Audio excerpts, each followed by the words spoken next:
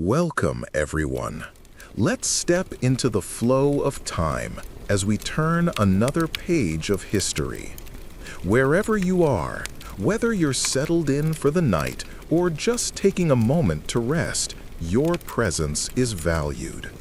Share your corner of the world in the comments if you wish. I always love to hear your words. If these gentle tales from long ago offer you a sense of calm, I would be honored by your like and subscribe. And now, the story awaits. The Listener in a World of Noise. The world, for Harka of the Grey Rock clan, existed first as a tapestry of sound. Before his eyes adjusted to the dull gray light seeping into the great cave, his ears painted the morning. A symphony of breath surrounded him. The wet, rasping pull of air through his grandfather's throat. The shallow, quick puffs of the newborn bundled against its mother's chest. The deep, rhythmic sighs of the hunters storing strength for the day. Interwoven with this were the sounds of the cave itself, the perpetual plink, plink of moisture falling from stone teeth onto a flat rock below, a rhythm slower than a resting heartbeat. The skittering of beetle legs over dry lichen, the subsonic rumble of the river, a mile distant, felt more than heard through the rock beneath his prone body. Harka opened his eyes. The visual world was a lesser companion to the acoustic one. Shadows clung to the cave walls, shaped like fleeing beasts or hanging moss, depending on the mind that viewed them. The air hung thick with the smells of cold ash, slept-in fur, and the pungent, familiar odor of human closeness. He shifted, the dry grasses beneath his woven hide mat crunching with a sound like a miniature fire. To his left, his sister Nira was already awake, her fingers moving with silent efficiency over a snarl in her hair, picking apart the knots with a sharpened sliver of bone. The action produced a faint scritch, which to Harka spoke of patience and mild irritation. He was a young man, his frame lean like a sapling that had grown seeking light in a dense forest. His muscles were not the thick, roping cords of Braun the spear hunter, but the long, sinewy strands of a runner, a tracker. His eyes, the color of dark peat, held a peculiar quality of stillness. They did not dart, they absorbed. This stillness extended to his whole being when he listened, which was most of the time. His skill, his exceptional gift, was a form of deep listening that transcended the practical. While others heard the warning shriek of a monkey, Harka heard the subtle difference between its eagle alarm cry and its snake alert chatter. He could parse the babble of the river, knowing where it chuckled over round stones, where it growled in a deep pool, where it hissed in false calm over a hidden ledge. This morning, like all mornings, the clan's waking was a ritual of functional noise. Grunts replaced words while sleep still clung to tongues. A stone mortar grated against grain, a sound that set Harka's teeth on edge with its dry abrasion. Ula, the firekeeper, blew on last night's embers, her breath a low, focused whoosh, followed by the happy crackle of revived flame. The light jumped, making the shadows on the wall shrink back and then advance again. Old Braun, whose true name had been lost to his role, emerged from the deeper dark at the cave's rear. His face was a map of crevices, each line holding stories of seasons long turned to dust. He moved to the cave mouth, a ragged tear in the mountainside that framed a vista of mist-wrapped valleys and brooding, green-clad peaks. He lifted his arms, his voice a gravelly monotone that spilled into the dawn. Sun, return, warm, rock, grow, food, keep, death, away. Each word was a stone dropped into the quiet, a command, a plea, a statement of fact. The clan's few dozen members stopped their movements, heads bowed. This was their connection to the unseen forces, the sun that gave life, the spirits of the rock that housed them, the beasts that were both food and threat. The chant held no melody, no pitch beyond the natural tone of bronze-worn voice. Its power lived in its antiquity, in the collective belief behind the sounds. To Harka, it felt like a key turning in a massive, rusty lock. Necessary, but its grating noise overwhelmed the potential beauty of the door it might open. After the chant, the clan fragmented into its daily dance of survival.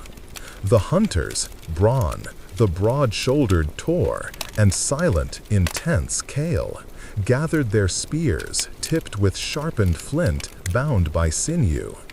They touched their foreheads to the stone, where the clan's handprints, stained with ochre, stood testament to generations. Their departure was quiet, a soft padding of bare feet on cool stone, before they melted into the gray-green world beyond. The gatherers, led by Harka's mother, Ilara, prepared baskets of tough woven reeds. Theirs was a world of minute examination. Which shoots were tender? Which berries held the right shade of purple? Which fungi did not bear the telltale speckles that brought the gut-cramp death? Their talk was a series of soft clicks and pointing gestures, a language of immediate utility. Harka's role was fluid. His tracking ears made him useful to the hunters, but his slight build was a liability in close combat with a great boar or a cave bear. His sensitivity to sound often overwhelmed him in the chaotic, rustling clamor of the deep forest where danger could be masked. So he often found himself on the periphery, mending tools, fetching water, or, like today, assigned to collect a specific type of tough, fibrous vine that grew only in the echoing gorge. The gorge was his favorite place, yet also a place of profound solitude. It was a deep scar in the earth, a sheer crack where, generations past, the world had torn itself apart. A slender, violent river churned at its bottom, its roar constant, a wall of white noise. But the gorge's magic lived in its walls. Smooth and high, they created phenomena. A shout dropped into that space did not die. It multiplied, it fractured, it returned in pieces, chasing its own tail until it dissolved into the river's rumble. Harka stood at the rim, the vine basket slung over his shoulder.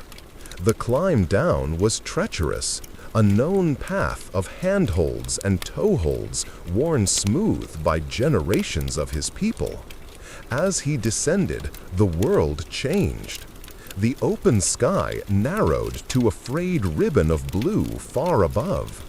The sounds of the forest, bird calls, insect drones, were swallowed, replaced by the all-consuming voice of the water and the wind that funneled through the stone channel. It was a cathedral of noise. Here, his gift was not a distraction, but a compass. He found the vines, thick and serpentine, clinging to the rock face.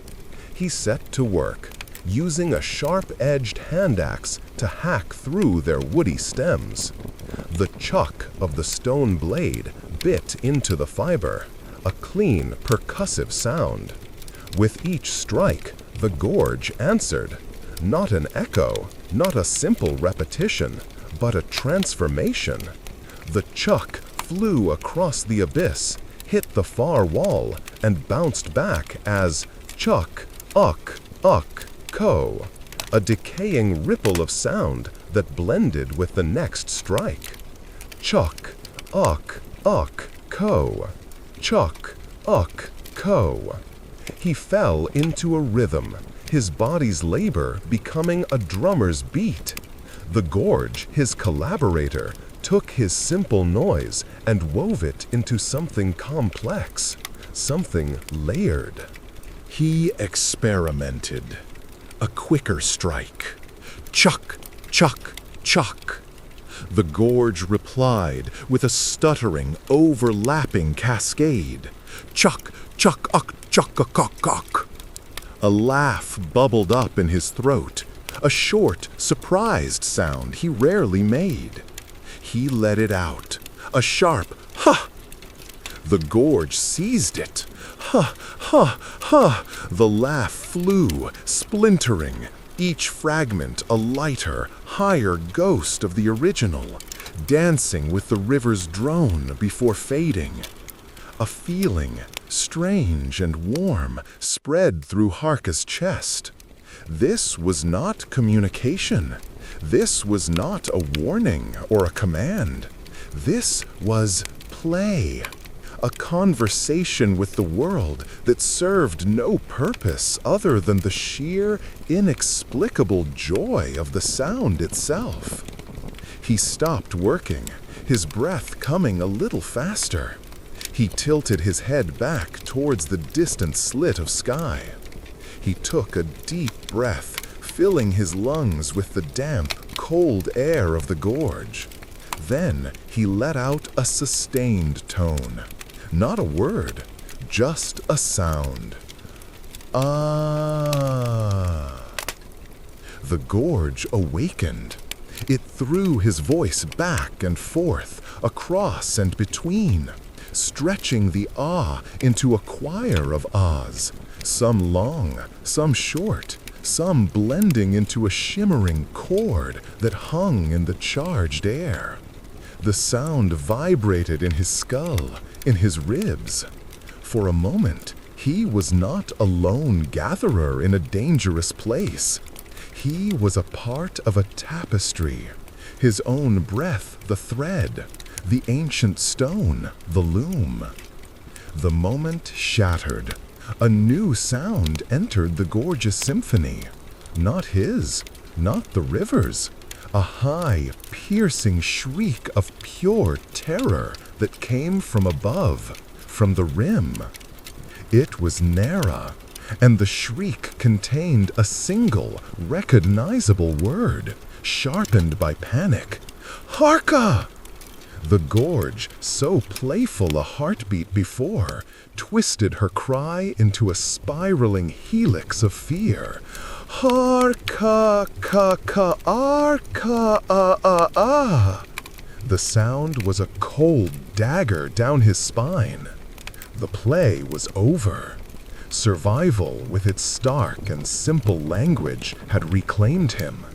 He dropped the vines, his hand axe held tight, and began to climb, not with a gatherer's care, but with a climber's desperate speed. The beautiful, echoing choir of his voice, now replaced by the frantic scrabbling of his fingers on stone, and the pounding of his own heart, a frantic drumbeat against the sudden, ominous silence that had fallen above. The scream that split the world.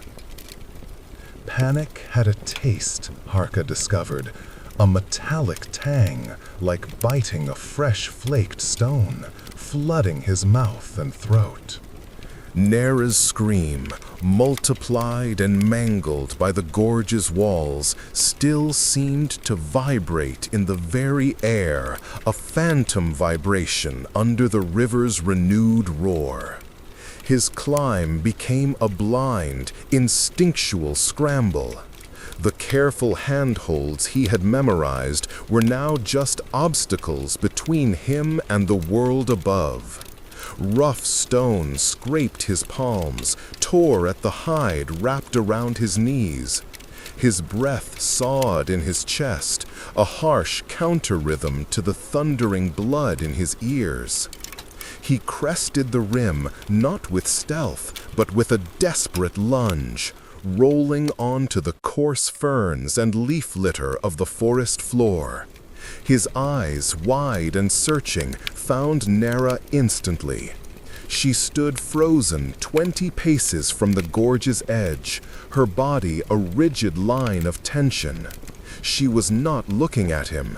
Her gaze, locked and terrified, was directed at the dense wall of elder oaks and thorny brush to the north.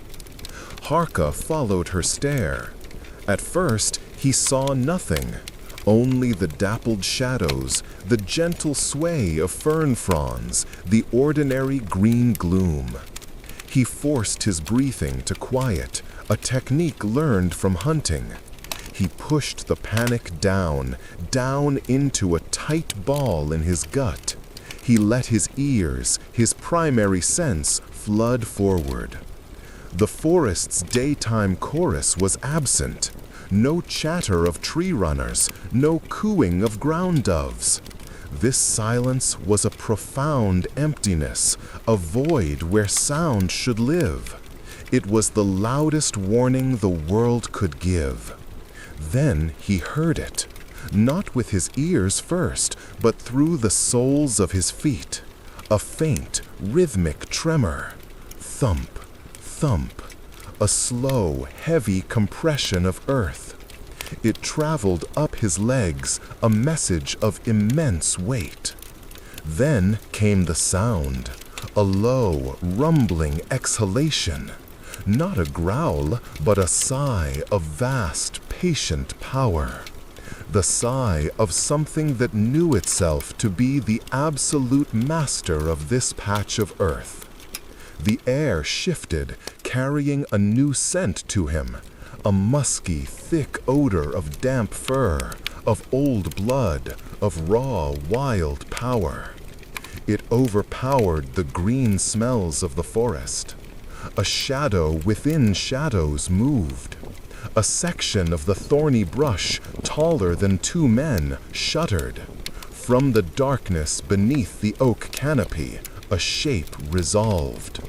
It was the head of the great cave bear, a creature more legend than frequent encounter to the Grey Rock clan. Its fur was a black so deep it seemed to drink the light, matted with old clay and streaks of gray like mountain scars. Its eyes were small, dark beads, glittering with a calm, stupid intelligence. Its muzzle, caked with the remnants of a honeycomb, twitched. It was not hunting. It was ambling, a mountain on legs, moving with a tectonic slowness that emphasized its invulnerability. It was perhaps 70 paces away, moving on a diagonal path that would, in a dozen of its slow rolling strides, bring it directly between Harka, Nera, and the path home. Nera's chest hitched, another scream was building. Harka moved. He did not run to her. Instead, he dropped low, becoming part of the fern bed, and made a sharp, cutting gesture with his hand, the hunter's sign for stone silent. He caught her wide, white-rimmed eyes and held them, pouring every ounce of command he had never wielded before into that look. Become earth, become root. her jaw clamped shut, the scream dying into a terrified whimper she swallowed whole. The bear paused. Its huge head swung ponderously on its neck. The wet, black leather of its nose lifted, sniffing. Thump, thump. The footfalls resumed. Its course did not change. It was aware of them, certainly, but they were not prey. They were insignificant, prickly things, not worth the effort unless provoked. The threat lay in its sheer, oblivious magnitude. A single swipe of that forepaw, tipped with claws like curved flint knives, could tear a person in half. Its passage would be an act of geological indifference. Harka's mind, moments ago singing with the gorge's playful echoes, now worked with a cold, crystalline clarity. He mapped the terrain in his head. The bear moved towards the game trail that led to the clan's valley. To run now would be to invite chase, to transform them from irrelevance into fleeing prey. The gorge was at their backs, a dead end of sheer walls and killing water. Their only hope was to let the monarch pass and then flee in the opposite direction, taking the long, dangerous route around the ridge of spears. He gestured to Nera again, a slow, flat-palmed movement, pushing downward. Stay low. She nodded, a minute dip of her chin, and sank slowly until she was prone beneath the ferns, her face pressed into the loam. Thump, thump. The bear advanced. 50 paces. The ground shook with more insistence. Harka could see the individual clumps of earth kicked up by its broad, padded feet. He saw the ripple of power in its shoulder muscles with each step. The smell was overwhelming, a physical presence in the air. 40 paces. It stopped again. This time, it lowered its head to a rotten log, its massive bulk blocking the trail entirely. The sound of splintering wood filled the clearing as it casually demolished the log to grub for grubs. The crunching, snapping cacophony was a display of destructive ease. This was their chance, while it was distracted. Harka caught Nera's eye, pointed to the east towards a thicket of brambles, and then made a darting motion with 2 fingers. Crawl, to cover, now.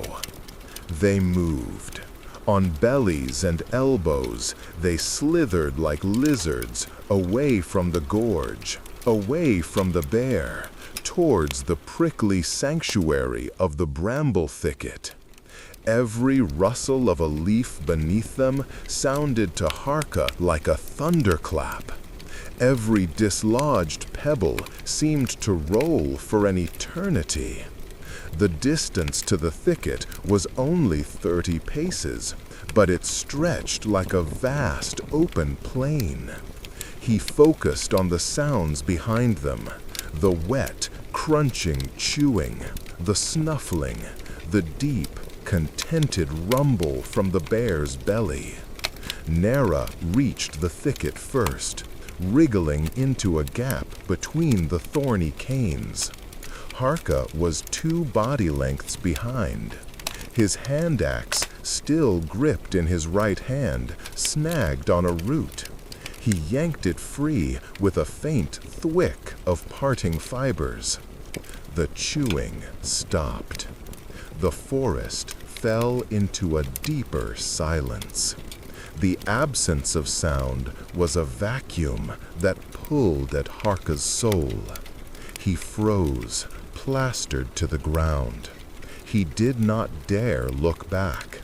He listened with every cell of his body. He heard Nera's stifled breath from the thicket. He heard the distant, foolish call of a crow far away. And then he heard the slow, deliberate shoof, shoof of the bear turning. The earth groaned under its shifted weight. A new scent reached him, not just musk, but a sharper, hotter odor. Interest, annoyance. The prickly things were moving. They warranted attention. Thump, a single exploratory step in their direction. The vibration shot through the ground, up Harka's ribs, and tapped against his hammering heart. Flight was now the only option, but blind flight was death. He needed a distraction, a sound bigger than they were, a sound to pull that vast, simple consciousness away from them.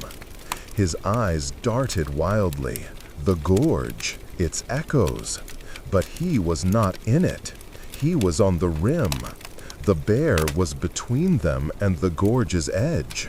He could not throw his voice into that stone choir now. Then he saw it.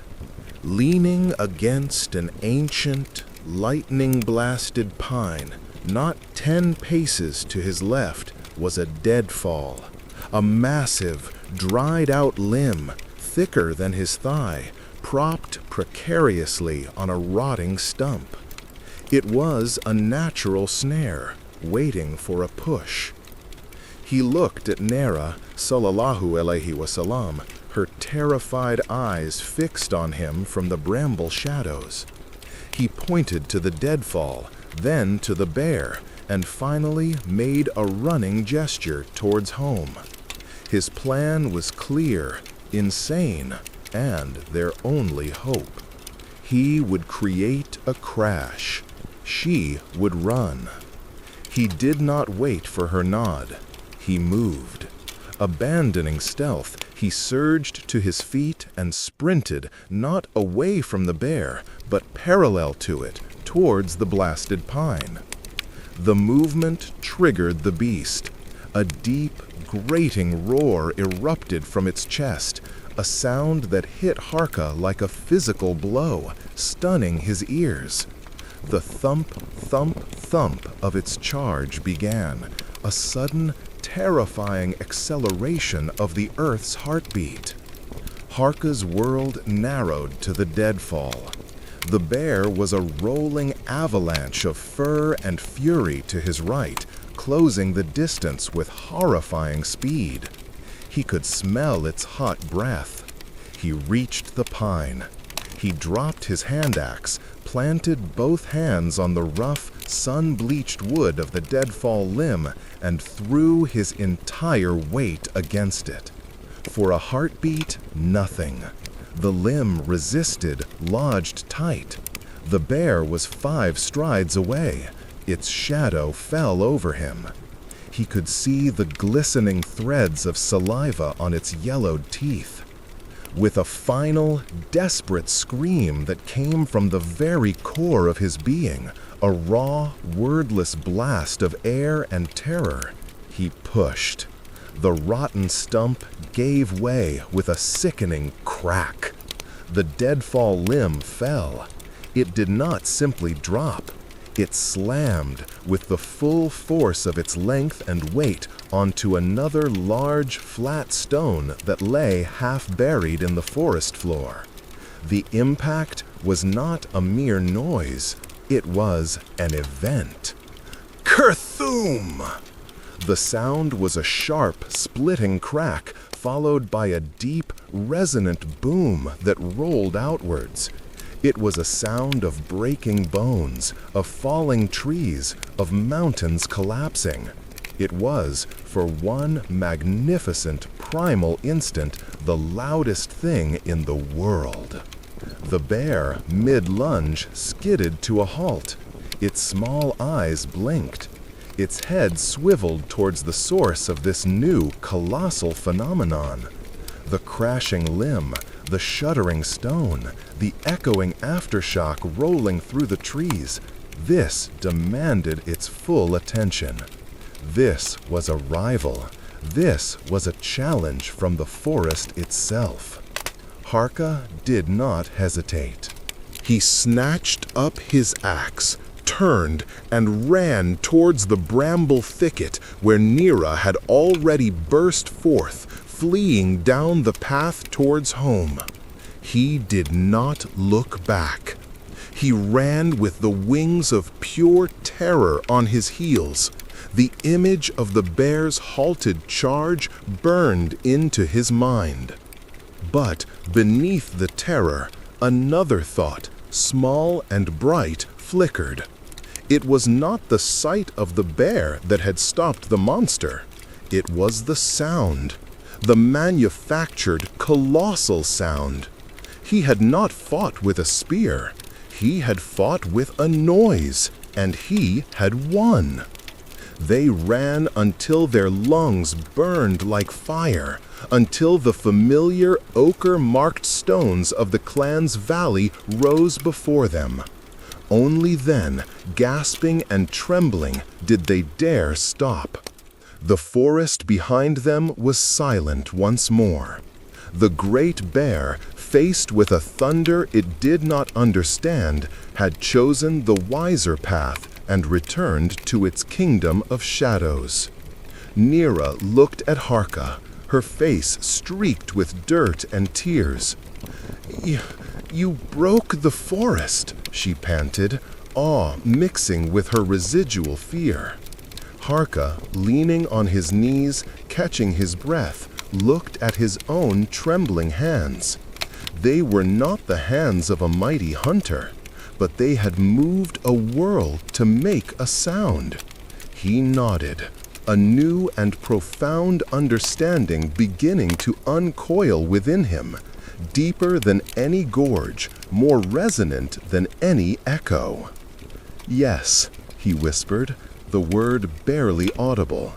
The sound, it was a weapon.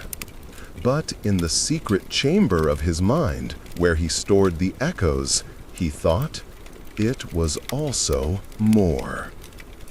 The weight of a whisper.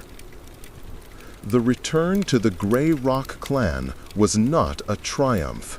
It was a slow, trembling submission to safety.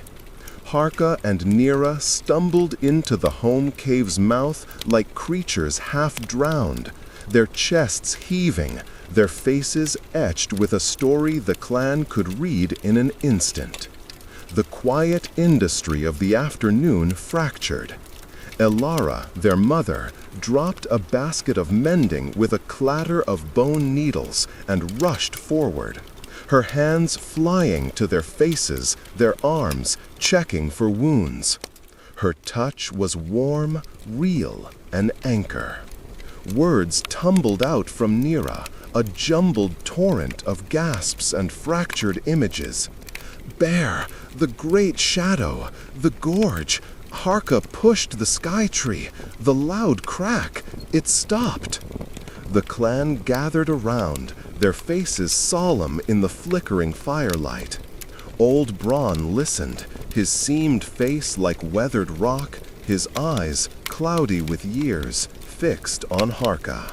The hunters, Tor and Kale, who had returned empty-handed from their own trek, stood with arms crossed, their expressions unreadable. Tor, broad and pragmatic, grunted. "A deadfall? You used a deadfall noise to turn a cave bear?" His tone held a skepticism that bordered on disbelief. To a hunter, a bear was met with spear, cunning, and respect, not a falling branch. Braun raised a gnarled hand. Silence fell, heavy and immediate. "The forest gives many lessons," he intoned, his voice like stones grinding. Sometimes the loudest voice is not a spear. The spirit of the rock moved through you, Harka. It shouted where you could not. This was the shaman's translation, reducing the event to the intervention of spirits, a known quantity. It wrapped the unknown in the comfort of the familiar. Harka said nothing. He only nodded, accepting Braun's interpretation because he lacked any other language for what had happened. But the feeling in his chest, the memory of the Kurthum and the bear's arrested charge would not be so easily categorized. That night, while the clan slept, he lay awake. In the dark, the cave was a living cavity of sound. The rhythmic breaths were a tide. The snores were irregular waves. The fire's pop and sigh was a constant, whispering companion. He replayed the day. Not the terror, but the mechanics of the sound. The leverage, the crack of the stump, the impact on stone. It was a sequence, a cause and effect he had orchestrated. But then his memory slipped further back, to the gorge, to the ha and its playful multiplying children, to the ah that had become a shimmering veil of tone. That sound had served no purpose. It had not warned, not commanded, not fed, not protected. It had simply been. And in its being, it had made him feel connected, expansive, a part of something vast. The bear sound had been a club. The gorge sound had been a feather. But both were born from him. Both used the world to change the air. The next days were a return to the cycle, but Harka moved through them like a ghost. He heard the clan's sounds with new ears. The crackle of the fire was not just warmth. It was 1,000 tiny, brittle collapses. Ula's grinding stone was a rhythmic, grinding song of transformation, hard seed to soft meal. Old bronze chants were no longer just monotone commands. Harka heard the subtle shifts in the old man's breath, the way his voice grew thin and reedy on the high concepts like sky, and raspy and thick on the low ones like root. He began a private, silent study.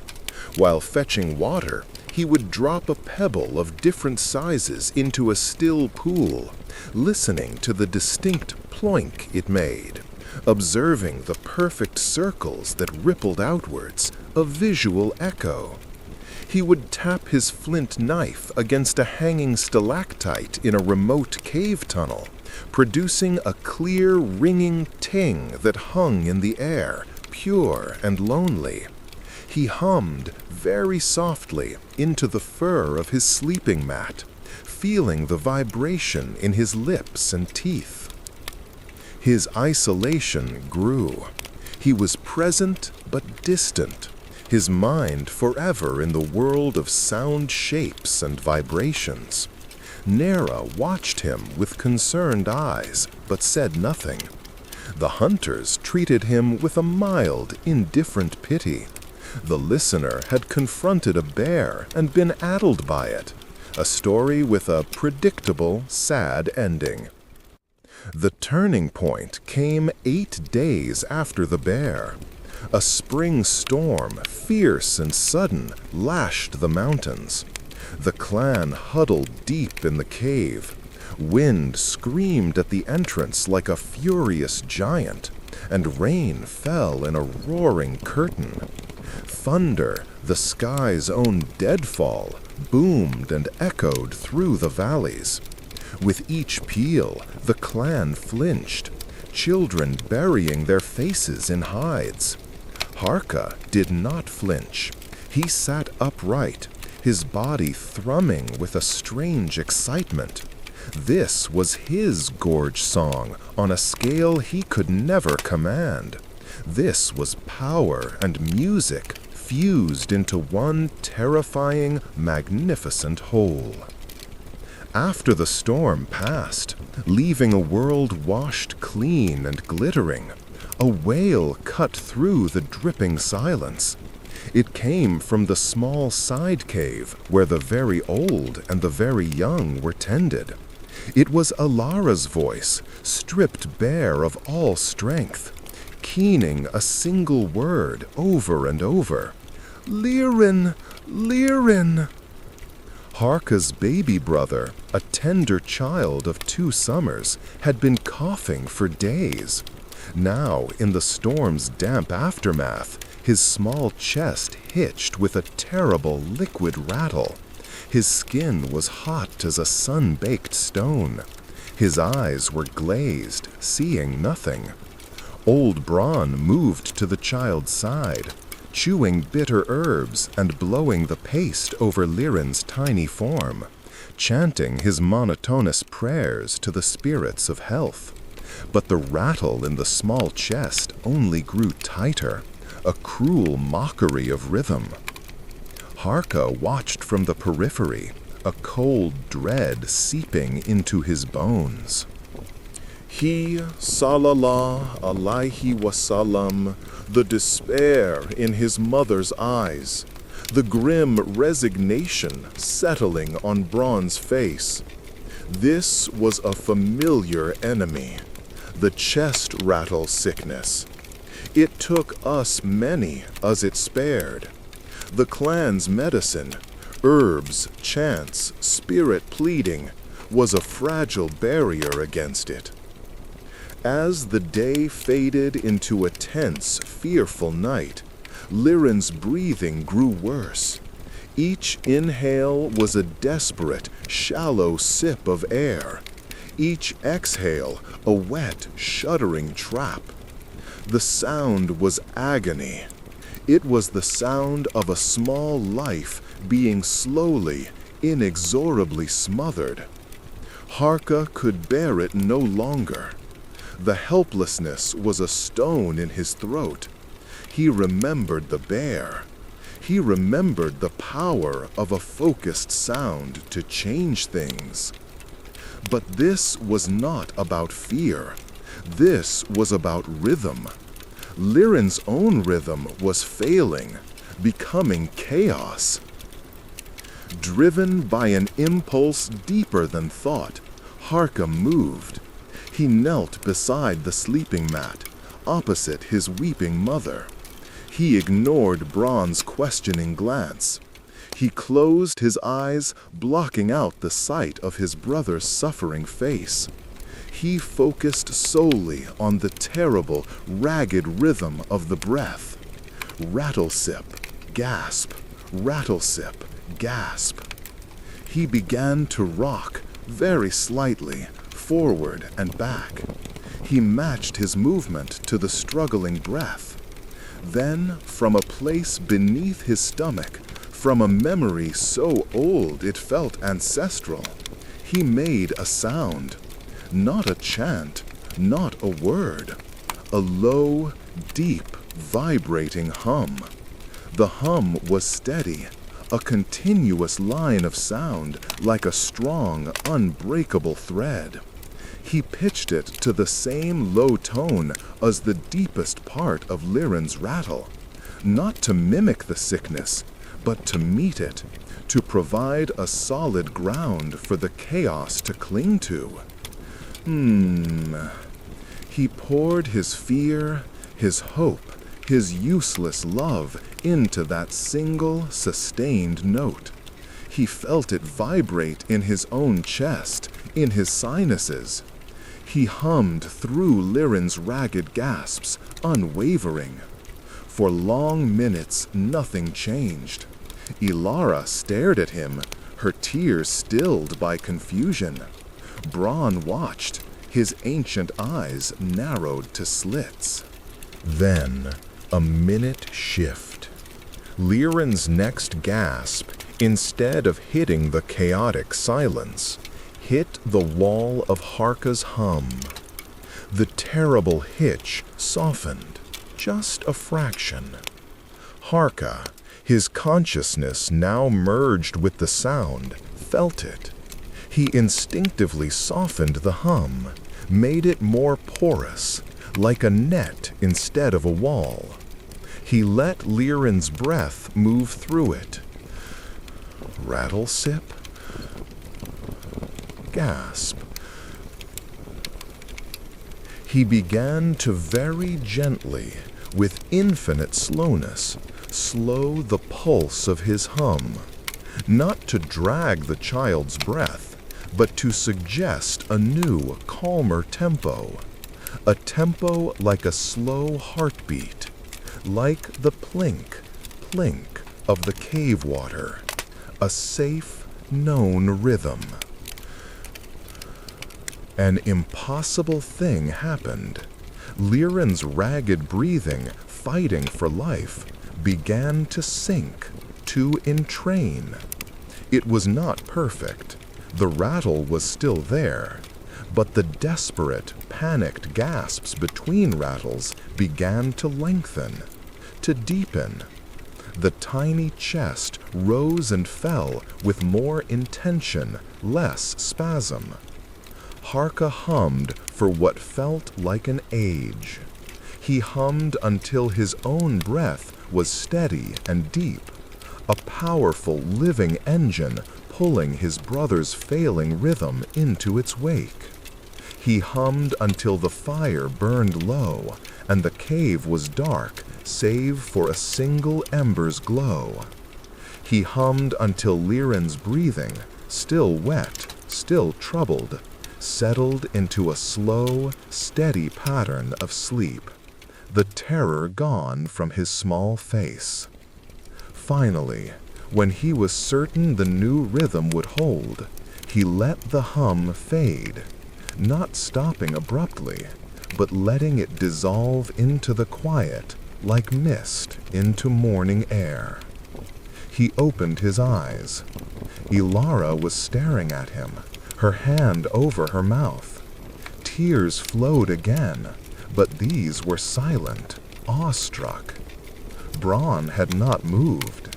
The old shaman's gaze was locked on Harka, but it was no longer the look of a teacher to a pupil.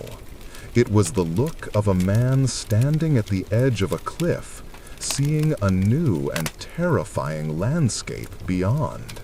There was awe there, but also a deep, unsettled fear. Harka looked down at his brother, sleeping now, alive. He felt a profound exhaustion, but beneath it, a trembling, luminous certainty. He had not commanded spirits. He had not used herbs.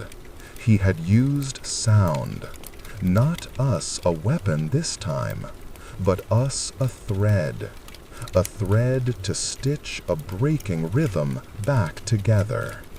He had sung, and his song had been a rope thrown into the dark, pulling his brother back from the edge. Braun finally spoke, his voice a dry whisper that held the weight of eras.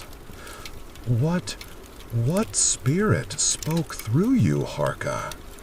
Harka met the old man's gaze. For the first time, he did not look away. He had no answer that would fit the old world. So he simply said, his own voice hoarse from the long hum, "No spirit, Braun. It was just me and the sound." The silence that followed was different from any that had come before. It was not empty.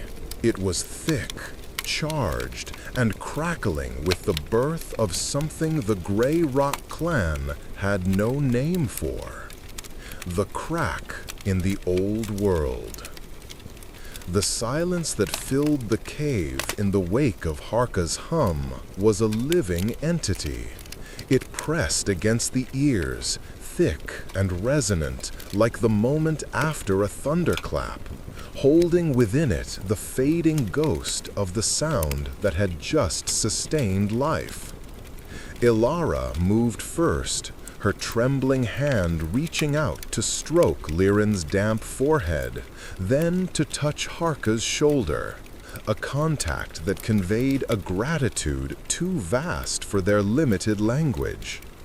But her eyes, when they met her son's, held a question that bordered on fear. She had witnessed a miracle, but it was a miracle performed outside the sacred, known rituals. It was intimate and wild, and it unsettled her. Old Braun remained motionless.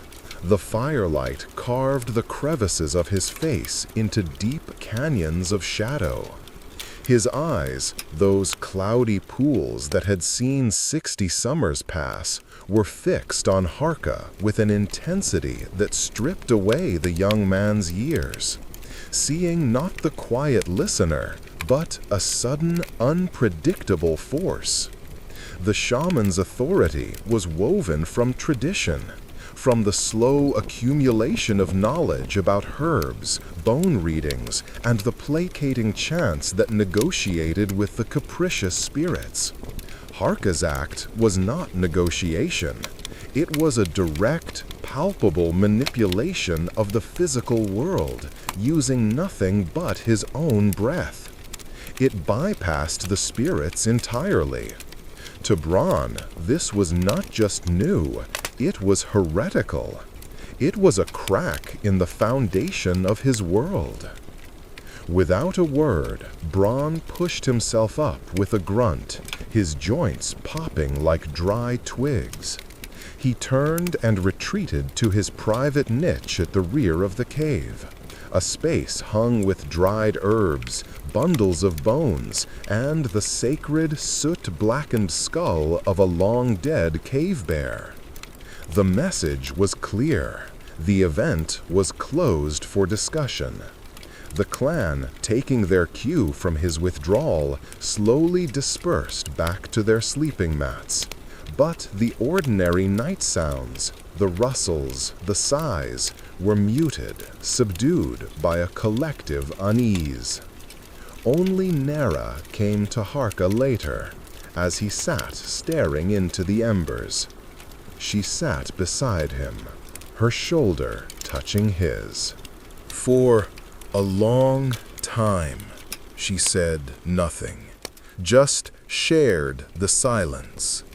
Finally, she whispered, "The sound. It was like you were breathing for him. You gave him your breath's rhythm." Harka nodded, still feeling the phantom vibration in his chest. "His rhythm was broken.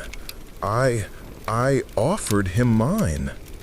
"It was a good thing," Nera asserted, but her voice lacked conviction. In their world, good was what fed the clan, what protected it. This was something else. This was personal power, and personal power, untethered from the clan's structure, was a dangerous, ambiguous gift. The next morning, the clan's routine resumed, but the fabric of it had been subtly torn. Liren was improved, his fever broken, his breathing clear. Ilara tended to him with a fierce, silent joy, but she glanced at Harka less often. The hunters, Tor and Kale, treated him with a new, cautious distance. Before, he had been an odd, harmless listener. Now, he was a person who had done something they could not comprehend, and therefore could not trust. Ula, the firekeeper, gave him an extra portion of gruel, but her gesture seemed more an appeasement of an unknown spirit than simple kindness.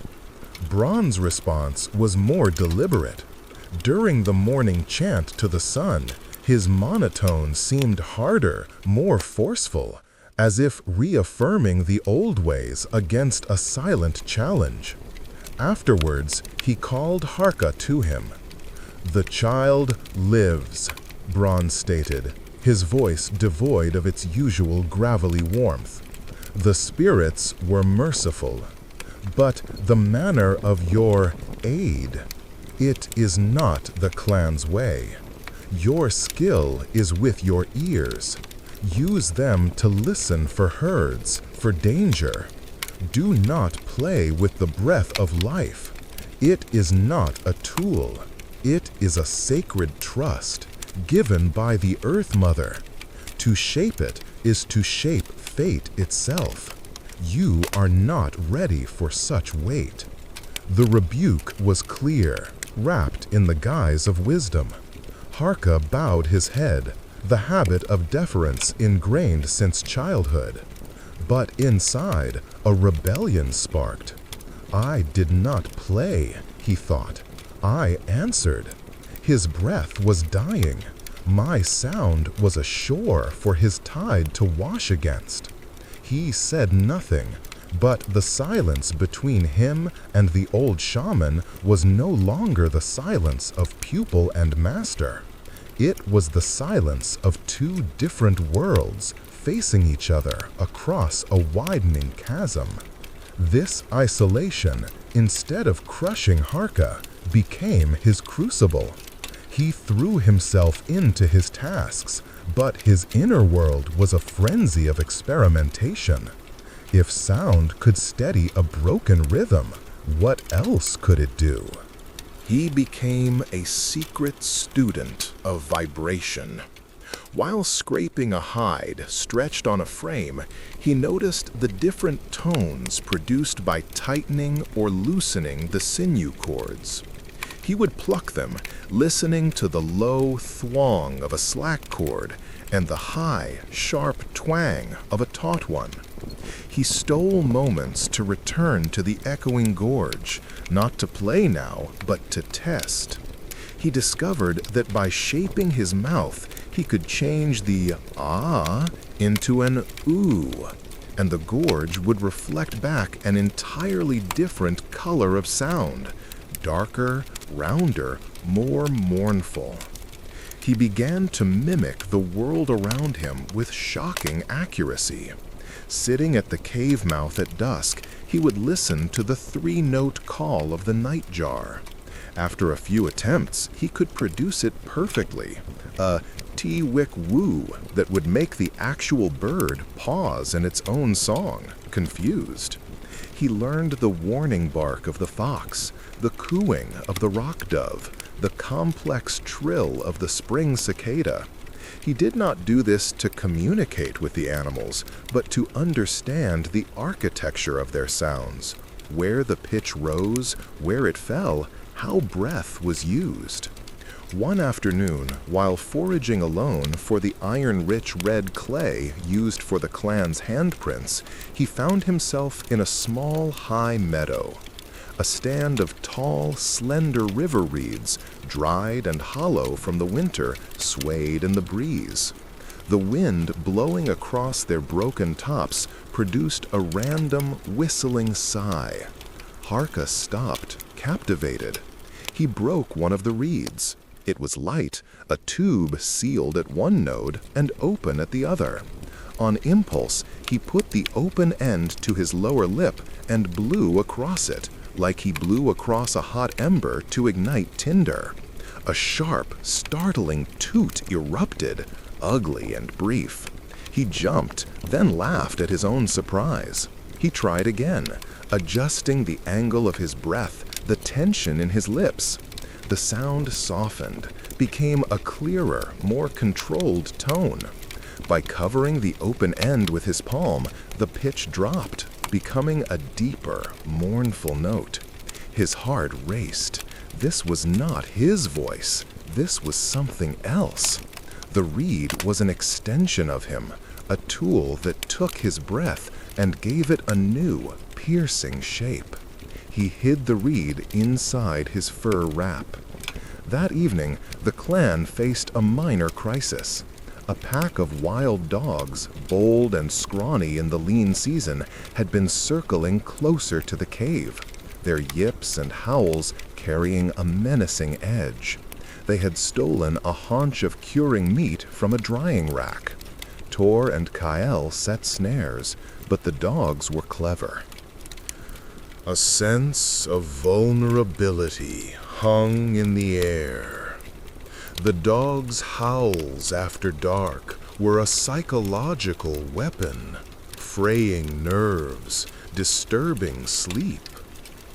Harka lay awake, listening to the latest chorus, a series of ascending, yodeling cries that culminated in a piercing, unified howl. It was a sound of pack cohesion, of territory claimed.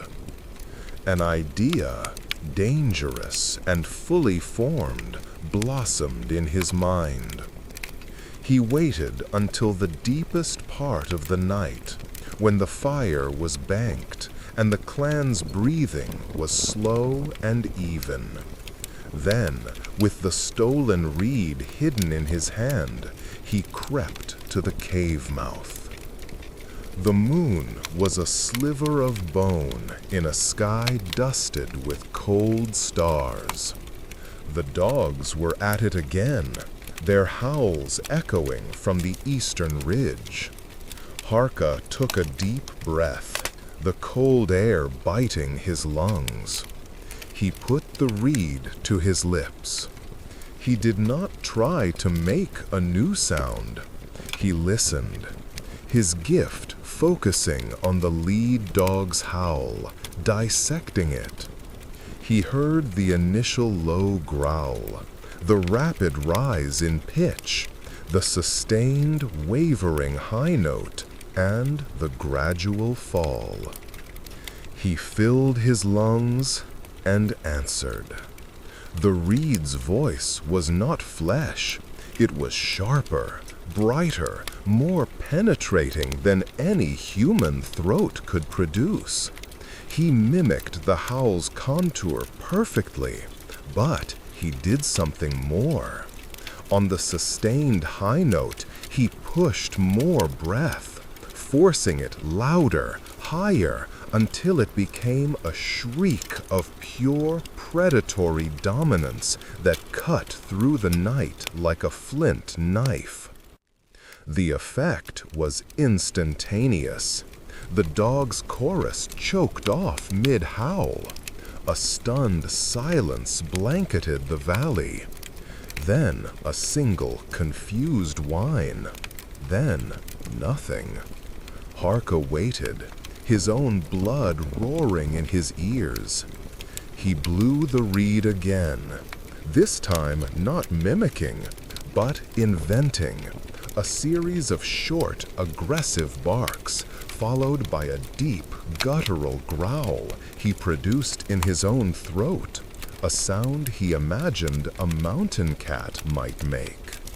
From the ridge, he heard the scrabble of paws on stone, a few sharp yelps of alarm, and then the rapid, fading rustle of the pack in full retreat.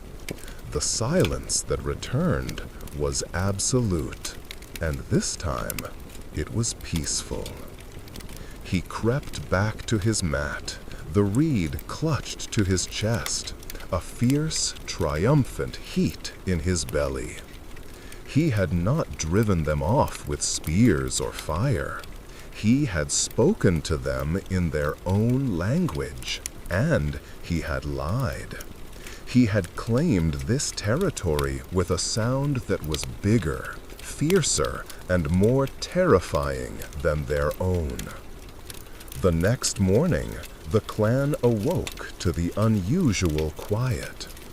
"The dogs are gone," Ula remarked, stirring the morning gruel. "The spirits of the hunt scared them off."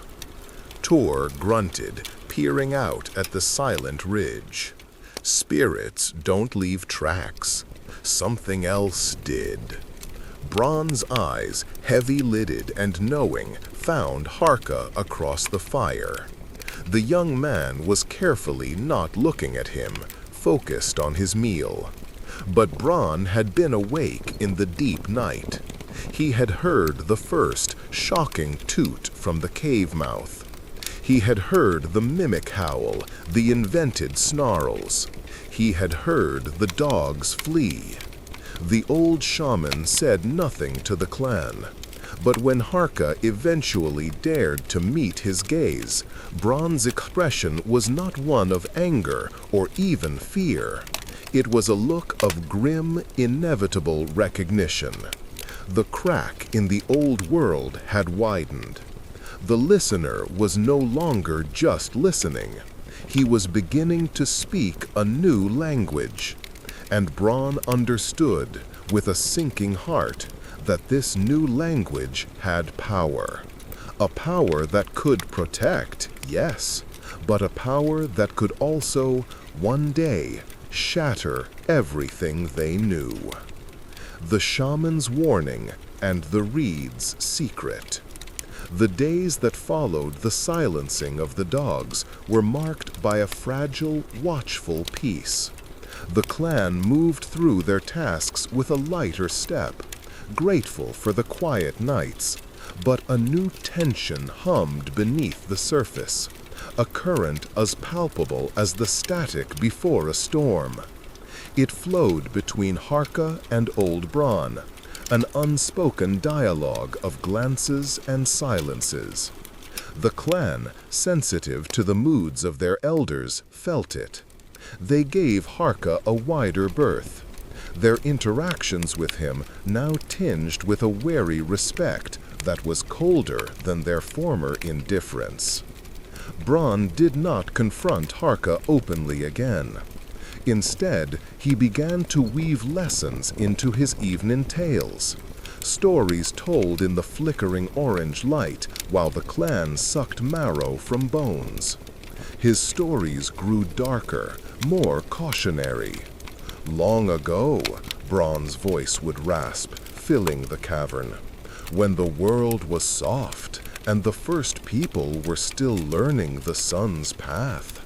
There was a man who could call the rain, not with chance, but with a whistle he made through his fingers.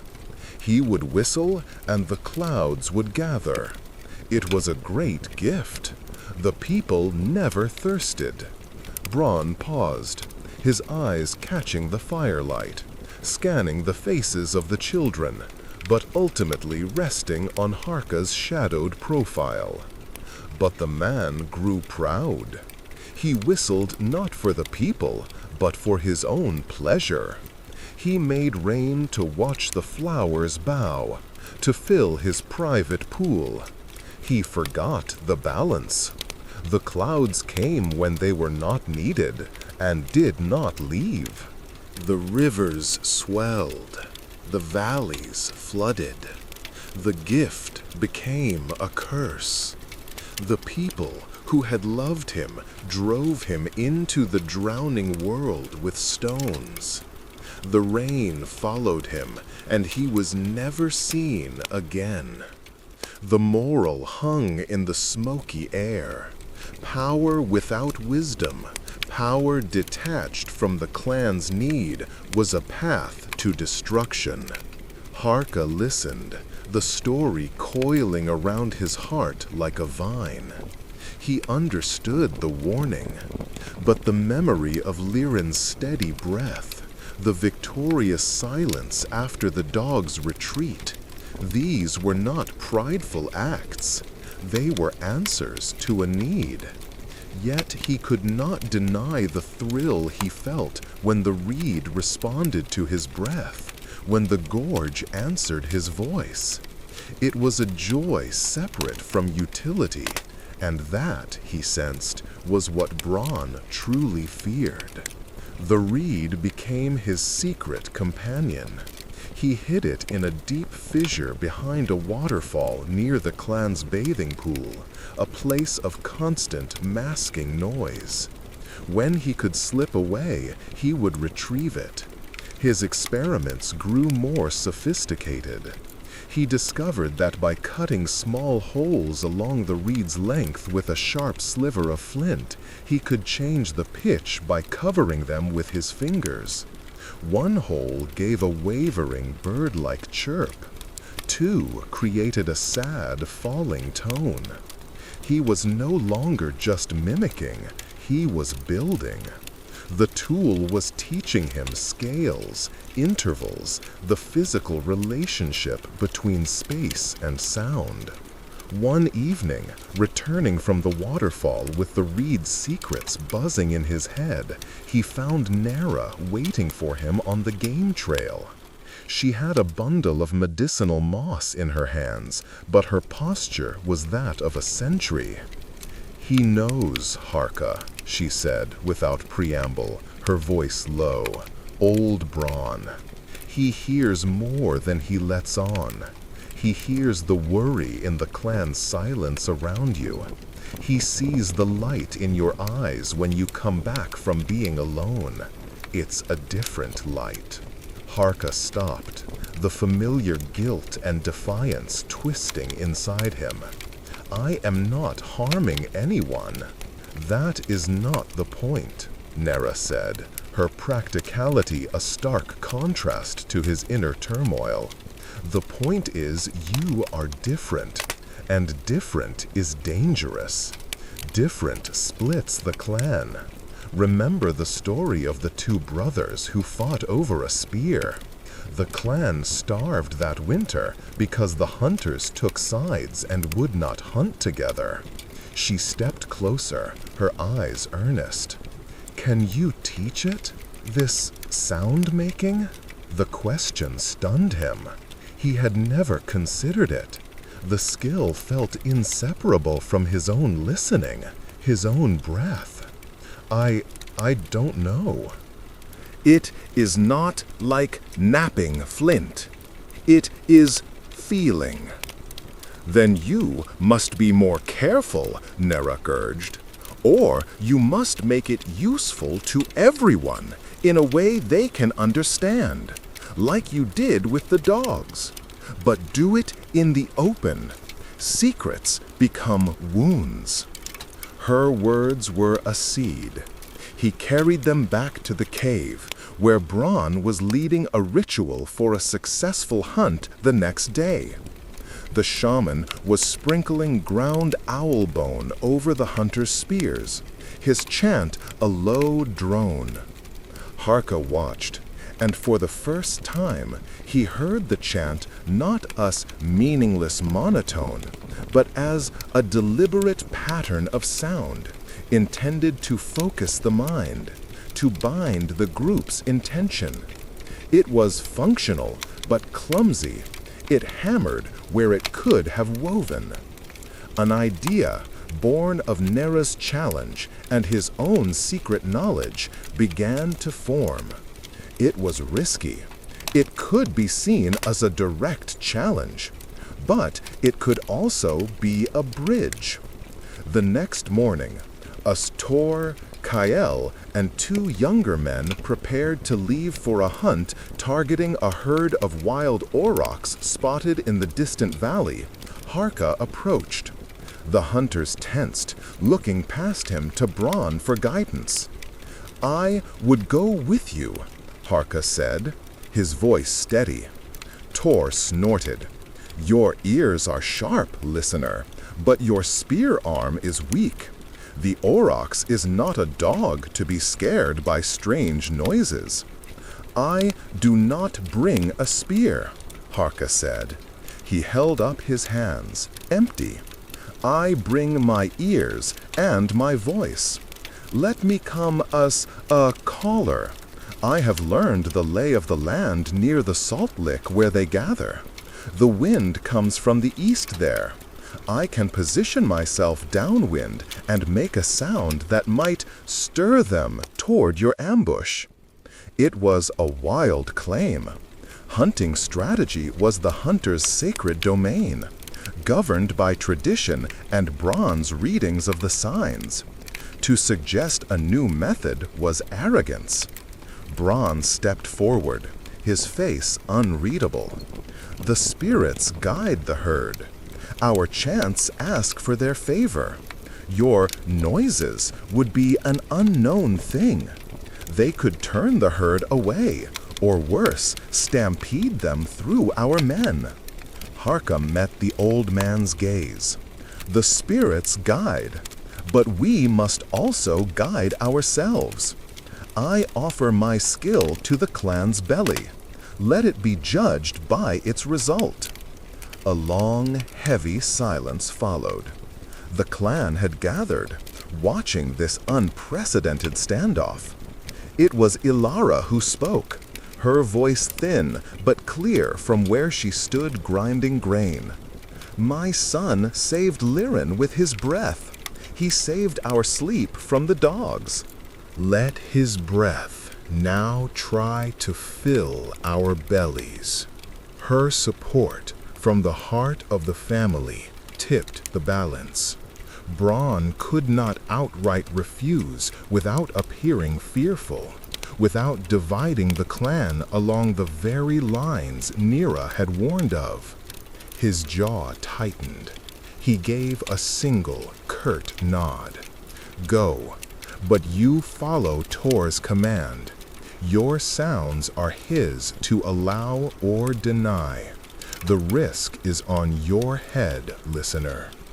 The journey to the Aurochs Valley was made in tense silence. Harka walked behind the hunters, feeling their distrust like a physical pressure on his back. The valley was a wide, grassy bowl with a chalky salt lick at its center. A small herd of 6 great beasts, their hides like rusty stone, their horns sweeping forward like deadly crescent moons, grazed peacefully. The wind, as Harka predicted, blew steadily from the east toward the western tree line where Tor positioned the spearmen. Tor pointed to a rocky outcrop halfway between the trees and the herd, downwind. There, you can do your calling.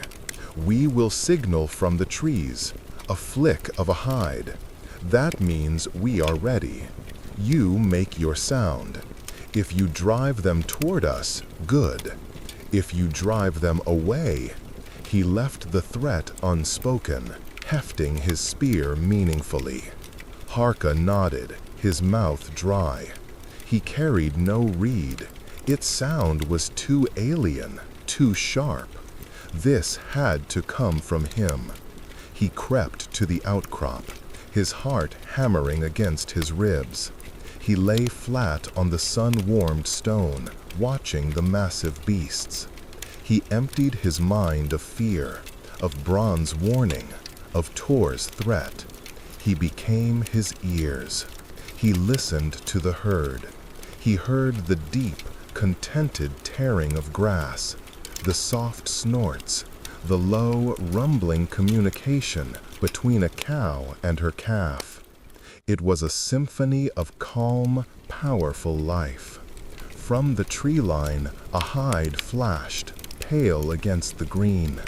Now, Harka closed his eyes. He did not think of imitating a predator. That would bring panic, a stampede in any direction. He needed to suggest a specific, moving threat. He remembered the sound of a rock slide in the gorge, a low, gathering rumble that grew, moved, and then faded. He took a deep breath, filling his lungs from the very bottom. He began not with a shout, but with the softest, deepest hum he could muster, a sound almost below hearing, felt in the stone more than heard in the air. It was the sound of distant thunder, of the earth grumbling. One of the aurochs lifted its head, ears twitching. Harka slowly increased the volume, letting the hum grow into a low roar, but he gave it direction.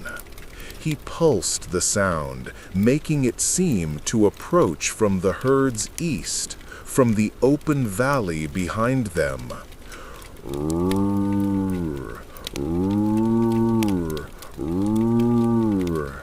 He poured his will into the illusion of a moving, rumbling menace coming from the one direction he did not want them to go.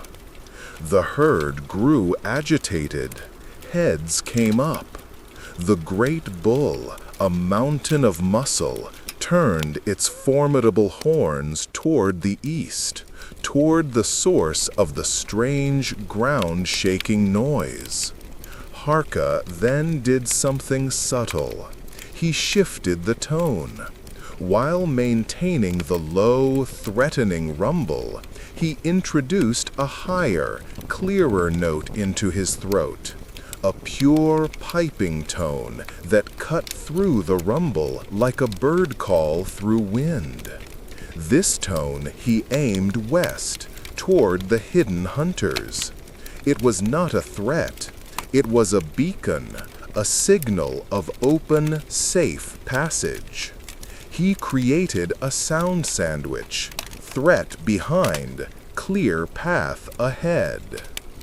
To the aurochs, the message was visceral. Danger rumbled at their backs. The way forward was acoustically clear. The bull let out a bawl of alarm and began to trot, not in panic, but in decisive movement, away from the rumble, toward the piping clarity. This tone he followed, their heavy hooves drumming the earth, moving in a direct, purposeful line straight for the ambush point. Harka saw the flash of sunlight on flint from the trees. He instantly cut off his sounds, becoming stone again. He watched, breath held. Us, the herd, thundered into the kill zone. He heard the sharp, sudden thwack of spears finding flesh, the enraged bellow of the bull, the chaotic tumult of the ambush. It was over quickly. 2 aurochs lay still. The rest of the herd, confused and leaderless, scattered back into the valley. The hunters emerged, whooping with a success greater than any in recent memory. They set to the butchering work with fierce joy. When Tor finally looked up, his arms bloody to the elbows, he sought out Harka, who was slowly walking from his outcrop. The hunter's face was a complex map of triumph, confusion, and dawning respect. He said nothing for a long moment. Then he nodded, a single, solid dip of his chin. It was the highest praise Harka had ever received from him. But as they made the triumphant journey home, the meat heavy on poles between them, Harka felt no elation. He had used his gift as a tool, successfully. He had provided for the clan. Yet, the act felt hollow compared to the humming that saved Liren, or the private joy of the reed. He had manipulated life, not connected with it. He had lied to the herd with sound, and the lie had ended in blood. That night, the clan feasted. Harka was given the prized liver, an honor. People smiled at him, clapped his back. He was a provider now. But across the fire, Braun did not eat.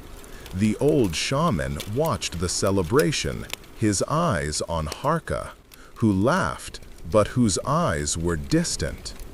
Braun saw the hollow in the triumph. He saw the cost.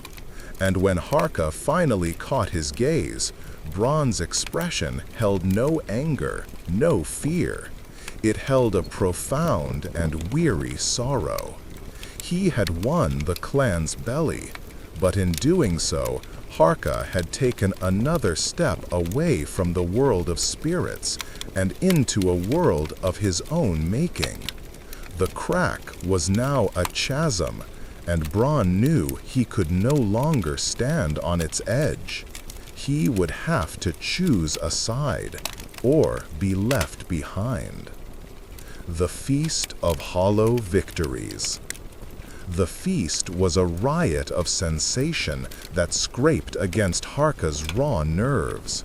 The great fire, stoked to a roaring pillar of heat and light, threw monstrous, dancing shadows onto the cave walls. Shadows that seemed to mimic the frantic, joyous movements of the clan. The air swam with the dense, iron-rich scent of roasting aurochs meat, a smell so potent it felt like a tangible substance coating the tongue and throat. Fat dripped onto the flames, exploding into brief sizzling flares that sent sparks spiraling upward like frantic insects. The sound was a cacophony of triumph. The wet, tearing sounds of meat pulled from bone, the loud smacking of lips, the guttural laughter of the hunters recounting the kill, the high, excited chatter of children allowed to stay awake, their bellies full for the first time in weeks. Harka sat in a place of honor, close to the fire's heart. A section of the rib cage, charred and glistening, lay before him. Tor himself had placed the heavy, fatty liver onto a broad leaf in front of him, a gesture that silenced the crowd for a moment. It was an acknowledgement. The listener was now the caller, the provider. Men and women who had eyed him with suspicion days before now offered him sips of fermented berry mash from a shared bladder, their faces open and grinning. Nera smiled at him, a genuine, relieved smile. Even Ilara's worried frown had softened into a look of proud exhaustion as she watched Lirin gum a piece of tender meat. Yet, within the storm of celebration, Harka felt encased in a bubble of cold silence. The succulent liver, a delicacy he had dreamed of in lean times, tasted like ashes in his mouth. Each burst of laughter felt like a stone thrown against the shell of his isolation. He chewed, he swallowed, he even managed to smile back, but his mind was far away, back in the sun-drenched valley.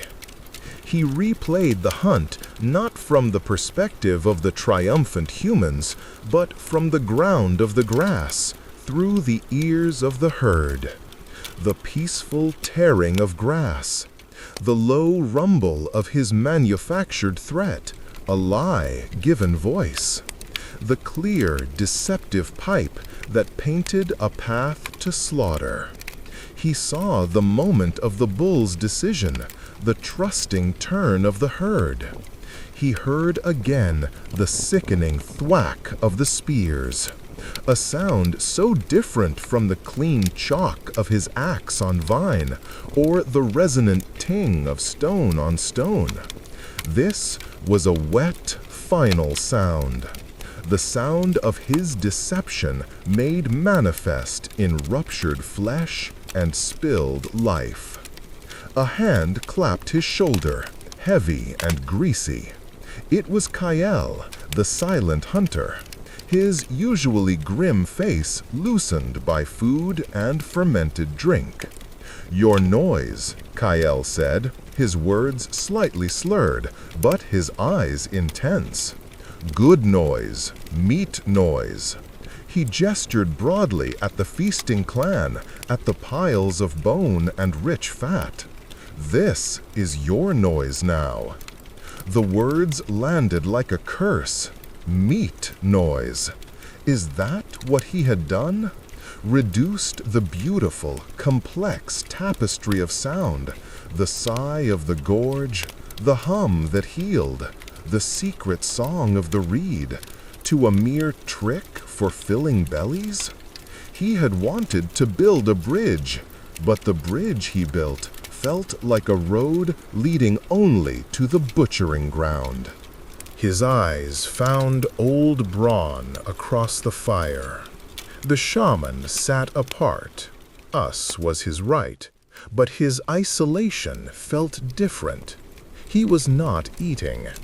He held a cup of water, his fingers tracing its clay rim. He watched the celebration, not with disapproval, but with a deep, contemplative sadness, like a man watching children play with the sharpened tools of gods.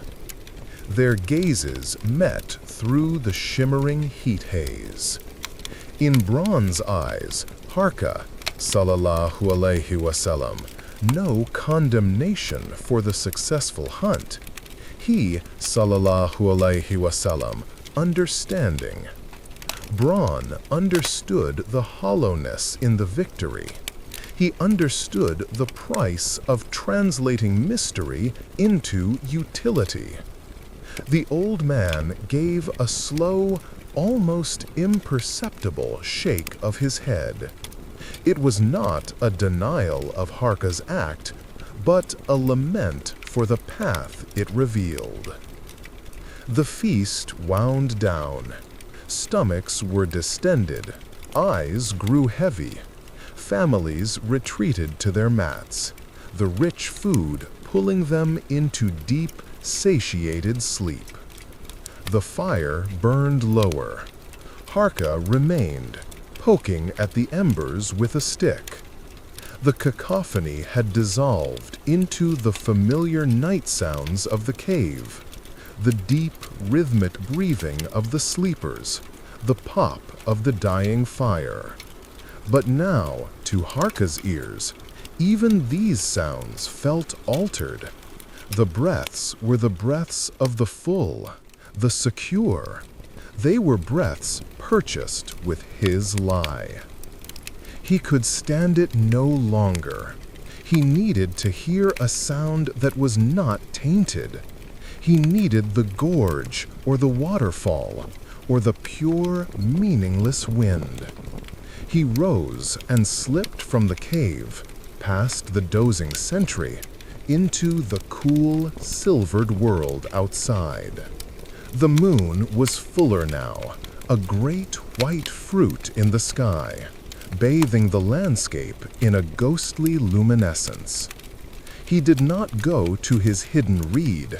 That felt like part of the problem, a secret tool for making more lies. He walked instead to the clan's bathing pool, a placid basin fed by a small, constant waterfall that cascaded from a mossy cliff. The waterfall's sound was a steady, shimmering veil, a white noise that cleansed the mind. He sat on a damp rock, letting the mist cool his face. He listened to the waterfall, not as a whole, but as 1,000 individual droplets, each with its own tiny impact. He was so absorbed he did not hear the soft approach of another. The feast does not sit well in your spirit. Harka started. Braun stood a few paces away, leaning on his staff of gnarled oak. He looked older in the moonlight, his skin like ancient parchment stretched over bone. "The meat sits fine," Harka replied, the defensiveness rising automatically. Braun moved forward slowly, lowering himself to sit on a neighboring rock with a soft groan. "I speak not of your stomach, boy. I speak of the part of you that hummed your brother to life. That part is hungry, and you fed it stone. The directness stripped away all pretense. Harka looked down at his hands, clenched in his lap. They needed food. I provided it. I used my skill for the clan. Is that not the way? It is a way, Bronn conceded, but it is the simplest way. The way of the spear is also for the clan. The way of the snare, the way of the digging stick. You have discovered a new path, Harka, but you let them guide your first steps down it toward the oldest, bloodiest ground. You showed them you can hunt with your throat, so now that is what they will demand of you. Hunt, kill, provide. Bronn paused, the waterfall filling the silence. But your gift, I felt it when you sang over Lirin. That was not a hunting cry. That was something older, something that does not take, it gives, it mends. Tears, hot and sudden, pricked Harka's eyes. He was grateful for the dark. It felt dirty, what I did today. Because you used a truth to tell a lie, Bronn said, his voice low. Sound is a truth. It is vibration. It is life's signature. The Aurochs have their truth. You twisted yours to mimic a false truth, a rock slide that was not there. You betrayed the nature of your own gift. What should I have done? Harka's whisper was choked with frustration. I do not know, Bronn admitted, and the confession was shocking. The all-knowing shaman adrift. I have walked the known paths for so long, I cannot see the first steps of yours. But I know this. A tool that only serves the belly will be worn down to a stub. A tool that can also touch the spirit. That tool can shape generations. He leaned forward, his moonlit eyes holding Harka's. They will come to you tomorrow. Tor, others, they will want to plan the next hunt, the next calling. You must decide, Harka. Will you be their hunting dog, barking on command? Or will you be the shaman of a new thing, the first of your kind? The title hung in the air, shaman. It was Bronn's title. It was an accusation and a coronation in a single word. I am not you, Harka said. No, Bronn agreed, a hint of a sad smile touching his lips. You are not. My power comes from the spirits outside. I beg, I bargain, I interpret. Yours comes from the spirit inside. You do not ask, you do. That is a terrifying power, and you must learn its boundaries not from me, but from itself. Or it will consume you, and perhaps all of us. Bronn stood, his joints protesting. The waterfall's truth is simple. It falls. It makes its sound. It does not lie to the rocks it washes. Listen to it, then listen to the truth inside your own breath. They may yet be the same. The old shaman turned and melted back into the night, leaving Harka alone with the waterfall and the devastating weight of choice. The next day, Bronn's prediction proved true. Tor sought him out as the clan worked at scraping hides and curing the mountain of meat. The herd will be scattered now, Tor said, his manner businesslike. But the deer in the pine forest to the north, Their meat is leaner, but a large drive could yield many. We need a sound to gather them, to hold them in a clearing. Can your calling do that?" Harka looked at Tor's eager, practical face. He saw the future stretching out, a series of manipulations, of sonic traps. His gift narrowed to a single, bloody function. He glanced at Bronn, who was meticulously arranging bones for a divination, pretending not to listen. He thought of the waterfall's truth. He thought of the hum that was a rope, not a snare. "No," Harka said, the word clear and solid. Tor blinked, confused. "No, what do you mean?" "I will not make a calling to gather deer for slaughter," Harka said, his voice gaining strength. "My sound, it is not for that, not only for that." Tor's face darkened. "The clan needs meat. You have a skill. It is your duty." "My duty is to my gift," Harka said, the heresy tasting strangely pure on his tongue. "I will use it to warn of danger, as I did with the dogs.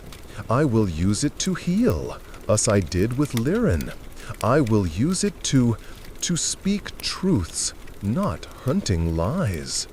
A small crowd had gathered.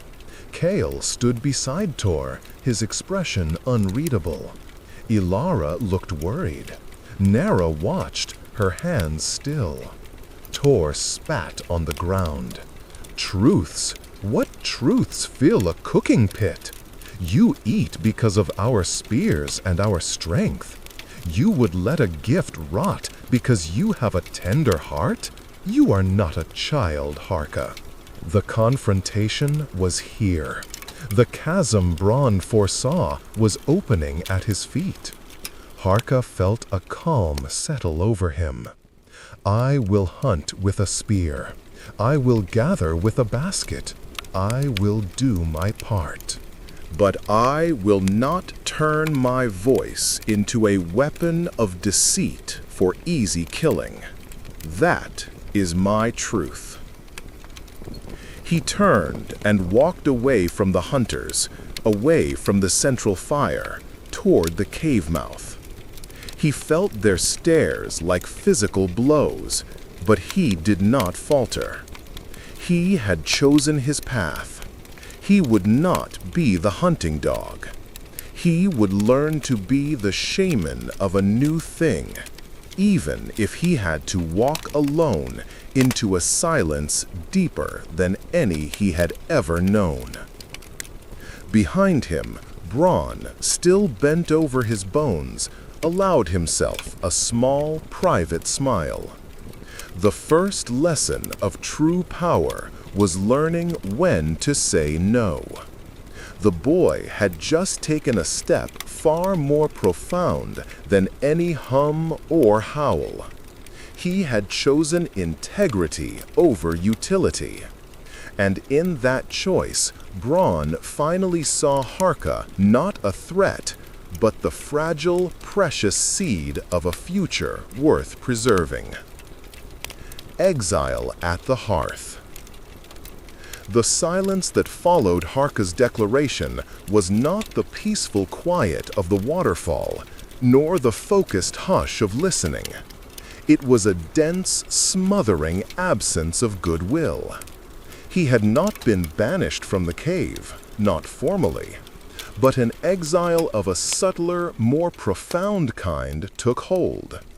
He remained within the physical boundaries of the Greyrock clan, but he was ejected from its spirit. His daily life became a study in isolation. He still performed his chores, fetching water from the pool where he'd spoken with Bronn, gathering kindling, mending tools with sinew and resin.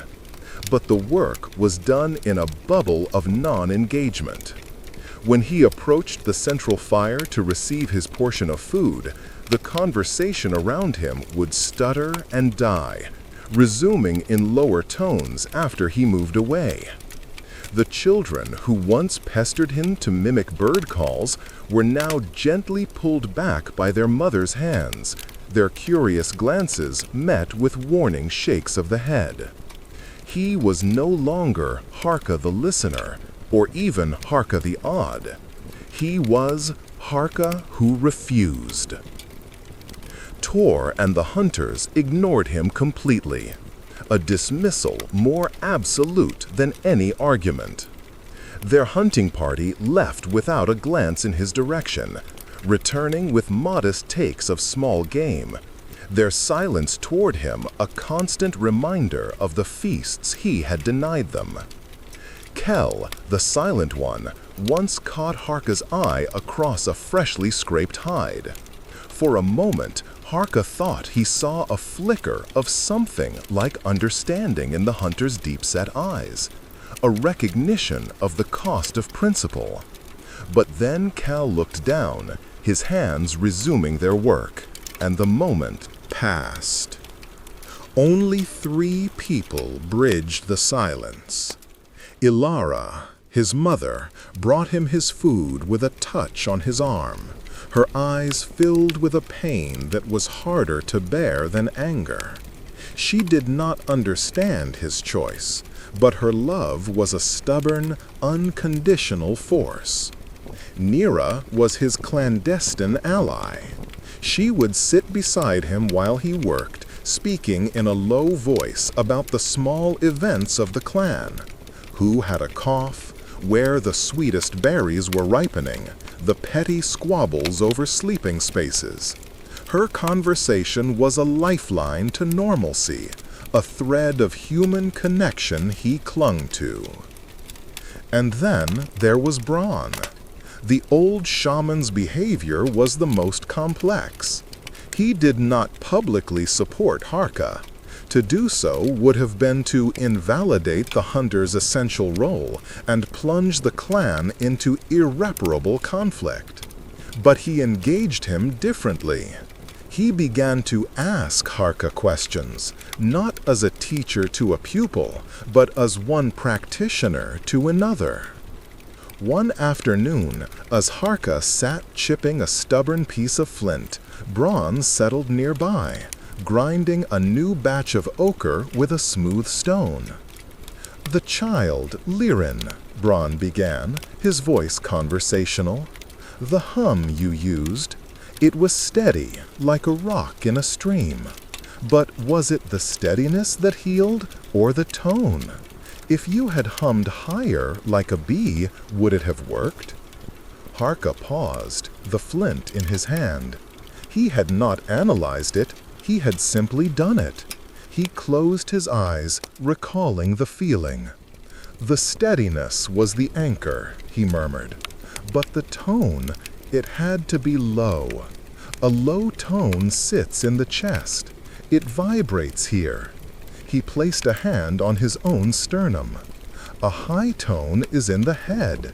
It would have been a distraction. The sickness was in his chest, so the sound had to meet it there." Braun nodded slowly, adding a few drops of water to his ochre paste.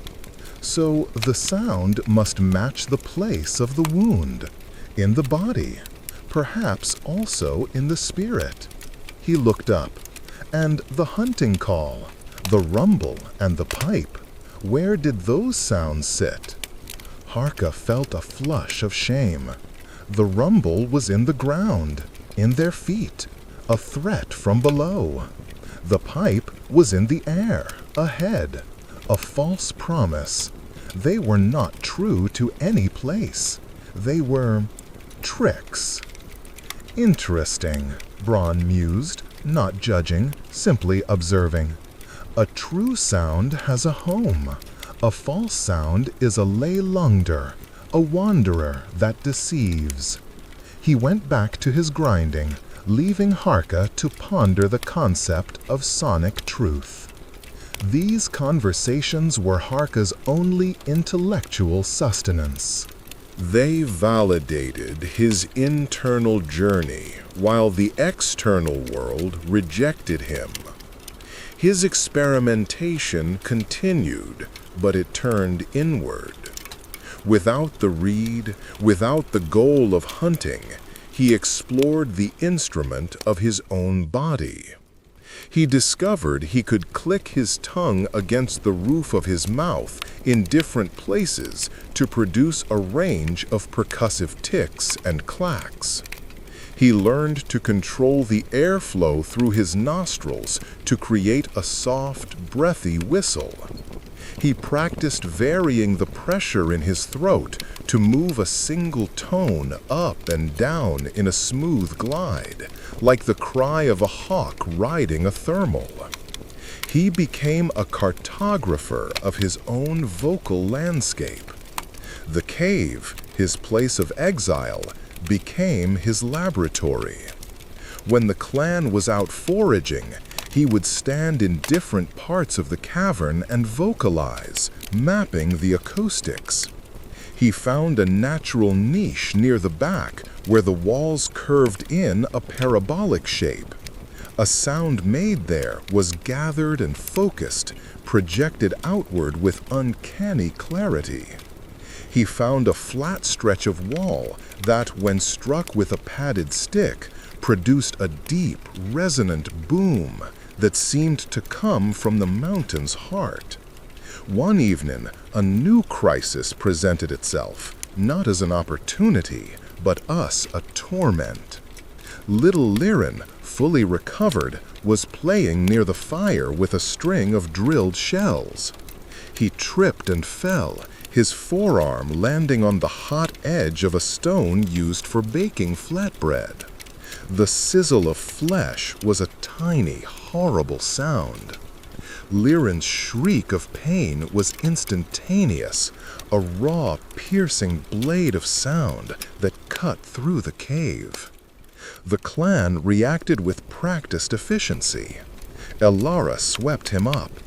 Ula rushed for a pouch of cooling aloe paste. Bron moved forward, chanting a prayer to the spirit of the fire, asking forgiveness for the trespass. Liren's screams continued, animalistic and inconsolable. The pain was too immediate, too shocking for a child's mind to process. The clan's remedies were physical and spiritual, but they did nothing for the tsunami of terror and hurt crashing through the little boy. Every instinct in Harka's body screamed at him to act, to hum, to provide the anchor. But he was frozen. He was the exile. To intervene now would be an affront. He salo, watching him from across the fire, his expression challenging. You say your gift is for healing? Prove it. But we did not ask you. Harka's hands clenched into fists. To use his gift unasked, after his refusal, could be seen as a greater arrogance. It would force his way back into the clan's center on his own terms, reinforcing their fear of his unpredictable power. But Liren's screams were agony. They were the sound of his brother's spirit fraying. He looked at Bron. The old shaman kneeling beside Elara met his gaze. Bron did not nod. He did not gesture.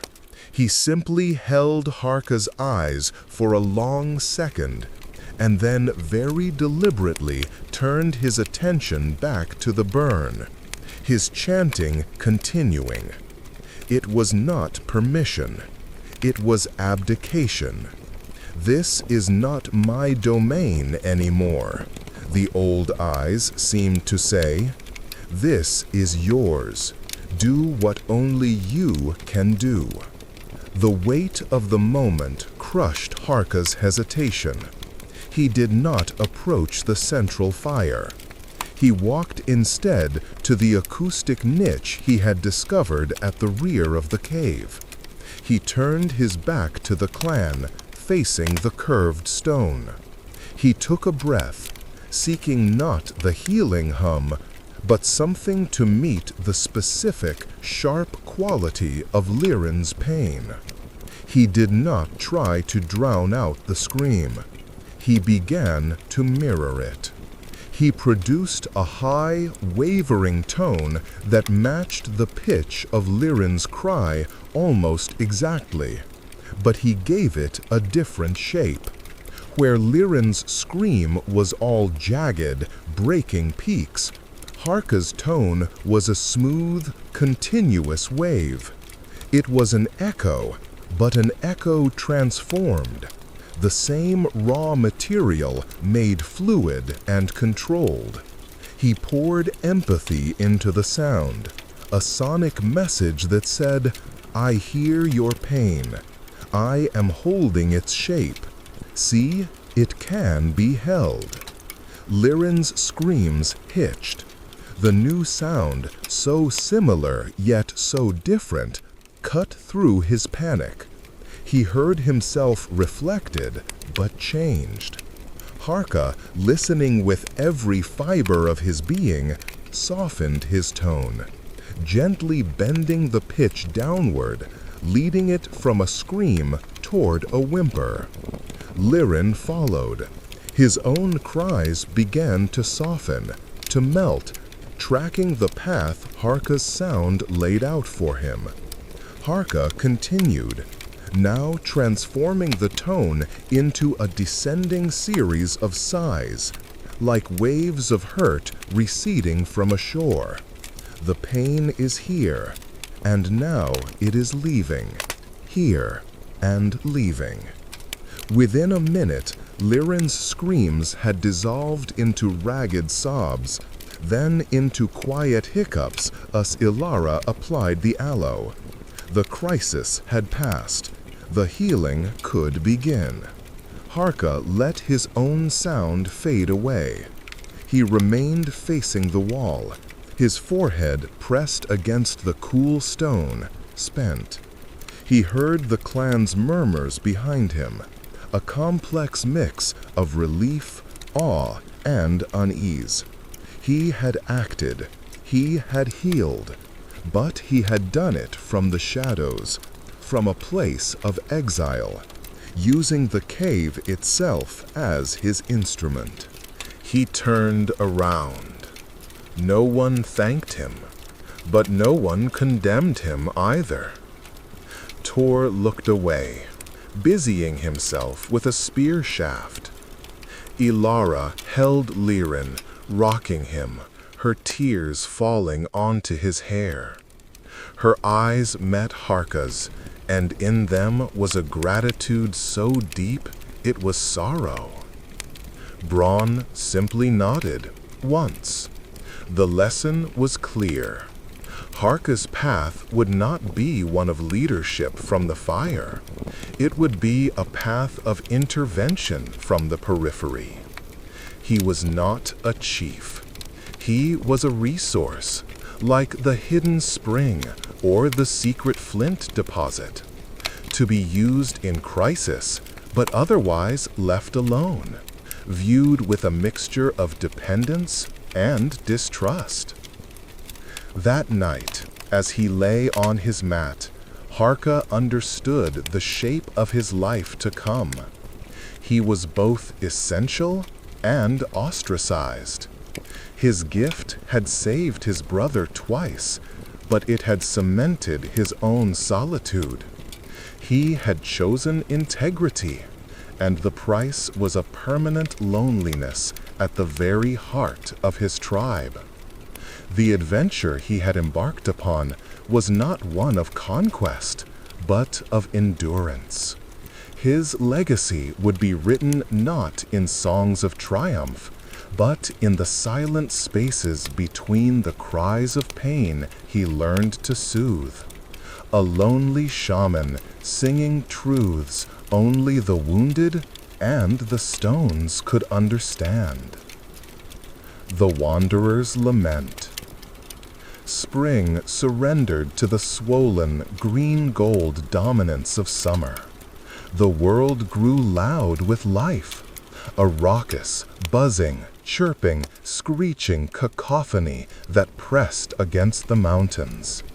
For Harka, the season was an amplifier of his isolation. The vibrant sounds of the forest, the laughter of the clan as they enjoyed the abundance, all seemed to happen on the other side of a translucent curtain. He moved among them, a ghost of utility. His salvation, paradoxically, lay in the very exile imposed upon him. With no hunting parties to join, and gatherings often conducted in circles that subtly excluded him, he began to wander farther afield than any clan member dared for mere curiosity. His pretext was the search for specific materials, rare, tough fibers for cordage, a particular type of chalky stone good for marking, medicinal plants Bronn described but never sought himself. The clan, glad to have his strange presence diluted, raised no objection. These solitary journeys became his true education. He walked not as a hunter with lethal purpose, but as a listener with open-ended wonder. He learned to distinguish the subtle difference between the rustle of a breeze through oak leaves and the same rustle made by a foraging boar. He identified a dozen distinct bird alarms, mapping the territories of hawks, owls, and tree cats by the sonic voids they left in their wake. The forest was no longer a landscape of threats and resources. It was a vast, interwoven conversation, and he was learning its grammar.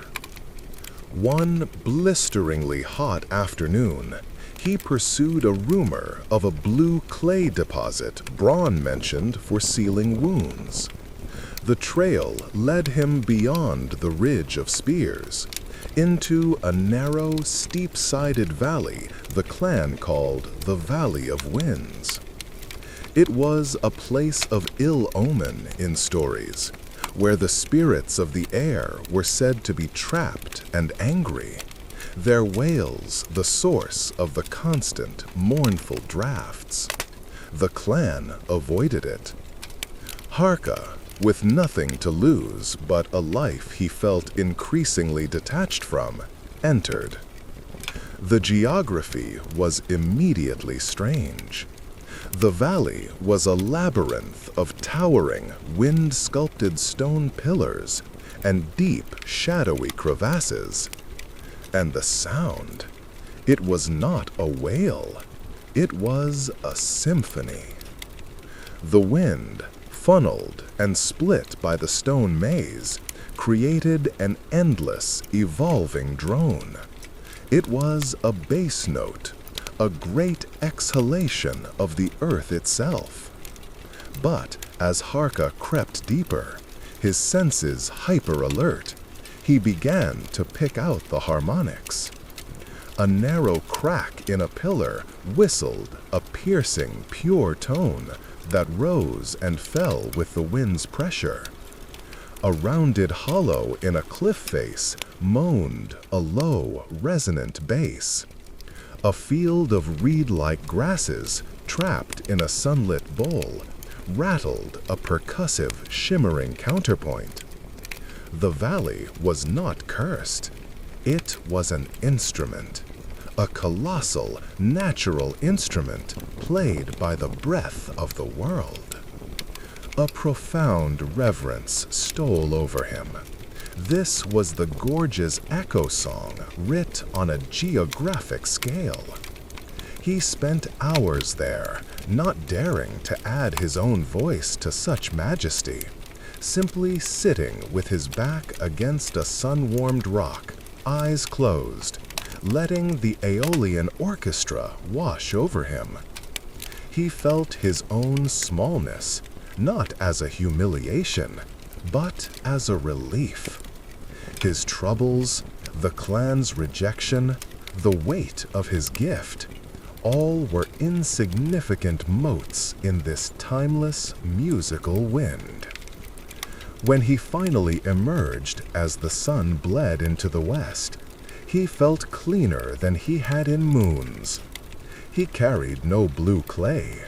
He carried instead a new scale in his head, a resonance in his bones. He had found a temple, and he was its solitary acolyte.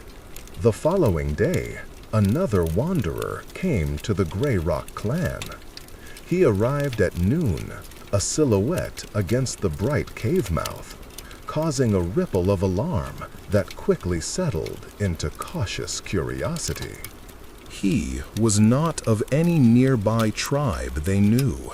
He was lean to the point of gauntness, his skin darkened and cracked by sun and wind, his hair a wild, matted nest.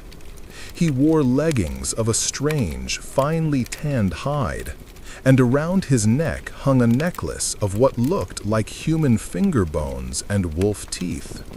His eyes were the most striking feature, a pale, watery blue that seemed to see everything and nothing at once.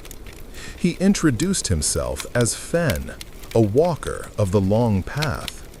He spoke their language, but with a strange, lilting accent, and words they did not know peppered his speech. He came in peace, he said, seeking a night's shelter, offering news of the wider world in exchange. The clan, governed by ancient laws of hospitality for solitary travelers, let him in. Bron, a shaman, conducted the ritual greeting, sniffing an herb bundle the stranger presented, declaring him free of hostile spirits. Fen was a storyteller. That evening, by the fire, he held the clan spellbound.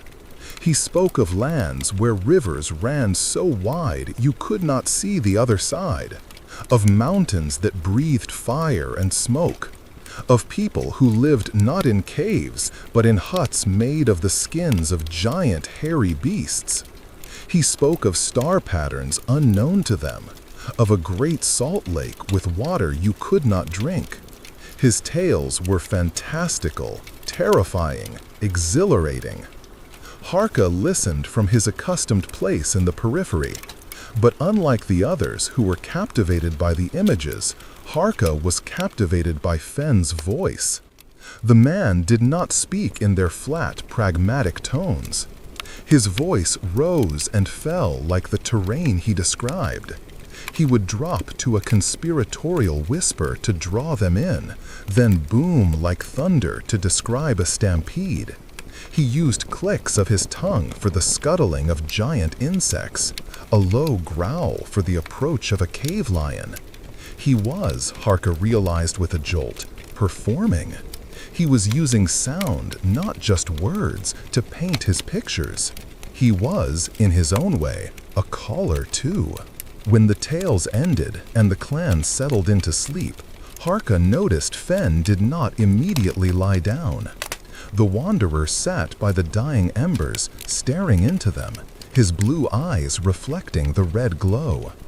Harka, driven by a kinship he could not name, approached softly. He sat nearby, not speaking, simply sharing the silence. After a long while, Fen spoke without looking at him. "You are the one they do not know what to do with." It was not a question. Harka stiffened. "How do you know?" Fen smiled, a thin crack in his weathered face. "I have walked into many firesides. I see the patterns, the way the others look past you, but also check for you, the way the old shaman watches you when you are not looking. You have a weight, a new weight. It makes the old patterns warp around you." He finally turned his pale eyes on Harka. "You have the song sense. The term was unknown. Song sense? The knowing in the blood, Fen murmured, poking the embers with a stick. The ear for the world's music, the need to answer it. I have met a few in my walking. They are often alone, or mad, or both. Harka's heart thudded against his ribs. He was not unique. The concept was us, staggering us. Fen's tales of fire mountains. There are others? Scattered like rare stones, Fen said. A woman by the great river who could hum the fish into her nets. An old man in the smoking mountains who could whistle the wind to turn his grinding stone. They are pieces of something broken, I think, or seeds of something not yet grown. He studied Harka. What do you do with your song sense? The question demanded honesty. I have used it to heal my brother, to scare away dogs. I tried to use it for hunting, but it felt like a lie. It made my spirit sick. Fen's smile returned, wider this time, showing worn teeth. Good. The lie sick is your compass. It tells you when you are using the sense for the small world, for belly and fear. Its true purpose is for the big world, for the story. The story? The long path is not just a walking, Fen said, his voice dropping again. It is the story of the world, and we are the words. Those with the song sense, they are the feeling in the words, the sadness in the rain, the joy in the sunrise. We do not just say a lion came. We make you feel the lion's breath on your neck. We do not just say a child was healed. We make you feel the mother's heart unclench. He sighed, a sound like wind through dry grass. But to do that, you must first feel all of it yourself. The loneliness, the exile. That is your training, boy. This pain you feel sitting outside their circle, that is the first note of your true song. The words were a balm and a burden. They reframed his suffering as initiation. Can you teach me? Harka asked, the desperation clear in his whisper. Fen shook his head. I am a walker, not a teacher. My path is to collect the stories, not to plant the seeds. But I will give you a gift. He reached into a small pouch at his waist and pulled out an object. It was a hollow, curved piece of dark, polished wood, about the length of a hand. One end had a small hole, the other was open. From the people of the giant beast huts, they call it a lure, for calling birds, but it is more. He put it to his lips and blew, not hard, but with a gentle, controlled breath. A sound emerged, soft and haunting, unlike anything Harka had ever heard. It was a fluting, mournful, beautifully pure tone that seemed to hold the loneliness of vast distances within it. The sound curled into the cave's dark recesses and faded. It holds a note your throat cannot find, Fen said, placing the wooden lure in Harka's palm. It was warm from the man's hand. A note for calling across valleys, for speaking to the distance inside you. Do not use it for hunting. Use it to find the others like you, when you are ready to walk your own long path. Fen left at first light, melting back into the forest from whence he came, a phantom of the wider world. The clan buzzed with his stories for days. Harka said nothing of their nighttime conversation. He hid the wooden lure with his reed, their twin secrets burning against his heart. Fen's visit changed everything. Harka's exile was no longer a punishment. It was a designation. He was not a failed clansman. He was something else entirely, a possessor of the song sense, a seed, a word waiting for a story. His wanderings now had a new focus. He sought not just materials, but experiences. He would sit through a thunderstorm on an exposed ledge, not to avoid it, but to feel the percussion of the rain, the crack split of the lightning, the basso profundo of the thunder.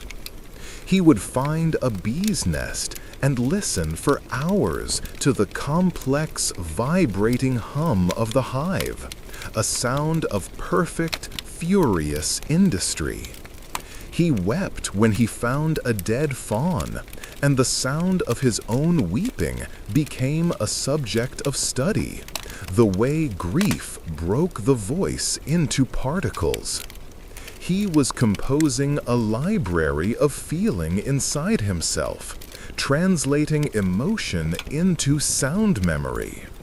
He was, as Fen said, learning to feel all of it. And the more he felt, the wider the gap between him and the Grey Rock clan became.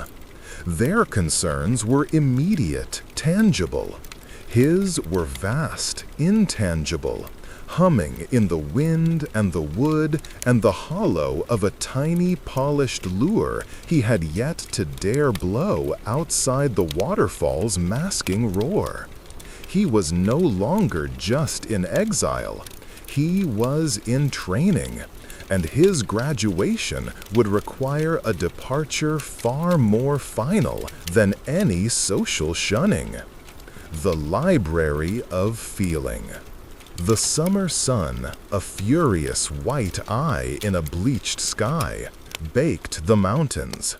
The air in the valley grew thick and heavy, humming with the drone of 10,000 insects.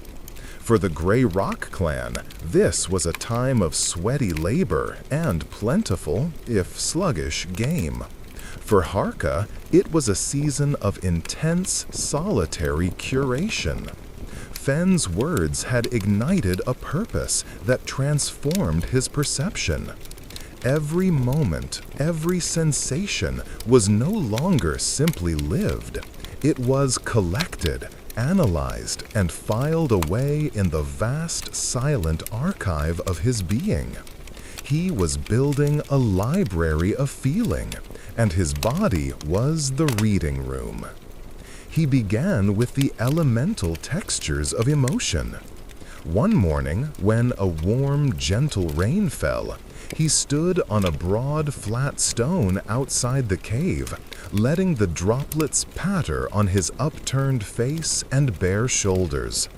He closed his eyes and listened to the rain's music on different surfaces.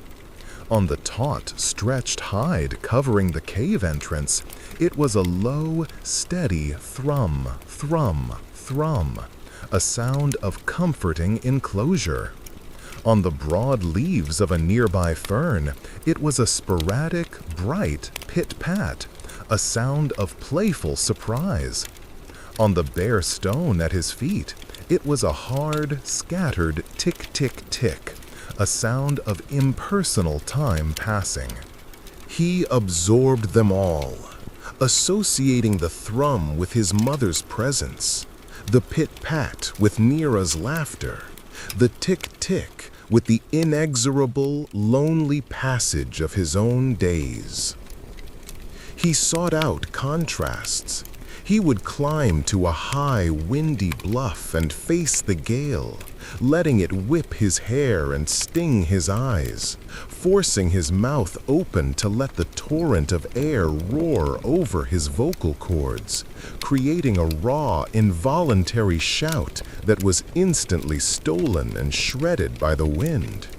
That sound he labeled powerless awe. Then he would descend into the deepest, stillest heart of the pine forest, where the sunlight fell in dusty, muted shafts, and the silence was so complete he could hear the faint creak of growing wood. His own breath there became a sacred, intrusive thing. The soft shh of exhalation in that stillness became the sound of peaceful dread, the terror and beauty of perfect quiet. He studied the clan, not us kin, but us a gallery of human sound. He watched old Braun comfort a child who had lost a carved toy. The shaman's voice, usually gravel and authority, softened into a low, rolling murmur, a sonic blanket of reassurance.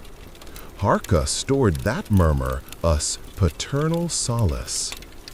He observed Tor and Kyle arguing over the best way to repair a spear thrower. Their voices were not shouts, but a series of sharp, staccato bursts. Grunts, clipped words, dismissive exhales. This was the sound of contained conflict, the friction necessary for a working whole. He listened to Alara singing a nonsense tune to Lirin as she worked, a simple, repetitive series of lilting syllables with no meaning beyond rhythm and comfort. That was love's scaffolding, the structure built to hold a growing soul. His own body became his most intimate instrument. He discovered that a sigh could be sculpted. A sigh of contentment began deep in the belly, rose with a gentle expansion of the chest, and exited as a warm, open-mouthed release.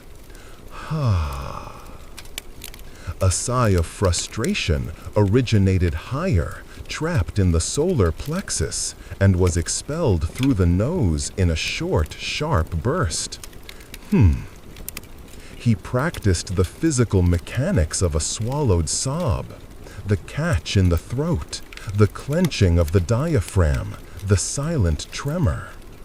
He explored the spectrum of laughter, the silent shoulder-shaking chuckle of private amusement, the bright pealing laugh of shared joy, the harsh barking laugh of derision. One afternoon, he witnessed a pivotal event. A young hunter, barely more than a boy, named Joran, went on his first major hunt with Tor and Kale. They cornered a great stag. Joran, in his excitement and fear, threw his spear early and poorly. It only grazed the beast's flank, spoiling the ambush and allowing the stag to escape. The return to the cave was a morose procession. Joran's face was a mask of shame, his eyes red-rimmed. The clan did not berate him openly. Their disappointment was a quieter, heavier force. That night, as Joran sat alone by the fire, staring into the flames, Harka watched from the shadows. He saw the boy's shoulders tremble once. He heard the faint, almost inaudible sniff, quickly suppressed. He saw the way Joran's jaw worked, chewing on the inside of his cheek to stop it from quivering. Harka did not approach. Instead, he closed his eyes and focused on the boy's emotional frequency. He felt the acrid burn of humiliation, the cold hollow of failure, the desperate wish to disappear. He translated it into sound in his mind, a low, wavering drone that constantly threatened to break, underpinned by a shallow, irregular rhythm of hitched breath. He labeled it the taste of ash. He realized then that his gift was not merely mimicry or healing. It was empathy made audible. He could, if he chose, give voice to the silent scream inside Joran. He could make the clan hear the boy's shame, force them to confront the weight of their silent judgment. But he did not. It was not his pain to broadcast. The lesson was for his library. Some feelings are cages, and their sounds are the rattle of the bars. His most profound studies were reserved for his secret tools and his sacred places. At the waterfall, he finally dared to use Fenn's wooden lure. The first time he blew into it, the sound that emerged in the misty grotto was so achingly beautiful it brought tears to his eyes. It was a sound of longing that seemed to have no source, a spirit cry. He practiced for hours, learning how the angle of his breath, the pressure of his tongue, could bend the pure tone into a falling cry of lament or a rising call of hope. The lure could hold a note within human steadiness, a thread of sound he could spin out across impossible distances. He named its voice the Far Cry. His reed, with its finger holes, was his tool for complexity. He could now produce simple sequences of notes, little rising and falling patterns that were not yet melody, but were more than noise. He composed a 3-note pattern for the sight of the first morning light hitting the highest peak, a low note for the lingering dark, a rising note for the climb of the sun, a high, clear note for the brilliant touch of gold. He made another pattern for the scurrying, secretive life of a vole he watched in the undergrowth, quick, staccato chirps in a random, playful sequence. He returned to the Valley of Winds, not as a visitor to a temple, but as a student to a master. He spent entire days there, moving through the stone labyrinth, mapping which wind sounds corresponded to which emotions. The whistling crack was desire, sharp, focused, piercing. The moaning hollow was grief, deep, endless, resonant. The rattling grass was anxiety, busy, ceaseless, fragile. He tried to match his own voice to them, to sing a duet with the geography of feeling. Sometimes the wind would shift, and his human sound would be swallowed or thrown back at him, a lesson in humility. Other times, for a fleeting second, his voice would lock into a harmonic with a stone's drone, and he would feel a vibrational unity with the world so profound it was like touching the face of a god. In those moments, the library in his head fell silent, and there was only the song, and he was not its composer, but its instrument. He returned from these journeys vibrating with accumulated sensation, a vessel filled to overflowing. The contrast with the clan's simple, direct existence became almost painful.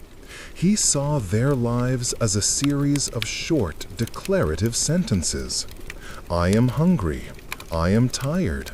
I am afraid. I am safe.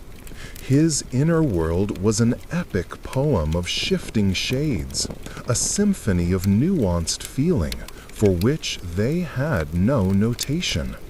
One evening, as the clan settled after a meal of fish from the river, a simple event occurred that crystallized his transformation. Two children, a brother and sister, began to squabble over a polished river stone. The sister snatched it. The brother wailed in outrage. Their mother, weary, snapped at them to be quiet. The boy's wail turned into a heartbroken, frustrated sob. Without thinking, Harka, from his place in the niche at the back of the cave, began to hum. It was not the healing hum for Lirin. It was a different sound entirely. A complex, wordless murmur that somehow contained the specific emotional fingerprint of the moment. In it was the sister's sharp triumph, the brother's jagged injustice, the mother's frayed patience, and the underlying unbreakable bond between them all. It was a sound that said, "I hear all of you." The effect was miraculous. The boy's sobs hiccuped to a stop. The sister looked up, the stone forgotten in her hand. The mother paused, her angry words dying on her lips. For a few seconds, the entire cave listened to Harka's hum. It was not a command. It was an acknowledgement. It validated their petty conflict by giving it a sonic form, and, in doing so, dissolved its power. The sister silently handed the stone back to her brother. The mother sighed, a real sigh this time, not of frustration, but of release. The hum faded. No one spoke. But in the looks that flickered toward his niche, not of fear or pity, but of a strange, confused gratitude, Harka Salallahi Wasallam, the future. He could not stay. His library was too vast, his songs too complex for the simple prose of their lives. To remain was to be a constant, unsettling mirror, reflecting depths they were not ready to swim in. He looked at Nera, who was watching him with an expression of proud sorrow. He looked at Braun, who gave a slow, knowing nod, as if seeing the final chapter written in the air between them.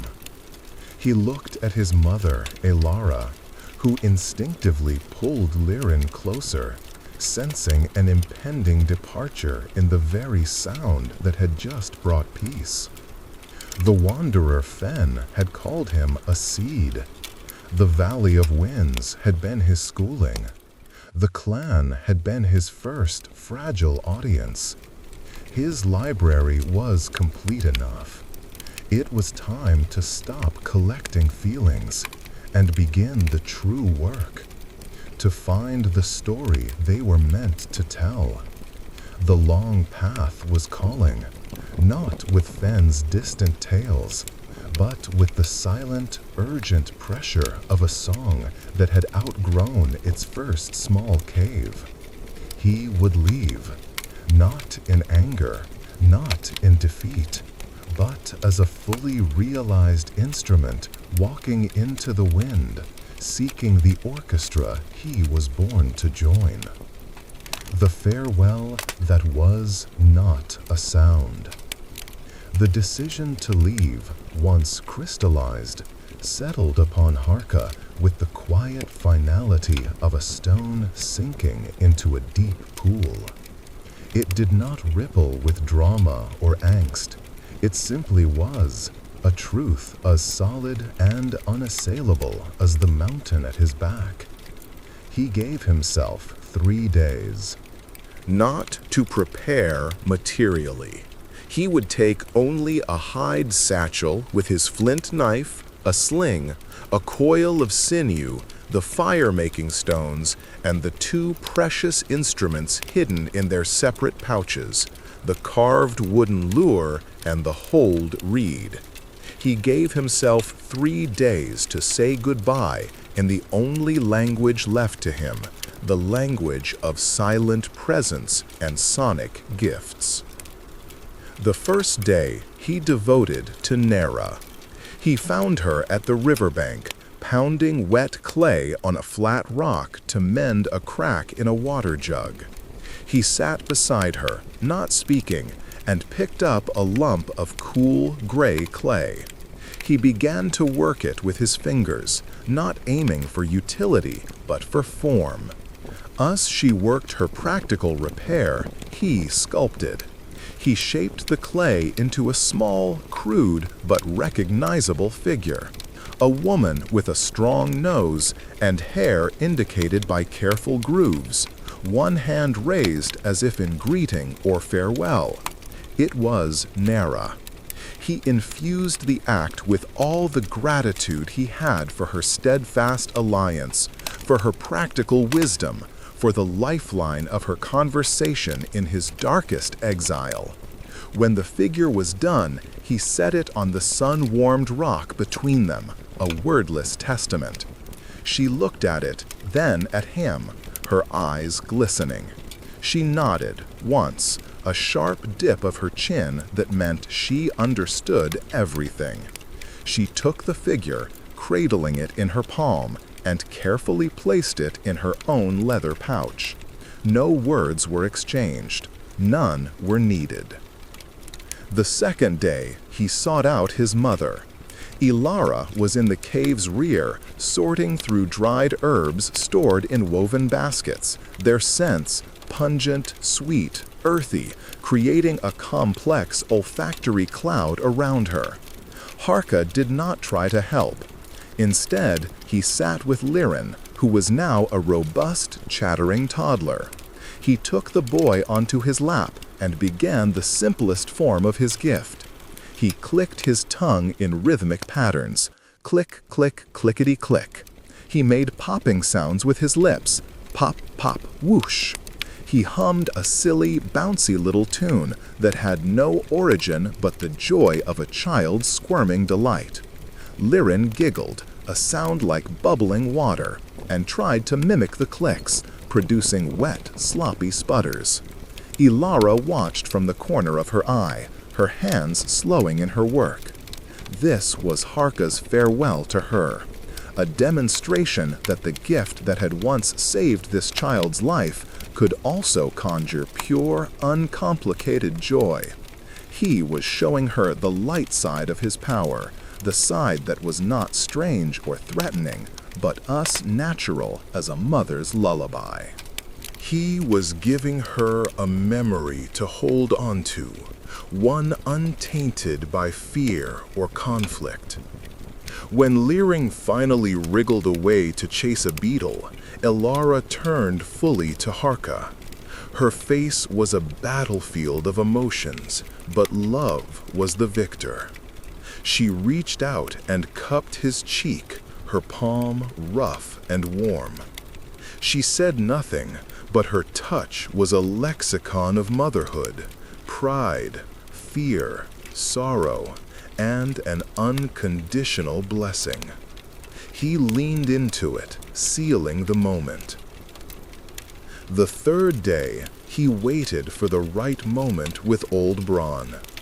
It came at dusk, when the shaman went to the cave mouth to perform the evening chant to the descending sun.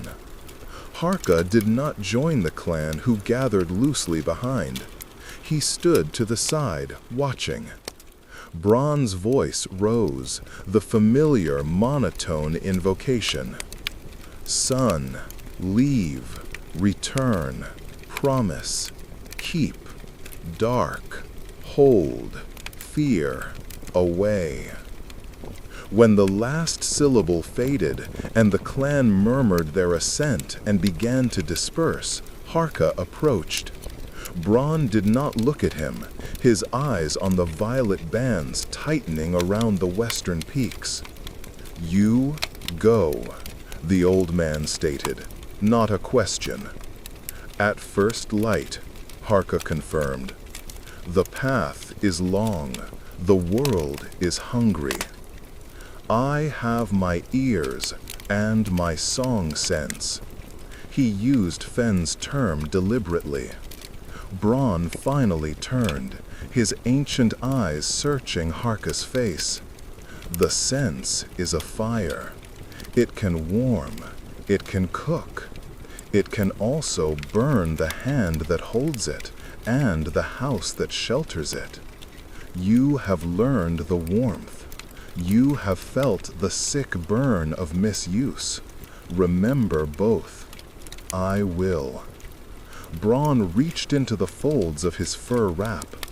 He pulled out a small, worn pouch made of otter skin, its lacing frayed. "Take this." Harta accepted it. It was light. He loosened the string drawing and tilted the contents into his palm. 3 objects fell out. A tiny, perfect bear claw, yellowed with age. A smooth, river-tumbled stone with a hole worn naturally through its center. And a brittle, preserved sprig of a silvery green herb he recognized as dreamer's sage, used only in the most solemn spirit journeys. "The claw is for strength, not of arm, but of purpose," Bronn intoned, his voice low and formal. "The seeing stone is for perception, to see the truths behind the world's face. The sage," he paused, "is for when you are lost, even to yourself. Burn a little and listen to the smoke. It whispers of paths the waking eyes cannot see." These were not mere talismans. They were the tools of Bronn's art, anointed by decades of ritual. In giving them, Bronn was not just bestowing a blessing, he was passing a mantle. He was acknowledging Harka as fellow practitioner, a shaman of a different road. It was the greatest gift and the heaviest. "Thank you, teacher," Harka whispered, the word feeling inadequate but true. Bronn's stern face softened, just for a heartbeat. "You were never my student, Harka. I was your first witness. Go now. Be a song for the silent places. And if your path ever bends back this way, this fire will remember your shadow." The final night was a vigil. Harka did not sleep. He sat on his sleeping mat, listening to the symphony of the sleeping cave one last time. He committed each snore, each sigh, each rustle to memory. He mapped the sound of the dying fire, the distant call of a night-hunting owl, the whisper of a draft through the cave entrance. This was the score of his origins.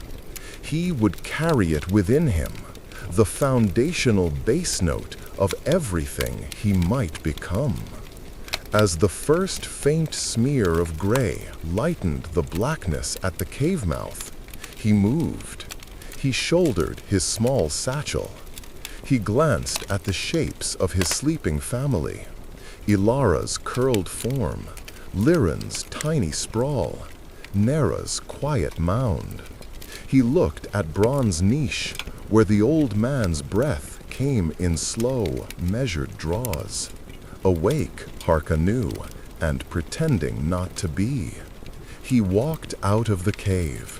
The pre-dawn air was cold and sharp, tasting of pine and damp stone. The world was held in a suspended silence, the breath before the day's first word. He did not look back. To look back would be to invite a pull he had spent seasons hardening himself against. He took the eastern trail, the one that led past the bathing pool and up toward the ridge of spears, the opposite direction from the hunting grounds and the Valley of Winds. He wanted a new way. The forest was a tapestry of grays and deep blues, details hidden in gloom. His feet, clad in soft hide boots, made no sound on the needle-strewn path. He walked until the cave, his home for all his life, was hidden by fold upon fold of terrain. He walked until the sun breached the horizon, firing the tips of the tallest firs with gold. He stopped then on a rocky outcrop that gave a vast view of the waking world. Mist filled the valleys below like a silent sea. The sky was a wash of pink and amber. He felt it then, not loneliness, but immensity. The sheer scale of the unknown pressed upon him, a physical weight. The familiar library of feelings in his chest seemed suddenly small, a child's collection of pebbles compared to the mountain range of experiences that lay ahead. A flutter of panic, cold and thin, started in his belly. What am I doing? The thought was a whisper of the old world, the world of the clan, where identity was fixed and purpose was given. He unslung his satchel and took out the otter-skin pouch. He carefully pinched a few crumbs of the silvery dreamer sage. Using his firestones, he sparked a tiny flame onto a dry leaf, touched it to the herb. It did not burn with a flame, but smoldered, releasing a thin, fragrant, slightly acrid smoke. He cupped his hands around it, us he had seen Bron do, and inhaled slowly, us Bron had taught him for other, lesser herbs. The effect was not a vision, not a trance. It was a heightening. The colors of the dawn intensified, vibrating with inner light. The sounds of the forest, the first bird calls, the rustle of a waking creature, separated into distinct crystalline threads, each one clear and meaningful. The panic did not disappear, but it too became a distinct thread, a sharp silver note in the symphony of the moment. And then, as Bron promised, the smoke seemed to whisper, not with words, but with a pull, a directional yearning. He felt drawn not to a specific landmark, but to a quality of sound on the wind. From the southeast, carried on a gentle, rising breeze, came a faint, complex drone. It was not the single note of the Valley of Winds. It was layered, like many voices humming together at the edge of hearing. It was a sound of congregation, of many becoming one. The sage crumbs turned to ash.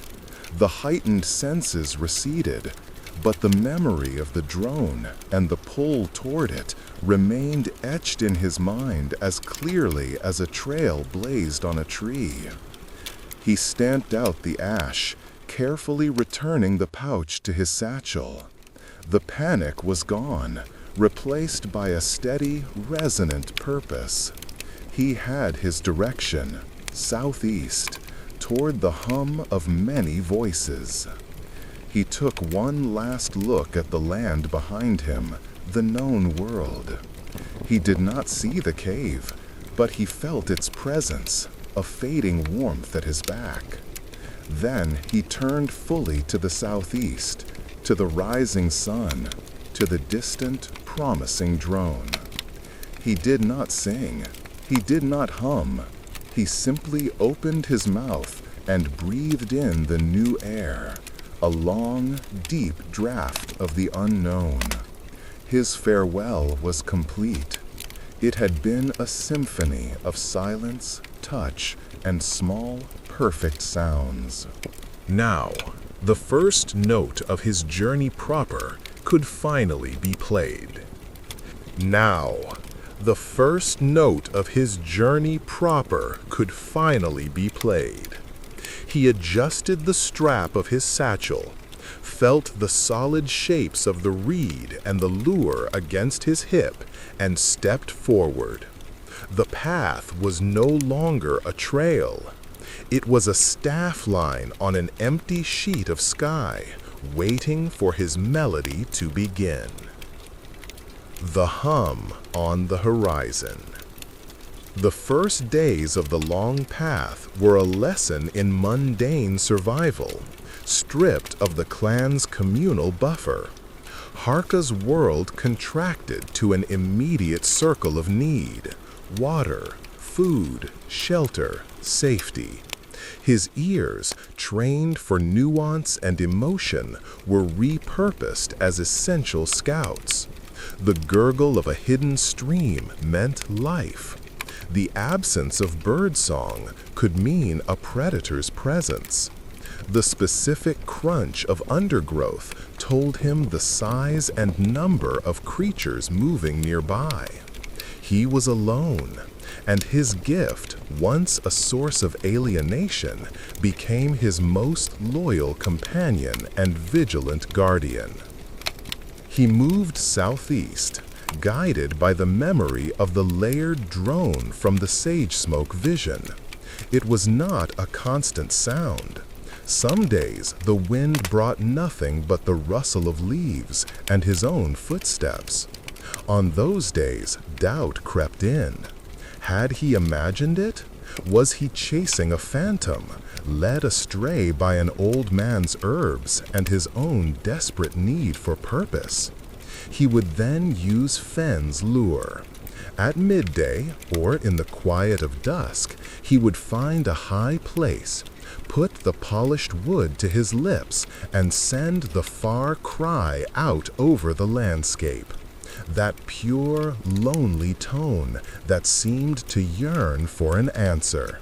He would listen, his whole being poised for any response. None ever came in kind, but often, after the cry faded, the wind would shift, and a faint trace of that collective hum whisper back, a ghostly confirmation that he was moving towards something. He learned to hunt truly alone, with a sling and patience. His calling would have made it easier, but his vow held. He would not use his song sense for the kill. Instead, he used his ears to track, his eyes to spot, and his arm to deliver a swift, respectful stone to a rabbit or a ground bird. He ate sparingly, his meals silent, solemn affairs. Fire was a risky friend. It warmed and cooked, but its light and smoke could draw unwanted attention in the unknown lands. He made small, efficient fires in deep pits, shielding their glow. The terrain changed. The familiar pine and oak forests of his home mountains gave way to rolling hills of tall, golden grass that whispered secrets with every breeze. This was a new sound, a continuous, shushing murmur, like the breath of the earth itself. He felt exposed in the open, a single dark stitch in a vast, tawny fabric.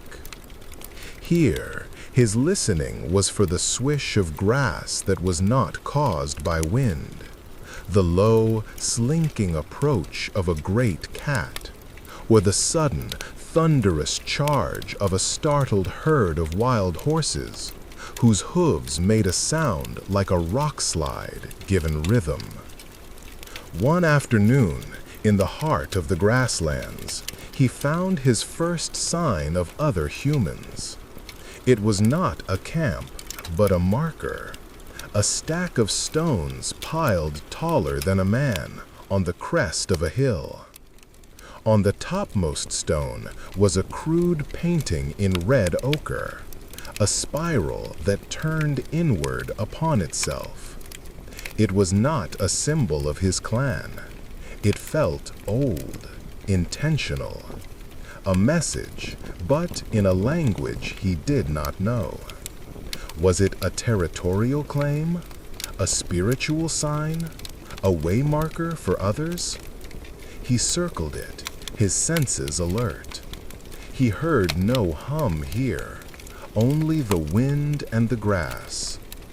He placed a stone of his own at its base, a silent, "I passed this way," and moved on, the mystery adding a layer of depth to the empty landscape.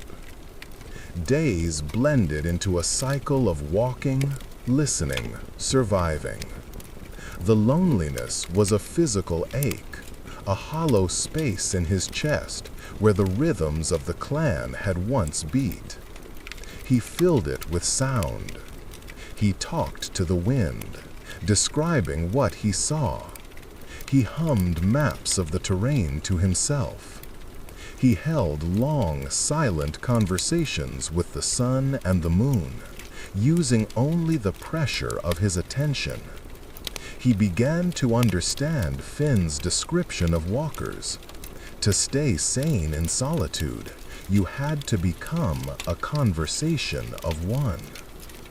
Then, after a moon's cycle of travel, the land began to rise again into forested foothills.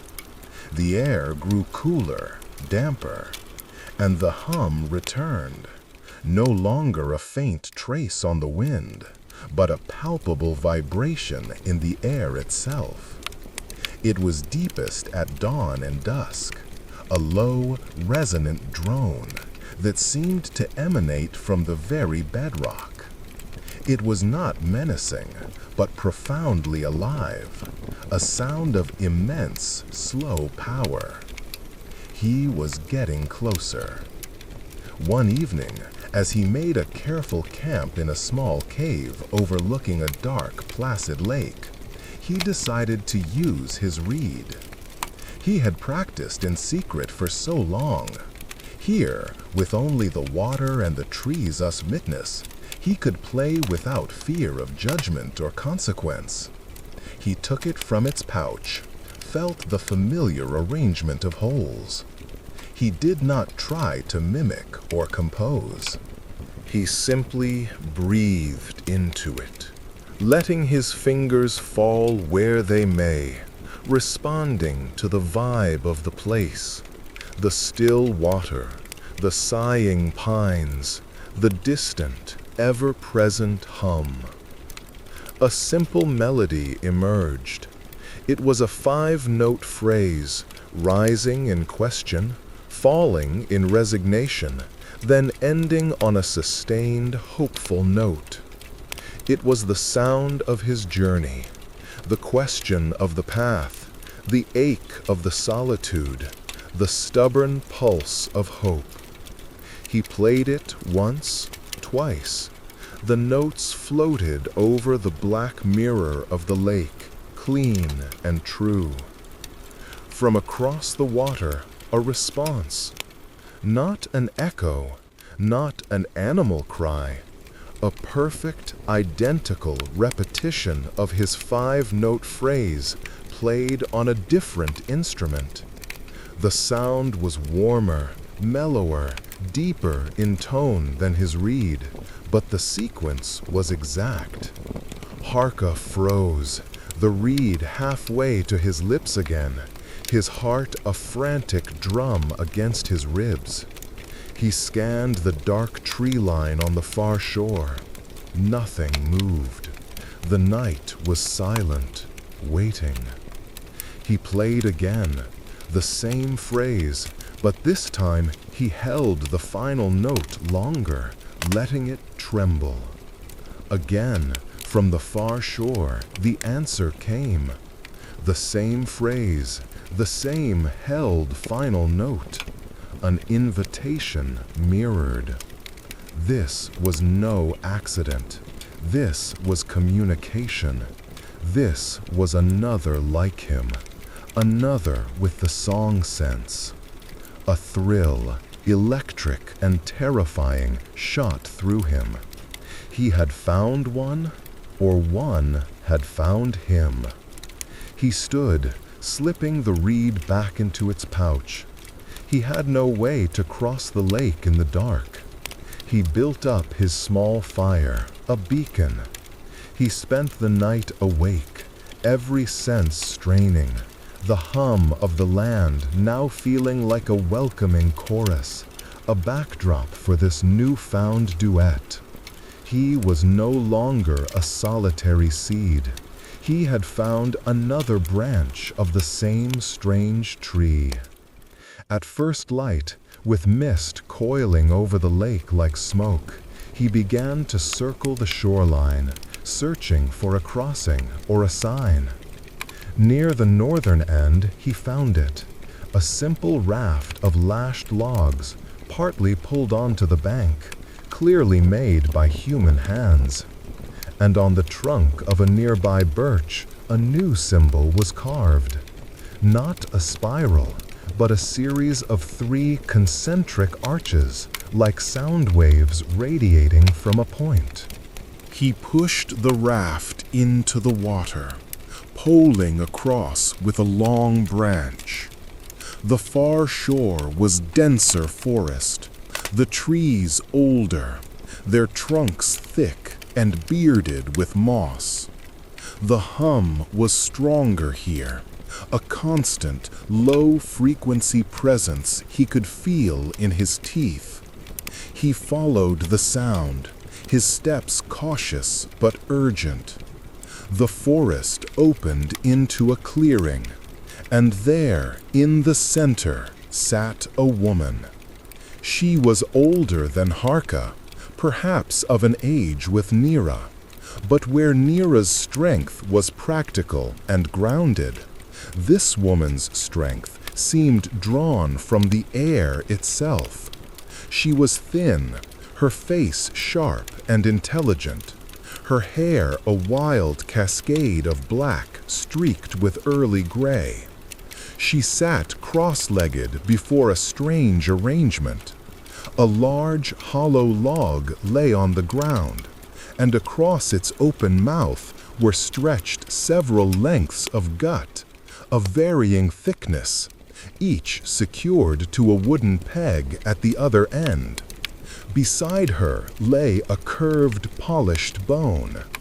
She looked up as he entered the clearing. Her eyes were dark and deep, holding the same focused stillness as his own when he listened. She did not smile. She simply nodded as if his arrival was expected. "You play the wind reed with a lonely heart," she said, her voice a low, melodic ripple that matched the hum of the land. "And you follow the old song." She gestured to the earth beneath them. Harka stopped, overwhelmed. You answered me." "I echoed you," she corrected, "to see if you were listening only to yourself or to the space between the notes." She plucked one of the gut strings with the bone. It produced a deep thwong sound that vibrated in Harka's chest. "I am Lyra. This place is called the throat of the world. The old song sings here always. Few have the ears to hear it, fewer still the heart to answer." She studied him. "The walker, Fen, passed through 2 summers ago. He spoke of a young one, north and west, with a gift still tangled in thorns. I have been listening for your discord ever since." Harka stepped closer, drawn by her words and the mesmerizing drone of the land. My name is Harka. I left my clan. I am seeking others. The song sense. Lyra's sharp face softened a degree. You have found one, and you have found the source. The old song is the first song, the hum the world makes when it thinks it is silent. We, she said, plucking another string, a higher, sweeter note that danced around the drone. We learned to sing along. She gestured for him to sit. Harka did. The weight of his journey, the loneliness, the doubt, suddenly rushing to the surface. He was not at the end. He was at a beginning. And for the first time since leaving his cave, he was in the presence of someone who did not need his story explained. She already heard it, in the very notes he had played across the water. The throat of the world. The clearing was not merely a space in the woods. It was a sanctum. The air itself felt different, thicker, charged with the low, pervasive hum Lyra called the old song. It was not a sound heard solely with the ears, but a vibration felt along the skin, in the hollows of the bones. A fundamental resonance that made Harka feel both infinitesimally small and profoundly connected. The great hollow log with its gut strings lay between them like a shared heart, its simple, powerful form a testament to a different kind of ingenuity.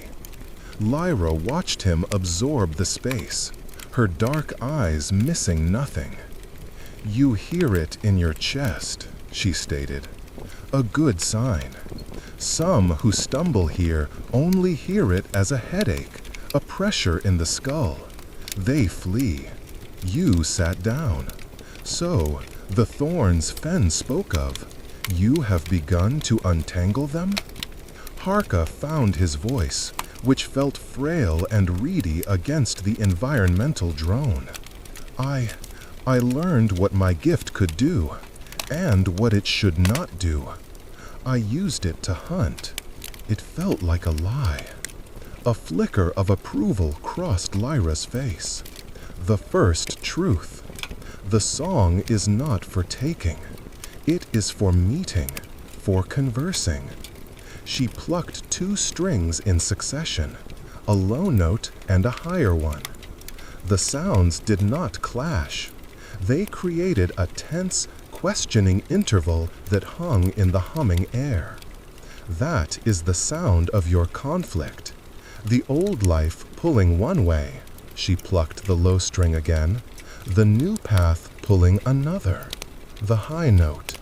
Your hunting lie was you trying to make them the same note. They are not.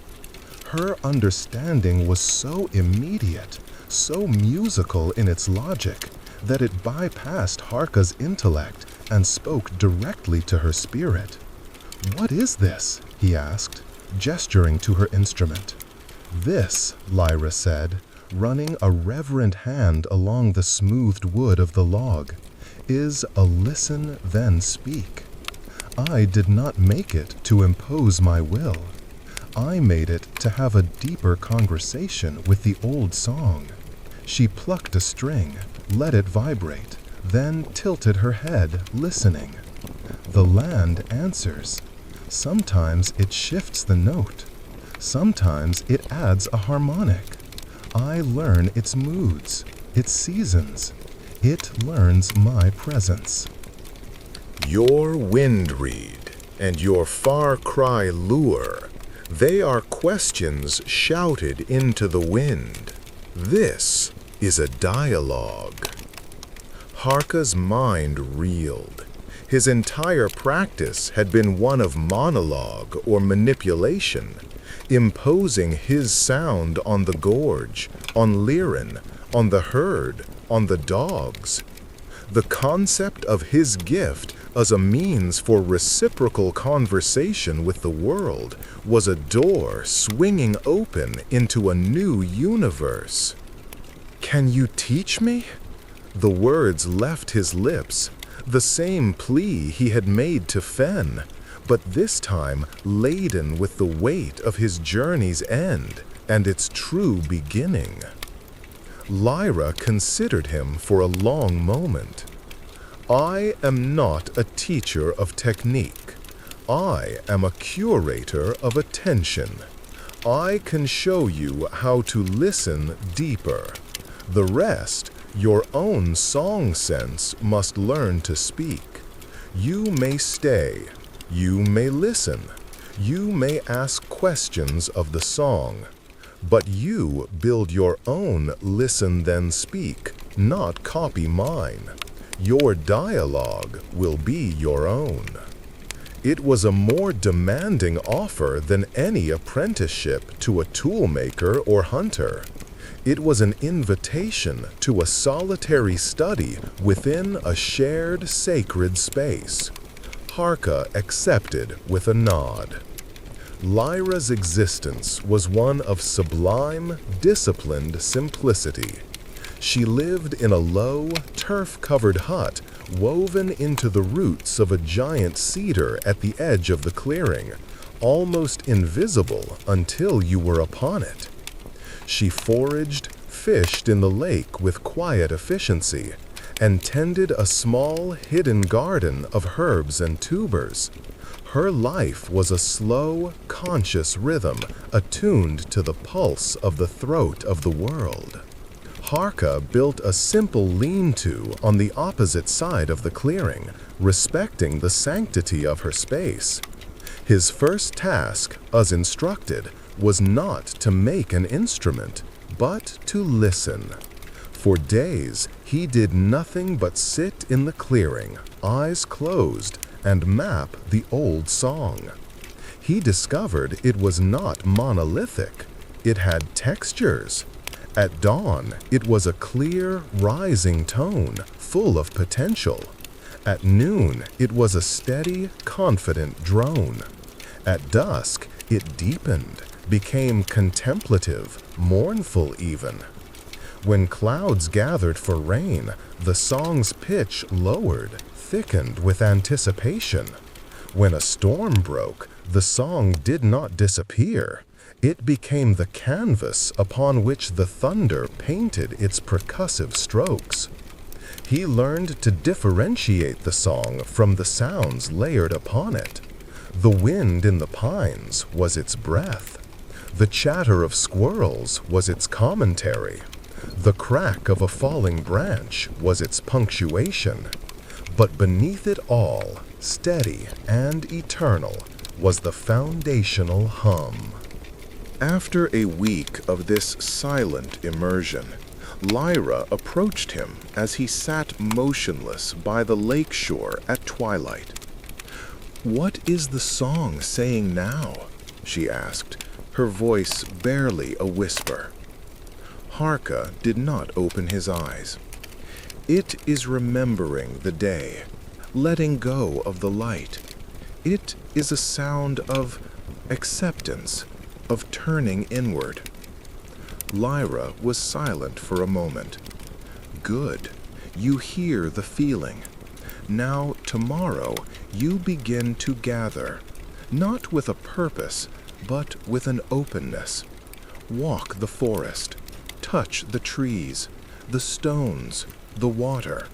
Listen to the sound they want to make, not the sound they do make when struck or dropped. Find the peace that calls to your own inner hum." The following morning, Harka began his search. He ran his hands over moss-covered boulders, feeling their cool, dormant vibration. He tapped standing deadwood, listening for a resonant core amidst the rot. He stripped bark from fallen branches, testing their density and spring. It was a sensory hunt unlike any other, seeking not food or tool, but a partner in resonance. On the third day of searching, he found it. Half buried in the soft mud at the lake's edge, smoothed by countless seasons of water, was a length of wood. It was not straight, but had a gentle, sinuous curve. It was a deep, resonant brown, heavy for its size, and when he lifted it and knocked on it with his knuckle, it gave a clear, warm tuck that seemed to travel up his arm and settle in his shoulder. It felt alive in his hand. It felt like an answer. He brought it back to the clearing.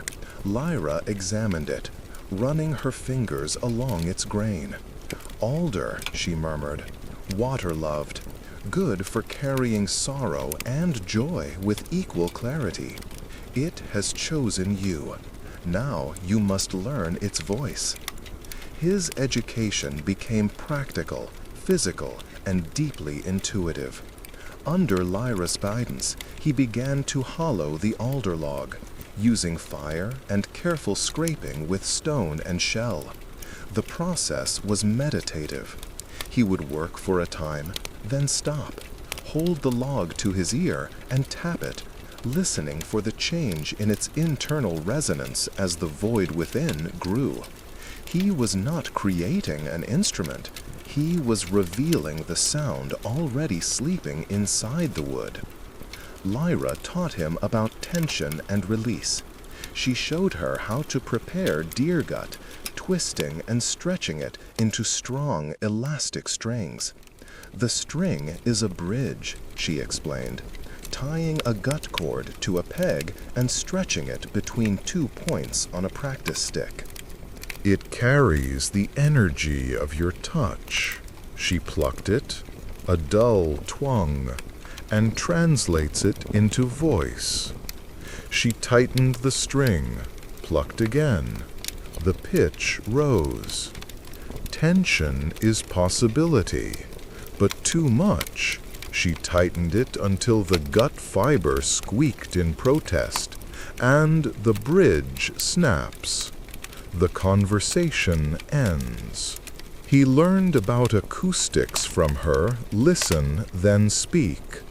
The hollow log was a resonator, amplifying the vibration of the strings, giving them body and depth. He shaped his alder log accordingly, leaving one end more open than the other, creating a mouth for the sound to emerge. Weeks turned into a moon cycle. Harka's world shrank to the clearing, the lake, the forest, and the profound work of co-creation. He spoke little, and Lyra spoke less. Their communication was often musical. He would be struggling to tune a string, frustration in the discordant twangs. From her hut, Lyra would play a simple, resolving phrase on her instrument, a sonic suggestion of patience, of easing the tension just so. He would listen, adjust, and find the harmony. One evening, as the first hard frost silvered the grass, Harka's instrument was complete. It was cruder than Lyra's, with 3 gut strings of varying thickness stretched over the alder soundbox, anchored by pegs of carved antler. He had stained it with ochre and berry juice, giving it a reddish hue like a sunset captured in wood. He sat with it in the clearing, the old song a deep blanket of sound around him. He was nervous. This was not a performance for a clan or an experiment in a gorge. This was an introduction. He was about to add his own new voice to a conversation that had been ongoing since the mountains rose. He looked at Lyra. She sat nearby, her own instrument in her lap, silent. She gave a single, slow nod. Harka placed his fingers on the strings, their texture familiar under his calluses. He took a breath that matched the rhythm of the old song's exhalation. He did not try to play a melody. He simply plucked the middle string, the one that felt most like his own heart note. Thwoom! The sound was magnificent.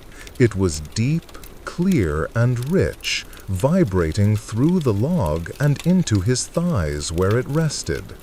It was not his reed's pipe, not his hum, not his mimicry. It was a new voice, born of wood, gut, and intention. It bloomed in the clearing, and then, beautifully, it began to interact with the old song.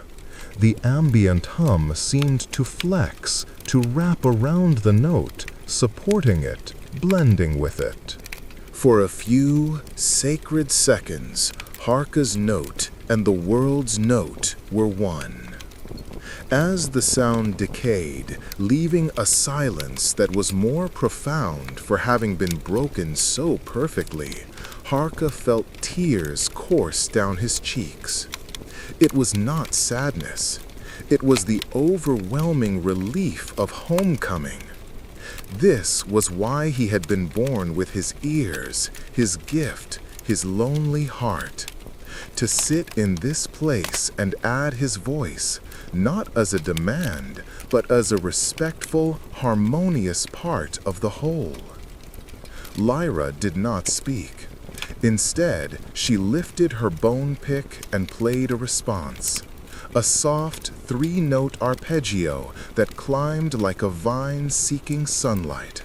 A musical smile of pure approval. Harka, his spirit soaring, answered with a two-note phrase of his own, a falling then rising pattern that meant, in the new language they were inventing between them and the world, thank you. He had arrived. He had found his teacher, his sanctuary, and his true instrument. The listener had finally learned to speak in a way the world understood. The thorns were gone. The song, his real song, could now begin. The dialogue of wood and wind. Winter descended upon the throat of the world with a solemn, hushed authority. The first snows were not a blizzard, but a slow, deliberate filling of the landscape.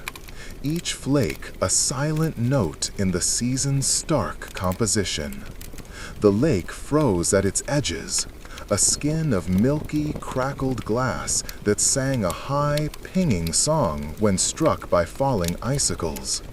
The evergreen boughs sagged under white burdens, their groans a deep wooden counterpoint to the wind's icy whistle. The old song, beneath it all, did not vanish. It transformed. It became lower, slower, a resonant drone like the earth dreaming beneath its blanket. For Harka, the winter was a season of deepening, both inward and in his newfound craft. His days took on a rhythm dictated by cold and sound. Mornings were for survival, breaking the ice on the waterhole, checking the snares he set for rabbits in the snowy thickets, gathering firewood with a mindfulness for dry, resinous pine that would burn hot and sing with a crisp, cheerful crackle. The work was hard, the silence immense, but it was a clean, honest labor. He was providing for himself in a way that did not conflict with his spirit. The afternoons, when the weak sun cast long blue shadows, belonged to the dialogue. He would take his alder-wood instrument. He had come to think of it simply as the answer, and sit within the sanctum of the clearing, now a bowl of pristine white framed by dark trees. Lyra would often join him, though their sessions were rarely coordinated. They were two independent researchers in the same vast laboratory of resonance. Harka's education moved beyond the mechanics of his instrument. Lyra taught him the philosophy of the dialogue. "Do not think of it us playing," she said one afternoon, her breath frosting the air. Her own instrument lay across her lap, untouched. "Think of it us listening with your hands. You are feeling for the song's current, its emotional tide. Then you add a sound that swims with it, or across it, or beneath it. You are not leading, you are accompanying." He began to practice this state of heightened, reactive listening. He would sit for an hour just absorbing the winter soundscape, the groan of a tree, the distant crump of a snow-laden branch giving way, the subtle, shifting harmonics of the wind as it navigated the frozen topography. Then, when he felt a pull, an intuitive understanding of a gap in the acoustic tapestry, he would add his voice. One day, a bitter wind was keening through the pines, a lonely, piercing sound. The old song beneath it felt thin, strained. Harka, his fingers stiff with cold, placed them on the answer's strings. He did not try to match the wind's whine. Instead, he played a series of slow, deep, warm notes on the lowest string, a sonic hearth fire. The sound did not fight the wind.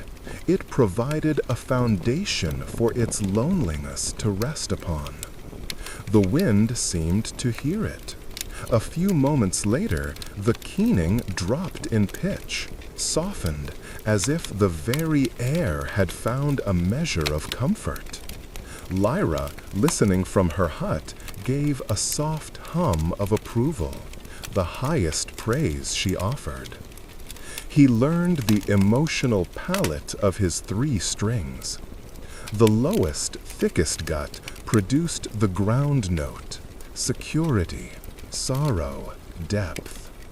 The middle string, his heart note, was the voice note, connection, questioning, presence. The highest, thinnest string was the sky note, yearning, joy, sharp pain, or bright clarity. By combining them, by plucking 2 at once to create intervals, he could express complex states. A ground note with a high, whispering harmonic from the sky note became the sound of awe, the solid earth touched by transcendent light. A quick, stuttering rhythm on the voice note, slightly out of tune, became the sound of uncertainty. He and Lyra began to communicate in this language. If he heard her play a sequence of quick, light sky notes, he knew she had spotted the flash of a red fox in the snow, a moment of delightful observation. If she played a long, mournful pull on the ground note, it meant she was contemplating the sleeping life beneath the frost, a sound of patient waiting. He would answer in kind, a ripple of voice notes for shared understanding, a sustained, soft chord for companionship. One evening, deep in the heart of winter, a crisis struck. A howling gale descended from the north, carrying with it not snow, but a pelting, freezing rain that coated the world in a lethal, transparent shell. The trees became crystalline sculptures that clattered and shattered with a sound like breaking bones. The old song was drowned, twisted into a cacophony of snapping and screaming. Lyra's hut, woven into the cedar roots, fared better than Harka's lean-to. His shelter, pelted by the ice, groaned under the weight. He heard a sickening crack as a main support, glazed in 2 inches of ice, splintered.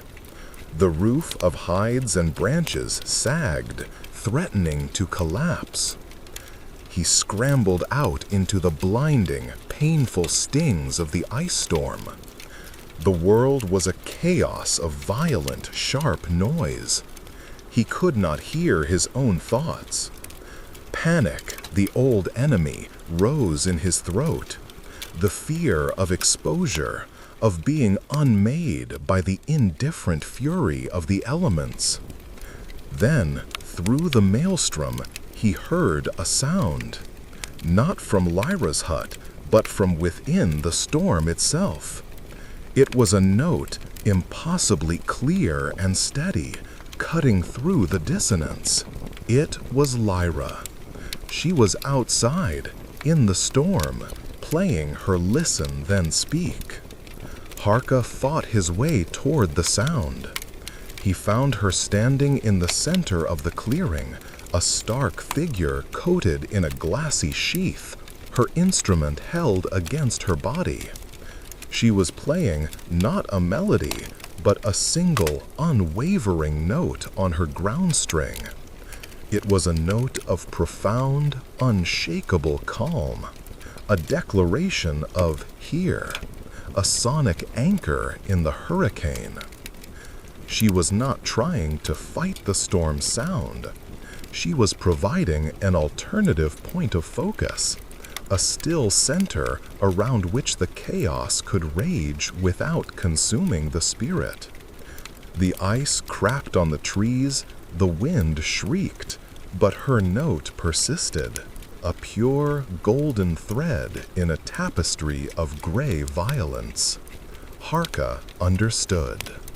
He ran back to his collapsing lean-to, fighting the ice to retrieve the answer.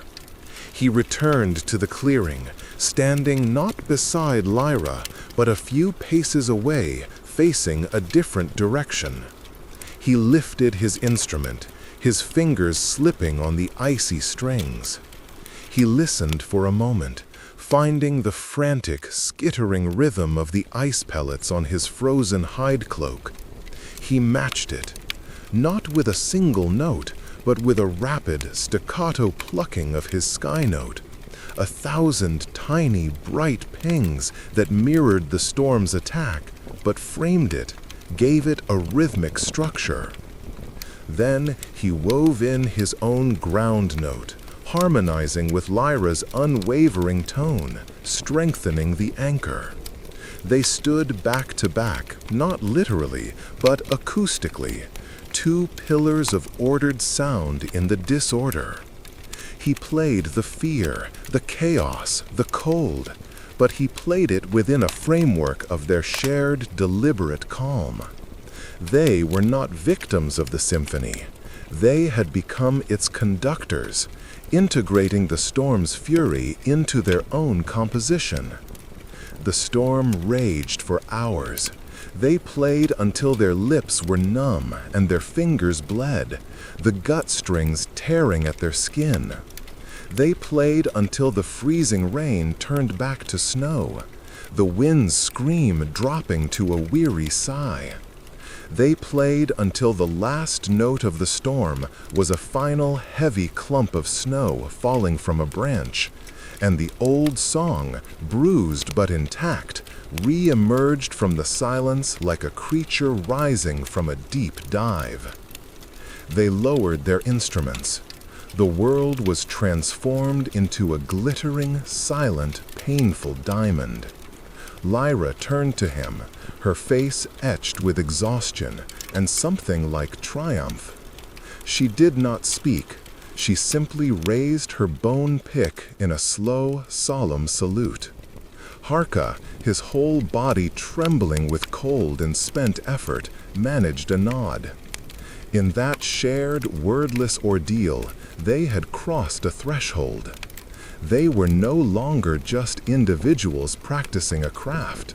They were a pair, a duet that could stand against the world's dissonance and, by naming it, by meeting it with their own ordered sound, somehow survive it, even beautify it.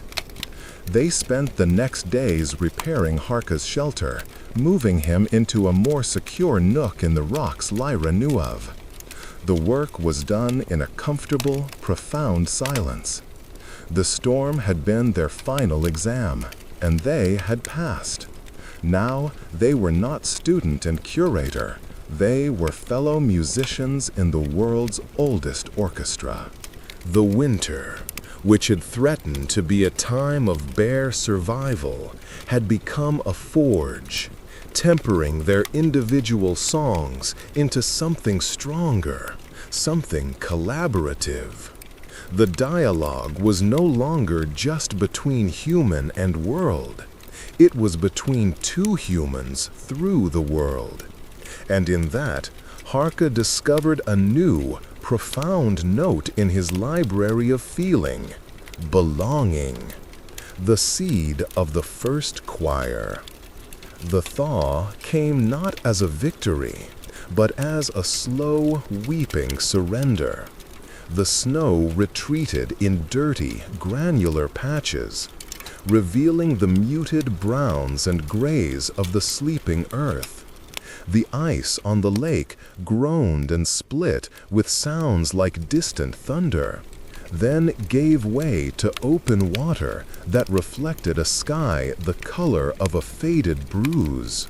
The old song, which had been a deep, slumbering drone, began to quicken, acquiring a brighter, more fluid undertone, the sound of meltwater finding its path through a million hidden channels. With the change in season came a change in routine. Lyra began to range farther on her foraging trips, often gone for a full day, returning with news carried on the wind as much as in her observations. "The caribou are moving north through the high pass," she would say. Or, "The willow buds are swelling. The sap song is rising." She was listening to the larger patterns, the migratory pulses of the land. Harka, now secure in his rock shelter and his dialogue with the song, felt a restless energy stirring. The success of the storm duet had planted a seed in his mind, an idea both terrifying and magnificent. One evening, as they shared a meal of stewed rabbit and early dandelion greens, he gave it voice. "When I was with my clan," he began, picking his words with the same care he used to tune a string, "my sound was alone. It either healed or threatened. It was a spear or a bandage. Here, it is a conversation. It is part of something." He looked at Lyra across the fire pit. Fen spoke of others, scattered, like seeds. What if seeds were brought together? Lyra stopped eating, her dark eyes fixing on him. To what end? A louder conversation with the song? More than that, Harka said, feeling his way through the idea as he spoke. A conversation between the seeds, with the song as our shared language. My clan had one sound for joy, one for warning. We have dozens, hundreds. We have a whole tongue for feeling. What if others, like us, are out there, thinking they are broken, thinking they are alone with their noise? Not to make a tribe for hunting or gathering, but a gathering for sounding. Lyra was silent for a long time, gazing into the flames. "A choir," she said finally, the word strange and new on her tongue. "A choir," Harka repeated, the sound of it feeling right. A many-voiced song, not to take, to express, to reflect the world back to itself in all its complexity with understanding. It is a big dream, Harka said, not with dismissal, but with the weight of one who knows the world's size. The walkers like Fen are rare. Finding those with the true song sense who have not been crushed by it or twisted it into a tool for power, that is like finding specific grains of sand on a vast beach. But we have the old song, Harka insisted, his passion rising. It is a beacon. Others who can hear it, they will be drawn, us as I was, us you were. We could send out a new kind of call. Not a hunter's call or a warning, a call that says, you are not alone. Your sound has a home. He reached for the answer, which lay beside him. He played a sequence, a questioning phrase on the voice note, a supportive answer from the ground note, and a soaring, hopeful arc on the sky note. It was the sound of his idea. Question, foundation, aspiration. Lyra listened, her head tilted. When he finished, she picked up her own instrument. She played a response, a complex, interweaving pattern that moved through all her strings. It was the sound of consideration, of weighing risks, of remembering long solitude, and then, subtly, or repeating ascending motif that spoke of a dawning, cautious excitement. The thaw opens the paths, she said softly, her music fading. In the moon of new leaves, I make a journey to the salt marsh people, 3 days east. I trade herbs for salt and shells. They are a quiet people, but their elder, she has a way of speaking that is like a stream over stones. She may know of whispers, of rumors, of other listeners. She looked at him. You would come. The invitation was a turning point. It was an acknowledgement that his idea had merit, and that their partnership now had a direction beyond the clearing. I would, Harka said, his heart pounding. The following weeks were a time of preparation and intensified practice. Their dialogues took on a new purpose. They began to experiment with calls, not the far cry of the lure, which was a lonely question, but complex, multi-part signals that could convey meaning. They composed a greeting phrase, a low, high, low pattern that meant friend, listener, approaching. They crafted a warning of peril, a rapid, discordant cluster of notes, and most importantly, they worked on the invitation. This was Harka's obsession.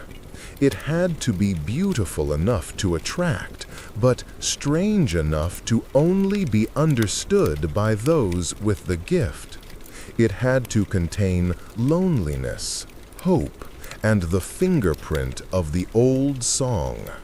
They worked together, Lyra's experience and Harka's raw innovation blending. The final invitation was a short piece. It began with the lonely, piping call of Harka's reed, echoed and deepened by Lyra's ground string. Then their instruments together played a harmonic chord that mirrored the fundamental resonance of the throat of the world. Finally, it ended with a series of 3 clear, questioning notes from Harka's sky string hanging in the air like an open hand. They practiced it until they could play it in perfect unison, their individual tones braiding into a single compelling voice. It was their first true composition, a piece of music with intent beyond the moment.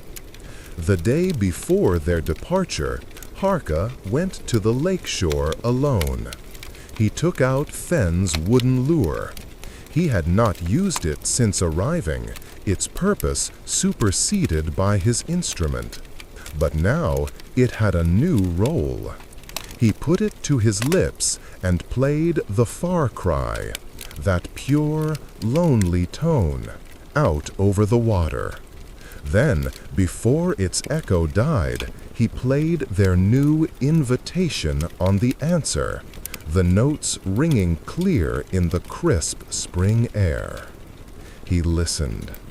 The old song hummed. A fish jumped with a soft plop. The wind sighed. No magical answer came soaring back from the horizon. He wasn't disappointed. He understood now. You did not cast a net for souls. You set a lantern in a high window. You played your note, and you trusted that those with ears to hear would, in their own time, find their way toward the sound. The next morning, they set out. Lyra carried her instrument slung across her back, along with a pack of trade goods. Harka carried the answer, his satchel, and a fierce, trembling hope. He took one last look at the clearing, the throat of the world, his first true home. It was no longer his destination. It had become his point of origin. He was leaving it not as a fugitive, but as an emissary. He was carrying a seed out into the world, the seed of a choir, a song made of many voices. His personal journey of exile and discovery was over. A new collective journey was beginning. The first singer had found his duet. Now they went to seek the chorus. The salt marsh whispers. The world beyond the throat of the world was a symphony of opening. Where winter's score had been spare, drawn in deep drone and sharp percussion, spring wrote in a riot of legato phrases and trilling grace notes. The forest floor, once silent under snow, crunched with the sparrying of renewed life and rustled with unfurling ferns. Brooks, unchained from ice, babbled over stones with a hectic, joyful chatter. Birdsong, which had been the occasional lone call, exploded into a complex, overlapping canopy of sound. Territorial declarations, mating serenades, the simple gossip of the flock. Harka walked behind Lyra, his senses overwhelmed in the best way. Every sound was a note in spring's grand opus, and he listened not just for survival, but for pleasure, for study. He heard the difference between the dry rattle of last year's oak leaves and the soft whisper of new beech leaves. A difference of death and birth in sound. Lyra moved with a silent, ground-eating grace, but she was listening too. Occasionally, she would stop, hold up a hand, and point her ear toward a specific sound. The distant, hollow knock of a woodpecker, which she said meant a particular grub was active, or the specific gurgle of a stream that indicated a safe crossing. Their journey was east, following the sun's morning path. The pine forests gradually thinned, the air growing heavier, damper. The scent of clean decay and pine resin gave way to the fertile, slightly rotten smell of wetland. The ground became spongy underfoot, and the soundscape shifted again. The wind here had a different voice, a low, wet sigh as it combed through vast fields of tall, feathery reeds. The buzz of insects formed a constant, shimmering veil of noise. The sharp cries of waterfowl, geese, herons, ducks pierced the humid air. On the third day, they reached the edge of the salt marsh. It was a vast, flat expanse of gold and green, cut through with channels of dark, sluggish water that reflected the gray-white sky. Islands of stunted trees rose like huddled secrets. The horizon was a distant, blurred line where water met sky. The silence here was profound, but it was a busy silence, full of subtle, liquid sounds. The plop of a frog, the skitter of a crab, the wet suck of mud.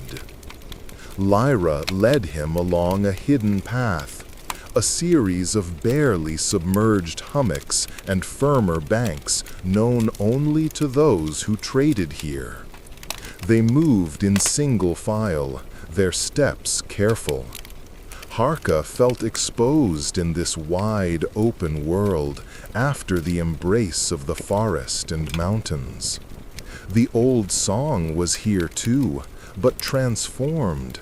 It was a wet, spreading resonance, the hum of deep, saturated earth and tidal pulls. They arrived at the salt marsh village as the afternoon light turned the reeds to gold. It was not a village like his clan's cave. It was a cluster of low, dome-shaped huts woven from the reeds themselves, raised on stilts above the marsh's high water mark. Walkways of lashed logs connected them, creating a precarious, beautiful ladderwork over the water. The people were slight, with skin darkened by sun and water, their movements slow and deliberate. They watched the newcomers with quiet, assessing eyes, but showed no alarm. Lyra was known here. An elder woman emerged from the largest hut. She was very old, her back bent, her hair the color of dried marsh grass. Her name was Miria. She greeted Lyra with a touch of foreheads, a gesture of deep respect. Her eyes, milky with cataracts, turned to Harka. They did not seem to see him, but rather to listen to the space he occupied. "You bring a new sound with you, Lyra of the Humming Stone," Miria said, her voice like water smoothing pebbles. "A sound that is both mountain and seeking. Introduce your echo." Lyra gestured to Harka. "This is Harka, a listener from the western mountains. He seeks not trade, but whispers." Miria nodded slowly. "Come, the mud holds stories. The water carries voices from far away." They were given a hut to use, a small, fragrant space that smelled of sweetgrass and drying fish. That evening, they shared a meal with Mireia and a few of her kin. Steamed mussels, salty fish roe, and a pungent, fermented paste of marsh plants. The conversation was sparse, practical. The marsh people spoke in soft, flowing sentences, their language full of liquid consonants. They asked about the winter's severity in the mountains, about the caribou run. Harka listened, fascinated by the musicality of their speech. After the meal, as dusk settled and the chorus of frogs began its nightly thunder, Mireia invited them to her private platform at the edge of the settlement. It overlooked a broad, still channel. She lit a small bowl of dried moss that gave off a sweet, clean smoke to keep the insects at bay. "You seek others who hear the world's music," Mireia stated, her blind eyes fixed on the darkening water. "The song sense. It is a rare thread in the weaving." "Have you heard of any?" Harka asked, leaning forward, his voice barely above the frog song. "I hear many things," Mireia said. "The marsh is a ear turned to the sky and the earth. Runners from the southern riverlands passed through 2 moons ago. They spoke in passing of a tree that sings in the deep forests beyond the great river. They said the people there hang shells and bones from the branches, and the wind makes it speak. But they said a man tends it, a man who does not speak with his mouth, but who tunes the tree." Harka's pulse quickened. A tuner, a curator of windsong.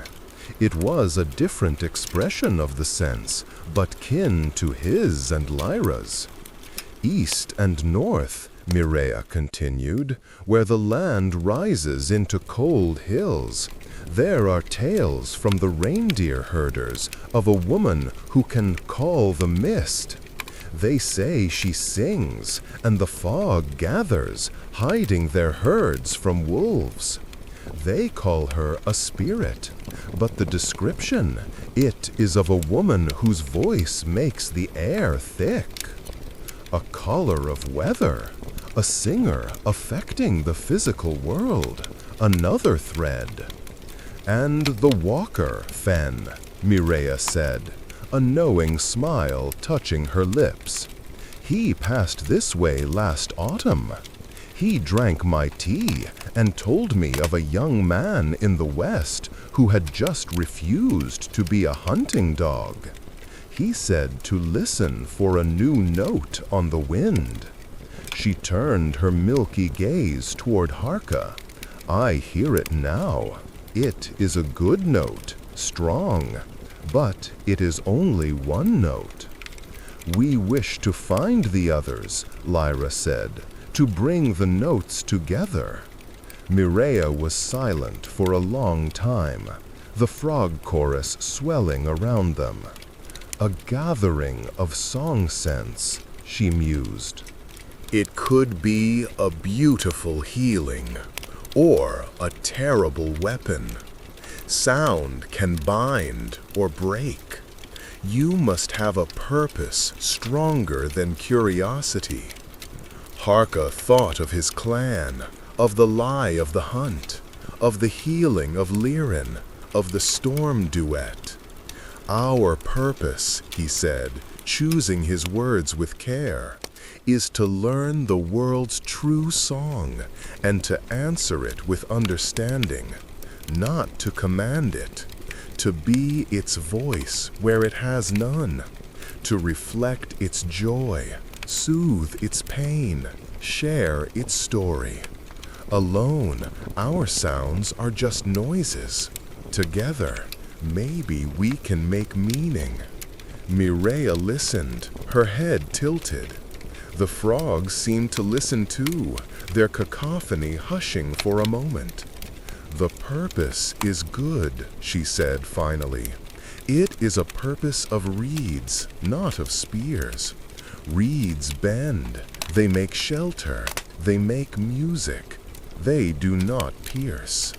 She reached into the folds of her robe and pulled out a small, beautifully carved shell, drilled at one end so it could be hung. "Take this. It is a whisper shell. Hold it to your ear in a high place with the wind blowing.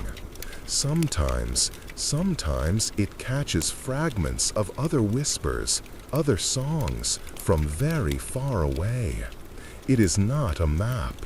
It is a hint." Harka took the shell, cool and smooth against his palm. It was a tool for listening across distances, a technological leap from his own ears. He was deeply moved. "Thank you, Elder."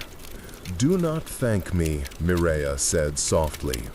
"The world is trying to sing a new song. Perhaps you are the ones who will help it find the words. Go east first. Find the tuner of the singing tree. His art is of patience and structure.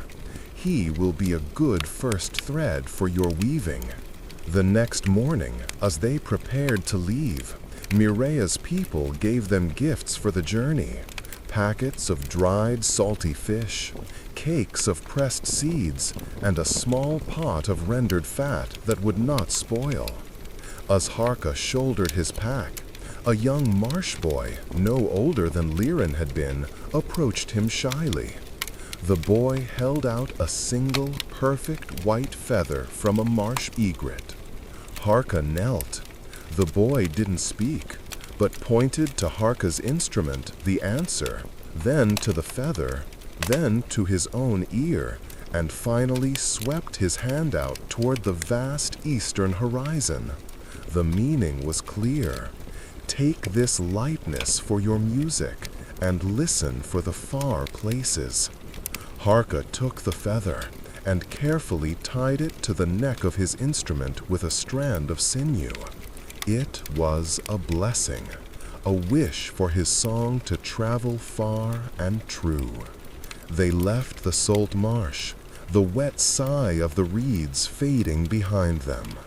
The whispers Mireya had given them were not solid paths, but they were more than they had before.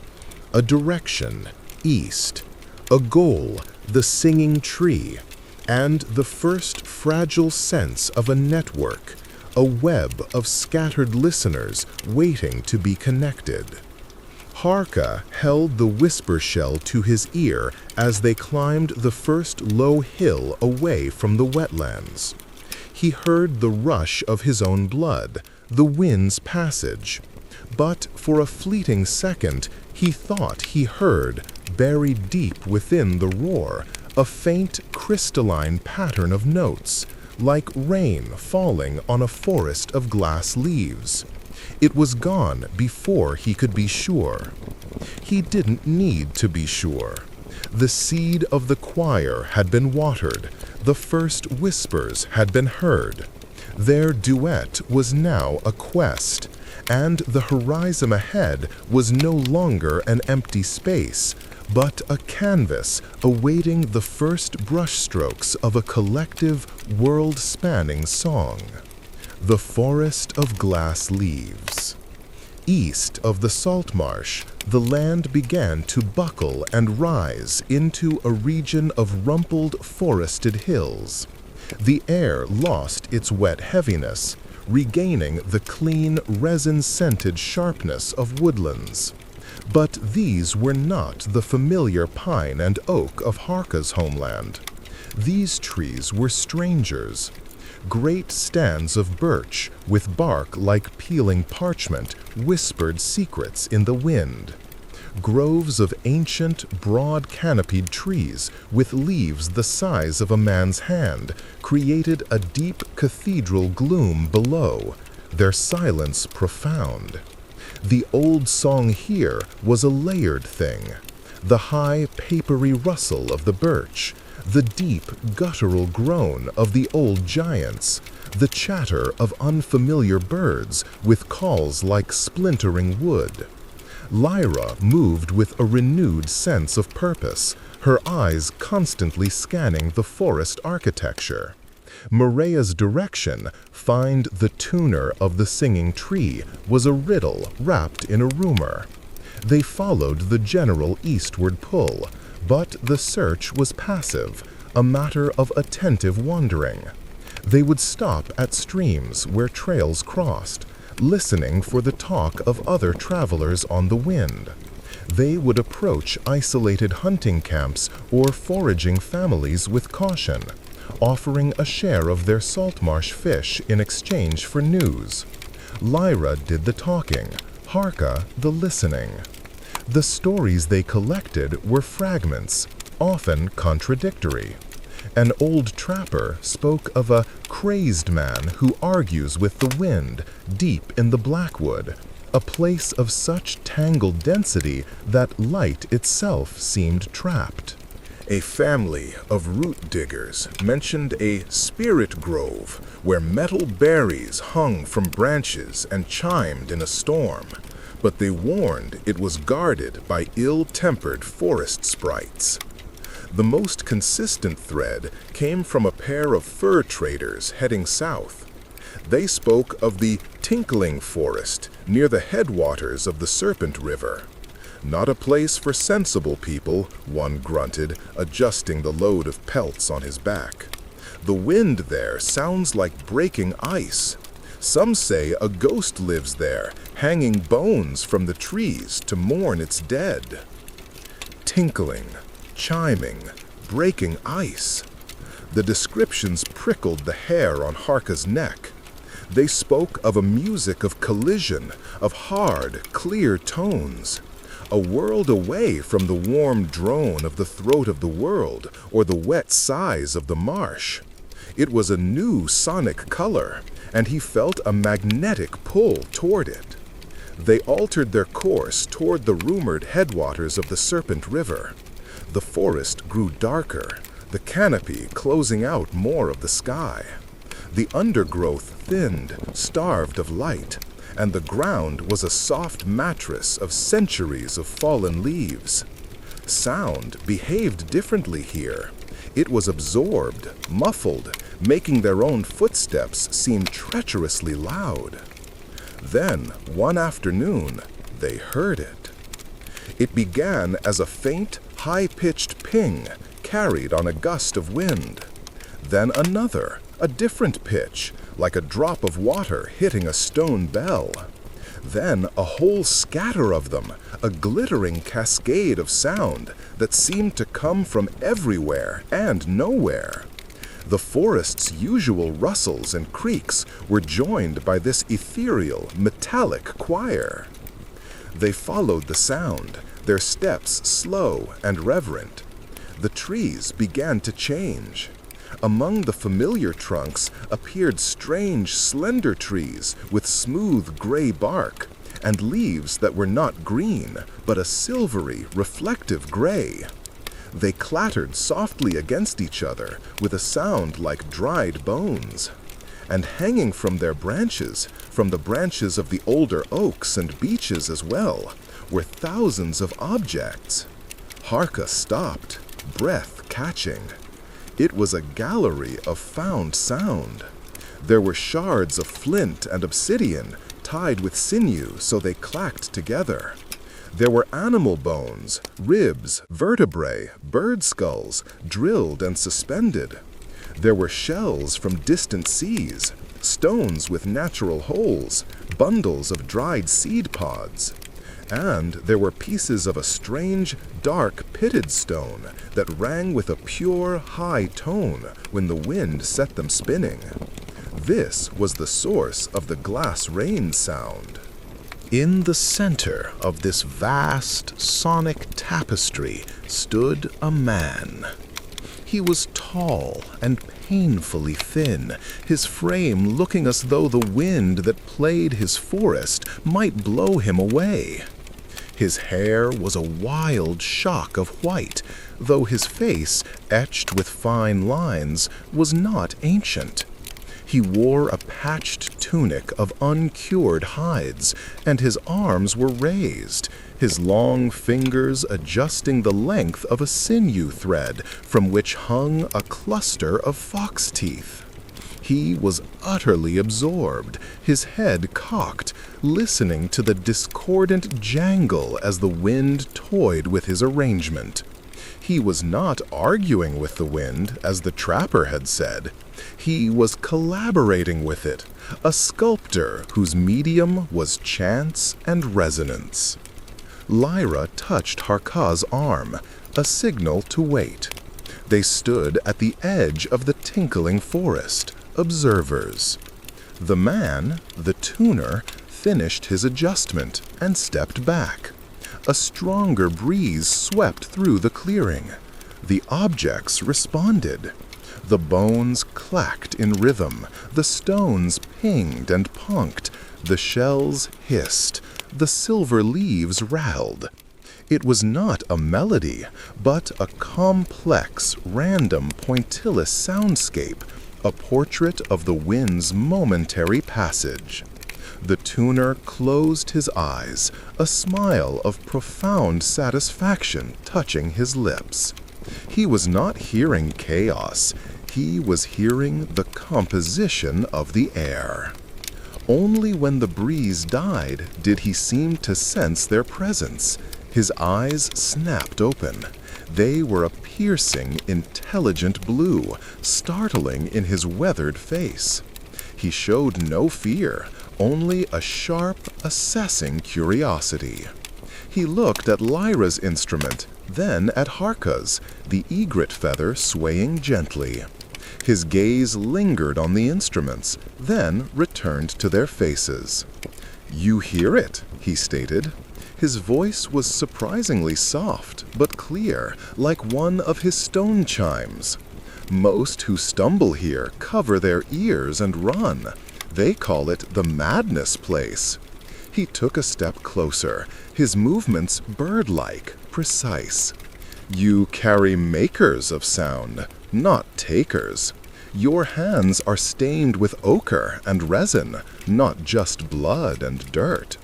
We hear it, Lyra confirmed, her voice low to match the hushed atmosphere.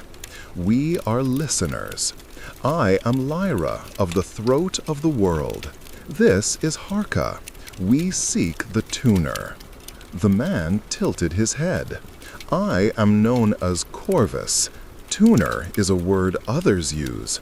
I am a curator of collisions, a arranger of conversations between the wind and what it finds. He gestured around him. The forest provides the gallery. The wind provides the will. I provide the potential for harmony or instructive discord. Harka found his voice filled with awe. It's beautiful. It's like frozen wind. Corvus's blue eyes fixed on him, bright with interest. Frozen wind. Yes, a good phrase. You understand. You see, most people want sound to do something. A warning, a call, a threat. I want sound to be something. To be a record of a moment of air in motion. A memory of a breeze that will never come again in exactly the same way. He reached out and gently set a hanging deer scapula spinning. It wobbled, clicking against a nearby bird skull in a slow, rhythmic tock, tick, tock. See, that conversation did not exist a moment ago. Now it does. I facilitated the introduction. His philosophy was a revelation. Where Harka and Lyra's dialogue was reactive and emotional, Corvus's was archival and abstract. He was capturing time itself in sonic amber. We are seeking others like us, Lyra said, those with the song sense, to bring our different conversations together. Corvus stopped the spinning bone with a delicate finger. Together? For what purpose? A cacophony of philosophies? For a deeper song, Harka said, stepping forward. He thought of Mirea's words. A song of the world made by many voices. Your forest captures the wind's story. Lyra's instrument answers the earth's hum. Mine tries to speak the language of feeling. Alone, we are single notes. Together, we could be a chord, a understanding. He unslung the answer. Without asking permission, but feeling the rightness of it, he played a single, clear note on his voice string. A pure tone he aimed not at Corvus, but at the forest of chimes. The note hung in the air. A stray eddy of wind, perhaps stirred by the sound wave itself, brushed through a cluster of Corvus's stone chimes. They answered with a faint, harmonic ping, ping, ping, a celestial echo. Corvus's sharp face underwent a transformation. The look of detached intellectual curiosity melted into one of stunned wonder. He heard it, the interaction, the third thing created by the meeting of Harka's intentional sound and his curated chaos. "A chord," Corvus whispered, his eyes wide. He looked from his forest to Harka's instrument, to Lyra. A controlled note meeting an uncontrolled field, creating a new, emergent pattern. It was scientific to him, but the awe was musical. "You propose an experiment of immense scale." "A living experiment," Lyra said, "not in a forest, but in the world." With living instruments. Corvus was silent for a long time, his gaze traveling over his life's work. He seemed to be weighing the value of his perfect, solitary control against the terrifying, beautiful promise of unpredictable collaboration. "The wind tells me many stories," he said finally, his voice distant. "Lately, the stories have been agitated. The old drone from the deep places has a new urgency. The bird migration songs are tinged with confusion." He looked at them, his decision crystallizing in his bright eyes. A single note cannot diagnose a fever in the world. Perhaps a chord can. Perhaps a symphony must.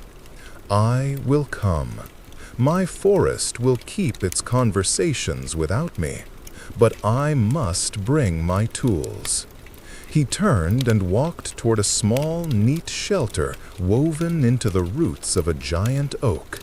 He emerged moments later with a leather satchel that clinked softly, a portable toolkit of drills, sinew, and select, perfect noisemakers.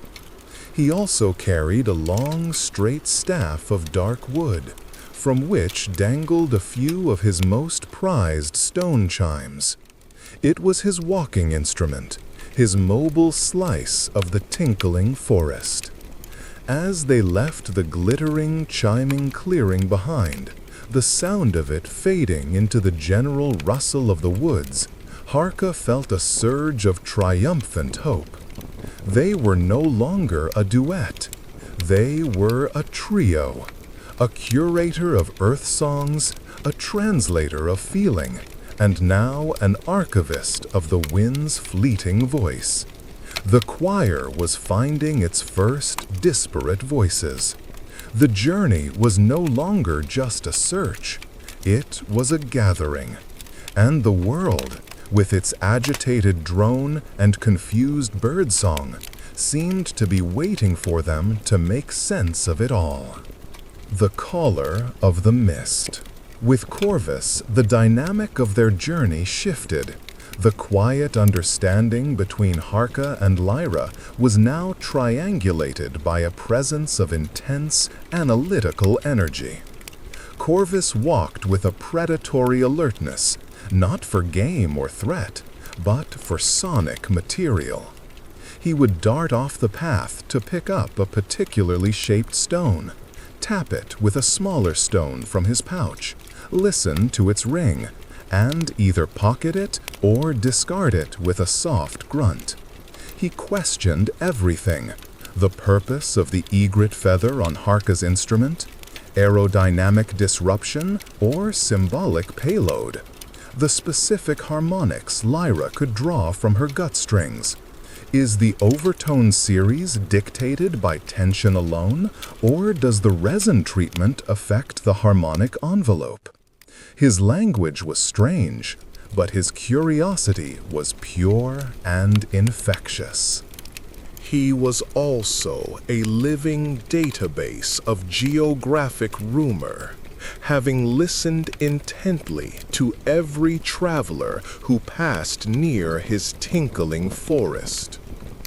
Us they turned north, following Mirea's second whisper toward the cold hills of the reindeer herders. Corvus provided a stream of filtered intelligence. The herders are a pragmatic but superstitious people, he said, his chime staff ticking softly with his stride. They follow the lichen, and the lichen follows the snowmelt. Their world is one of vast, empty tundra, punctuated by the thunder of 10,000 hooves. They respect what they do not understand, and they do not understand the woman of the mist. Their stories paint her as a capricious spirit, but the consistent detail is the sound. They say her call is like cold milk pouring over the ears, a sound that thickens the air.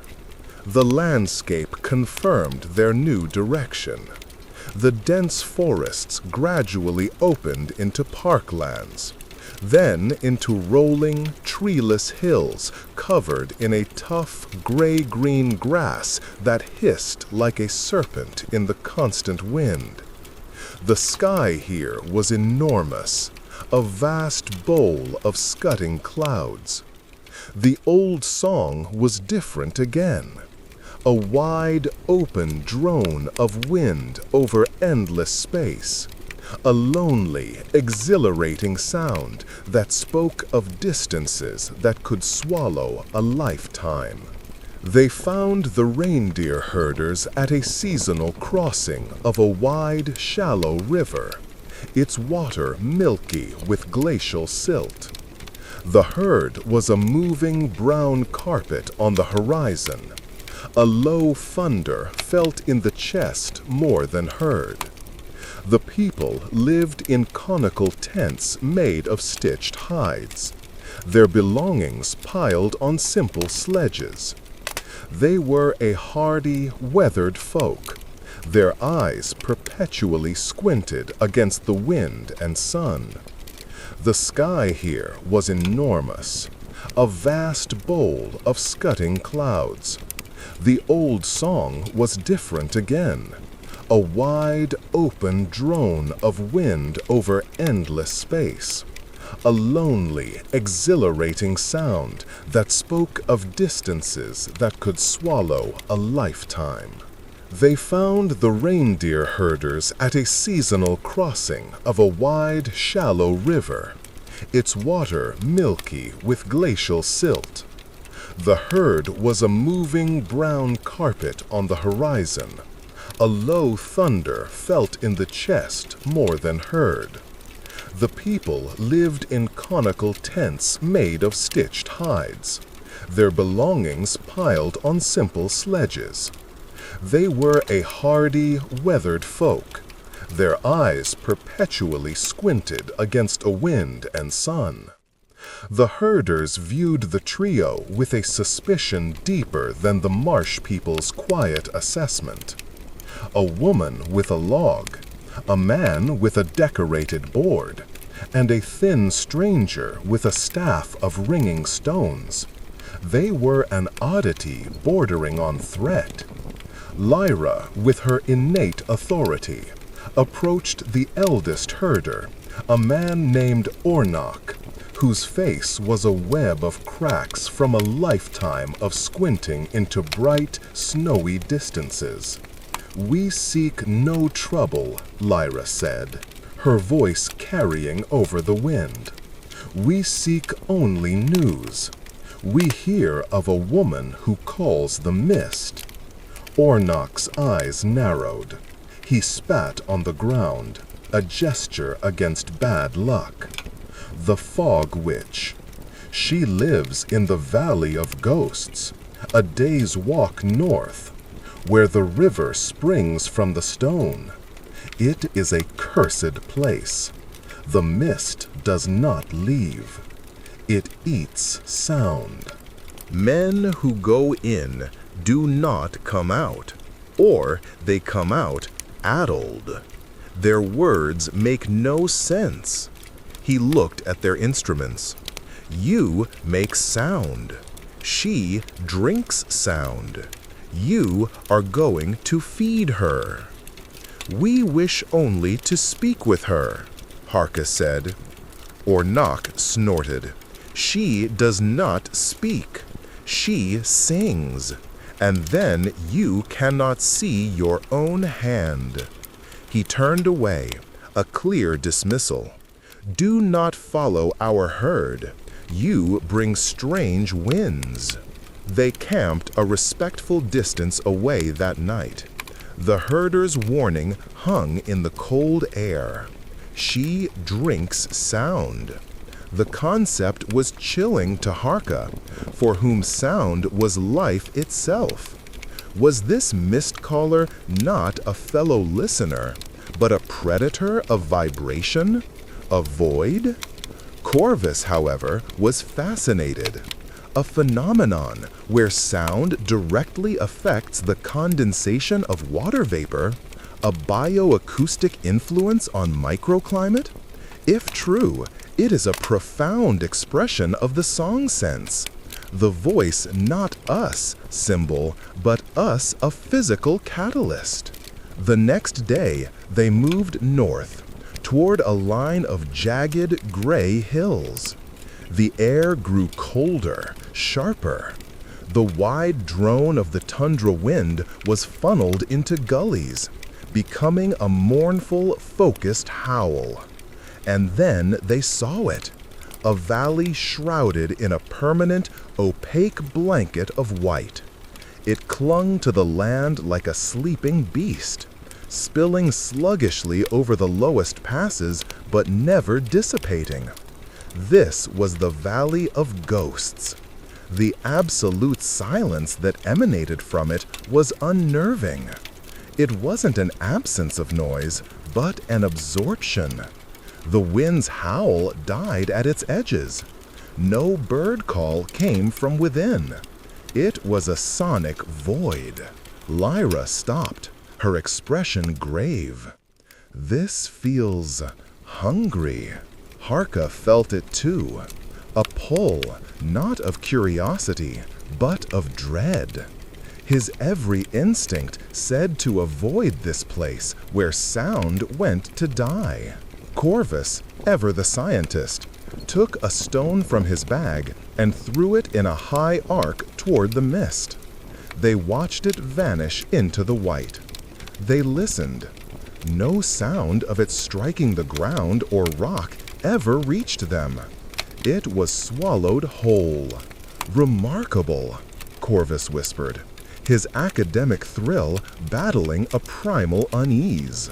They stood at the threshold for a long time. This was the test. Were they gatherers of a choir, or merely collectors of interesting phenomena? To turn away was safe. To enter was to step into the unknown in its most literal, silencing form. Harka thought of the herder's words, addled. He thought of his own gift, his library of feeling. What if this place could erase it? What if it could unmake the listener in him? He looked at Lyra, then at Corvus. He saw the same conflict in their faces. This was not like meeting a fellow artisan in a forest. This was approaching a force of nature. We play our invitation, Harka said, his voice sounding desperately small in the face of the silent fog. From here, if she is a listener, she will hear it. If she is a drinker, she may come for it. Either way, we will know before we step into her mouth. It was a sane compromise. They retreated 100 paces to a rocky outcrop where the wind still had a voice. They stood in a triangle, instruments ready. They looked at each other, a silent pact passing between them.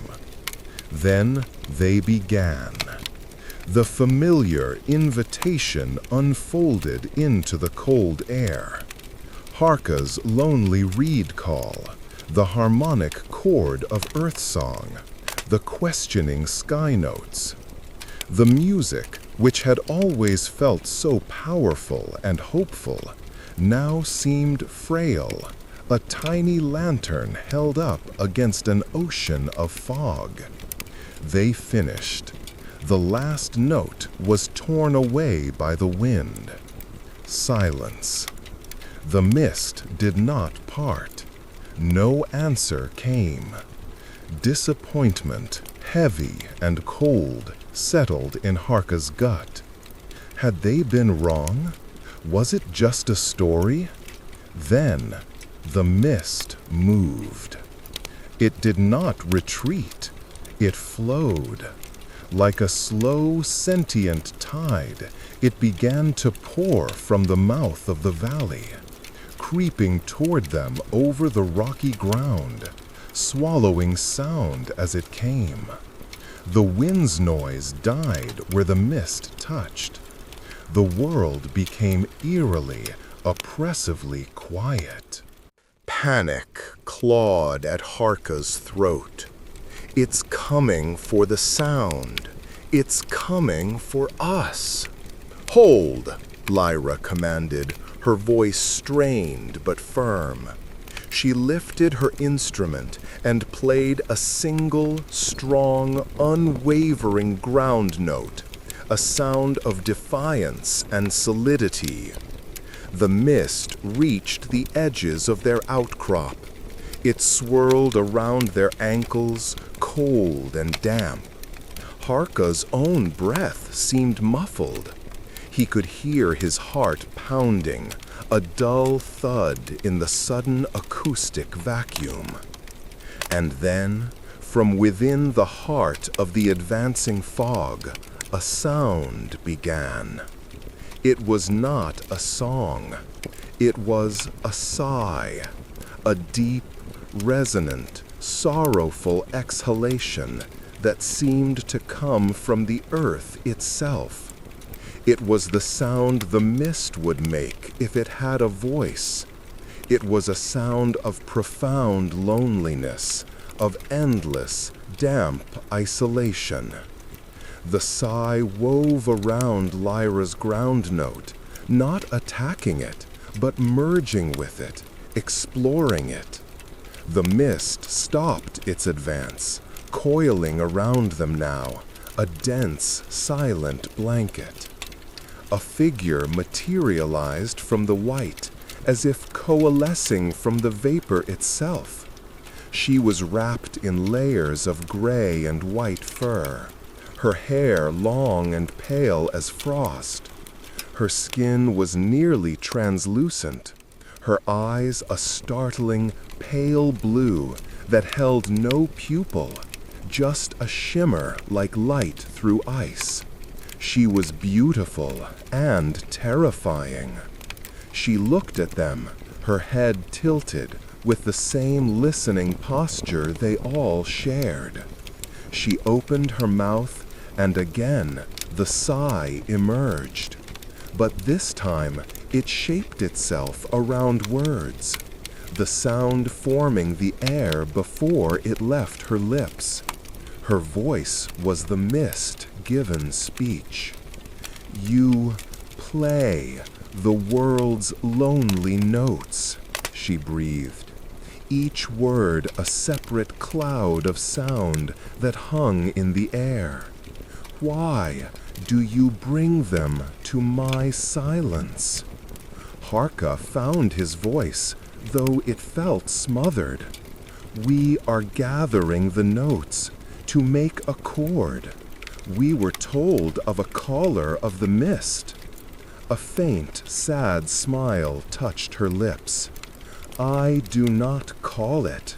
I exhale it.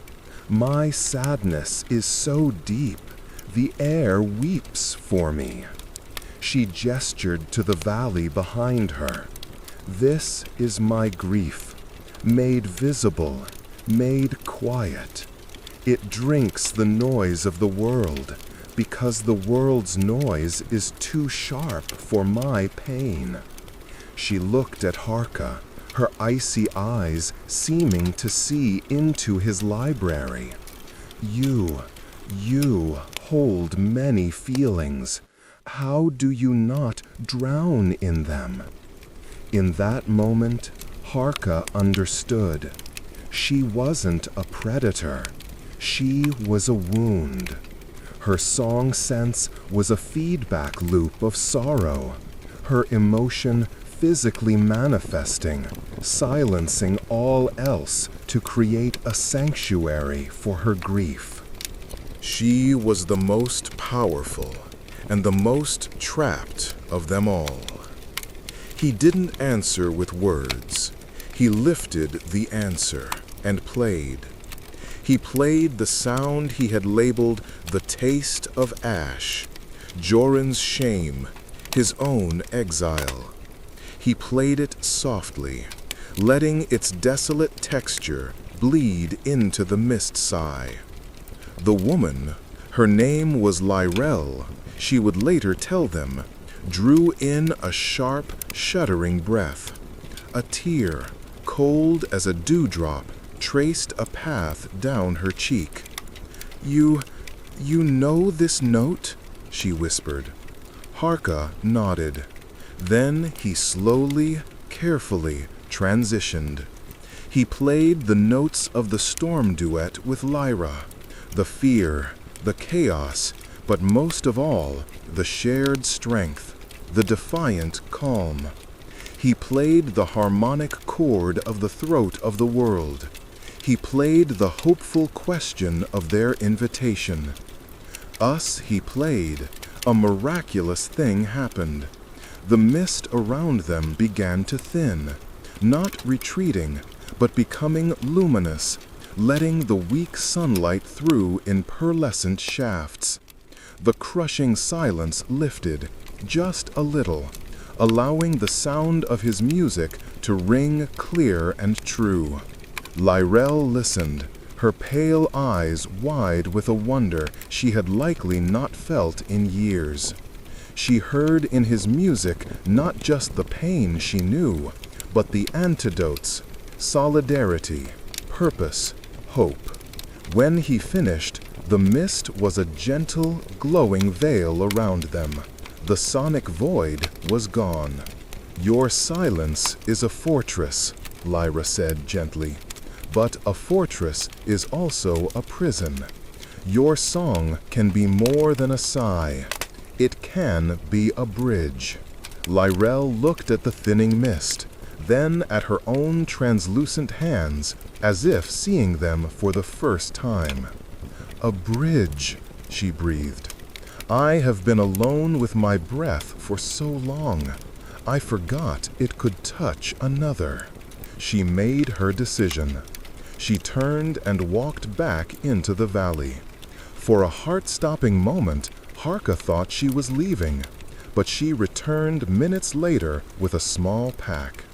The mist, now untethered from her concentrated presence, began to slowly, lazily rise, revealing a stark, beautiful valley of moss and stone. "I will come," Lyra said, her voice still a misty sigh, but now with a fragile thread of warmth running through it. "I wish to hear a chord." They were four: the archivist, the translator, the curator, and now the wounded healer. Us they walked away from the Valley of Ghosts, the world's sounds rushing back into the cleared air.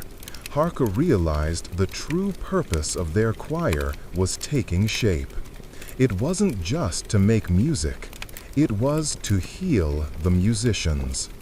To take the lonely, broken, misunderstood notes scattered across the world and weave them into a whole that could hold their pain, their genius, and their hope. They were becoming a walking sanctuary, and their next step was into the deeper mystery of the world's agitated song. The agitated song. The addition of Lyra changed the physical and acoustic atmosphere of their journey. The air around her remained perceptibly cooler, a gentle fog often clinging to her furs like a loyal familiar before evaporating in the stronger sunlight. Her silence was profound, but it was no longer the hungry void of the valley. It was a listening silence, a deep well into which the sounds of the world could fall and be considered. She walked behind the others, a pale shadow, absorbing the newness of a world not shrouded in her own grief. Her presence necessitated a slower pace, a more deliberate rhythm. This slowness, however, became a gift. It allowed for deeper observation. Corvus, with his scientist's mind, was the first to articulate what they all had begun to sense on an intuitive level. The baseline resonance of the regions we traverse is altered, he announced one evening, us camped in the lee of a granite escarpment. He had his ear pressed to the rock, his chime staff lying silent beside him. In my forest, the wind song held a consistent set of frequencies. Here, even accounting for geologic variance, there is a persistent dissonance, a fluctuation in the lower registers. It is not chaotic, it is patterned, but the pattern is one of distress. Lyra nodded, stirring a stew of roots and dried meat. The old song at the throat of the world has a tremor it did not have last summer, a hesitation. Harka listened. He heard the wind over the rock, the crackle of their fire, the calls of night insects. But beneath it, when he quieted his own thoughts and focused his gift, he felt it too. A subtle, irregular pulse in the world's hum, like the skipped heartbeat of a vast creature. It was the agitation Miria and the herders had hinted at, the urgent drone Corvus had noted. "Is it sickness?" Harka asked, his voice low. Lyra, who had been staring into the flames, spoke, her mist voice soft. "It feels like a memory of pain, a pain that has passed, but the body, the earth, still trembles." The next day, they found evidence that was more than vibrational. They entered a broad, high valley that should have been lush with summer grass. Instead, it was a graveyard of trees. Not fallen trees, but standing deadwood. Hundreds of towering pines, their needles a uniform rust red, their skeletons silent against the sky. No birds sang here. The insect drone was absent. The only sound was the mournful, hollow whistle of wind through bare branches. The sight was a physical blow. This was not the work of fire or beavers. This was a blight, a silent, creeping death. Corvus moved among the dead sentinels, tapping trunks with his knuckles, listening to the dry, hollow responses. Not just dead, desiccated, from the inside out. The life song was siphoned away. Lyra knelt, digging her fingers into the soil at the base of a giant corpse. It was dry and lifeless, crumbling to dust. The earth here is thirsty in its soul. The song is not just agitated, it is wounded. A deep, unsettling fear took root in Harka's chest. His entire sense of the world was built on its aliveness, its constant, resonant hum.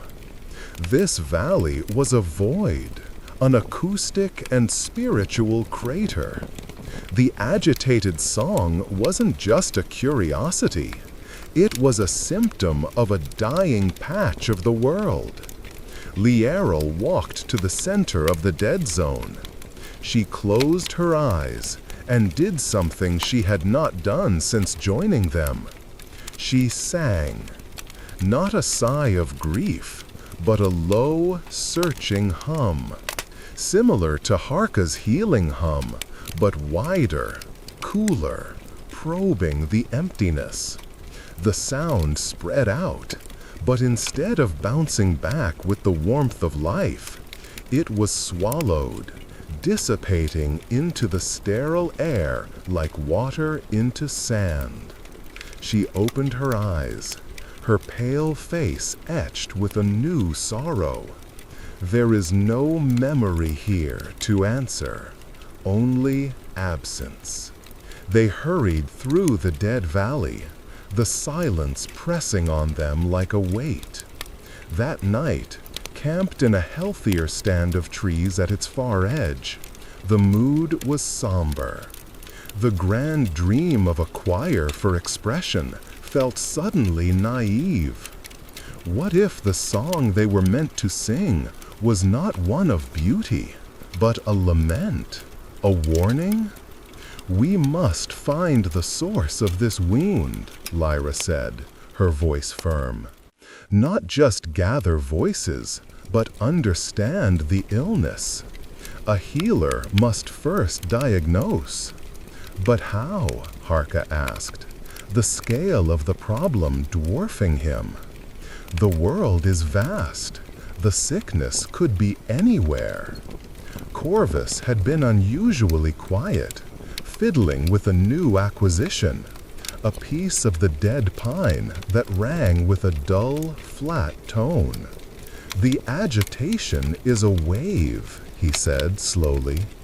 All waves have an origin, a point of maximum disturbance. If we can trace the gradient of the dissonance, the point where the song is most frayed, we may find the epicenter. It was a hunter's logic applied to sound. They were trackers of vibration. From that night on, their mission sharpened with a new, urgent focus. Each morning and evening, they would perform a listening ritual. All four would find a quiet spot, attune themselves, and listen for the quality of the old song's distress. They compared notes. Lyriel, with her sensitivity to emptiness, could feel the thin places. Corvus could quantify the pitch instability. Lyra heard the emotional texture, fear, confusion, pain. Harka, synthesizing their perceptions, began to map the direction. The agitation grew stronger as they moved northeast, away from the mountains and toward a region of low, rolling hills and vast, ancient peat bogs. The air grew thick and still, the buzzing of flies a constant, oppressive drone. The plant life was strange, carnivorous flowers with sticky, silent traps, trees with twisted, stunted forms. The animal life was skittish, their eyes wide with a panic that had no immediate predator. Then they found the second sign, a spring bubbling from a mossy bank. But the water was wrong. It was a milky, opaque blue, and it smelled not of earth and minerals, but of something acrid, metallic. It flowed into a small stream where nothing lived. No tadpoles, no water skaters, no caddisfly larvae. Corvus dared to touch a finger to the water, then jerked it back with a hiss. It bites, like frost, but wrong. This was not a natural sickness. This was a poison. The realization settled over them like a burial shroud. The agitated song, the dead valleys, the poisoned water. This was not a cycle of nature gone awry. This was an injury, an attack. Fear curdled into a cold, hard rage in Harka's gut. Who could do this? Why? They followed the tainted stream upstream, moving with a grim caution now. The land grew more blighted. The trees were not just dead, but twisted into agonized shapes, their bark sloughing off in sickly sheets. The ground was spongy and unstable, releasing bubbles of foul-smelling gas with soft, sinister pops. Finally, they crested a low, diseased ridge. Below them lay the source. It was not a battlefield, not a village, not anything they could comprehend. It was a scar, a vast, raw gash in the earth, as if the skin of the world had been peeled back. From the wound, the milky blue poison seeped and steamed. Around its edges, the earth was blackened, vitrified into a shiny, brittle slag. And in the center of the wound, thrust deep into the heart of the world, was a thing. It was a spire of a material that was neither stone, nor wood, nor bone. It was dark, pitted, and seemed to drink the light. It was covered in angular, unnatural markings that hurt the eyes to look upon. And it thrummed, not with the old song, but with a vile, invasive counter-frequency, a deep, grinding vibration that felt like needles in the teeth and nausea in the belly. This was the source of the agitation. This was the dagger in the world's side, poisoning the song from the point of insertion. They stared, speechless with horror. This was beyond their understanding. It was not of this world. Lyra was the first to break. A low moan escaped her lips, and the air around her instantly condensed into a protective, freezing fog. It screams without sound. It is hate made solid. Corvus was frantically trying to cover his ears with his hands and his cloak, his face pale. The frequencies, they are destructive. They shatter harmonic resonance. They are anti-song.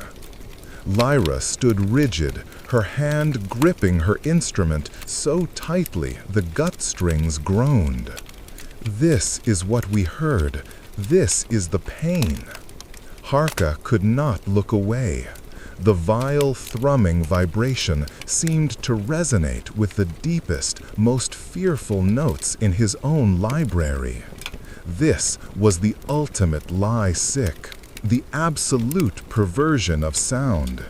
It did not communicate, it did not heal, it did not reflect. It destroyed. It silenced from within.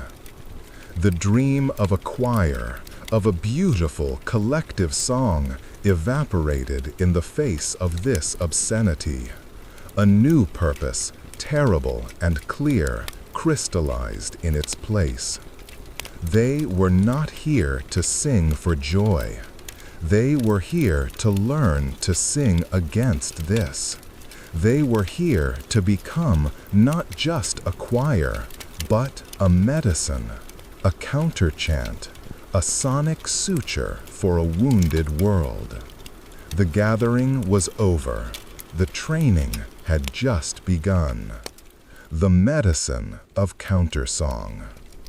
The sight of the wound, the alien spire, the vile thrum, it etched itself onto their minds with the permanence of a brand. They retreated from the poisoned ridge, not in panic, but with the grim, careful movements of soldiers retreating from a toxic battlefield. The cheerful bird song of earlier journeys felt like a memory from another lifetime. Every sound now was filtered through the new, horrific knowledge. The world was sick, and the sickness had a source. They camped far enough away that the invasive thrum was a faint, nauseating buzz on the edge of hearing, a constant reminder of the task ahead. The fire that night was a small, joyless thing. No one played, no one hummed. The instruments lay beside them like unused tools beside an unrecognizable problem. Lyra was the first to break the shell-shocked silence. Her voice was hoarse. "We cannot remove that thing. It is of a scale and a material beyond us." "Its vibration is the poison," Corvus said, his voice stripped of its usual academic curiosity, flat with horror. "It is disrupting the fundamental resonant field of the local geology, the hydrology, the biosphere. It is turning harmony into entropy." "It is a tear in the song," Lyrell whispered, her mist hovering close as if to shield her. "We cannot stitch the tear if the needle is still in the wound." Harka stared into the flames, his mind churning. He thought of his healing hum for Lirin. He had not fought the sickness. He had provided a stable rhythm for the boy's chaos to latch onto. He thought of the storm duet with Lyra. They had not stopped the wind and ice. They had created a sonic structure of calm within it, a place to endure. "We do not pull the dagger," he said, the idea forming as he spoke. We bandage the wound, around it. We sing the world back to itself. We give the land around that thing a memory of what its own true song sounds like." Lyra's eyes lifted from the fire, a spark igniting in their depths. "A counter-resonance. We sing the old song, not at the wound, but to the wounded land. We remind it of its own healthy frequency." Corvus sat up, his analytical mind seizing the concept. "Yes, sonic therapy. We establish a field of correct harmony, a bubble of health. It may not deactivate the intrusion, but it could insulate the surrounding tissue, slow the spread, perhaps even initiate localized healing where the invasive signal is weakest." "A lullaby for the earth," Lyrell said, her mist voice gaining a sliver of warmth. "Not to put it to sleep, to wake it up." It was a plan, a desperate, fragile, brilliant plan. But they were four disparate voices. The invitation was a call, a question. What they needed now was a unified statement, a mantra of health. They needed to compose their first true piece of medicine. The following days were spent in intense, focused experimentation. They moved to a less blighted area, a half-day's walk from the wound, a small, resilient meadow where a clear spring still bubbled and a few brave wildflowers grew. This would be their practice ground, their patient. Their first attempts were disasters. They simply all played their strongest, most beautiful notes together. The result was a cacophony. Corvus's precise chimes clashed with Lyra's warm drones. Harka's emotional phrases were drowned out by Lyriel's sweeping, cool exhales. The meadow's existing sounds, the spring's babble, the insect buzz, seemed to flinch, to retreat. "We are four healers shouting different cures at the same patient," Lyra said, lowering her instrument in frustration. "We must become one healer with four hands." They needed a foundation. They decided the foundation must be the purest expression of the unharmed old song they could muster. Lyra, as the one most deeply attuned to the throat of the world, would establish this bass drone, a low, unwavering note of earthy stability. It would be the ground beneath their feet. Upon this ground, Corvus would weave a lattice of clarity. His chimes and struck stones would provide the higher harmonics, the sparkling structure, the bones of the healthy song. His role was precision, geometry. Harka's part was the pulse of life. Using his voice string, he would create rhythmic patterns that mirrored healthy living rhythms, a heartbeat, a breath, the cycle of day and night. His music would carry the feeling of growth, of flowing, of unbroken connection. Lyriel's role was the most delicate. Her mist sigh was born of silence and sorrow, but she learned to transform it.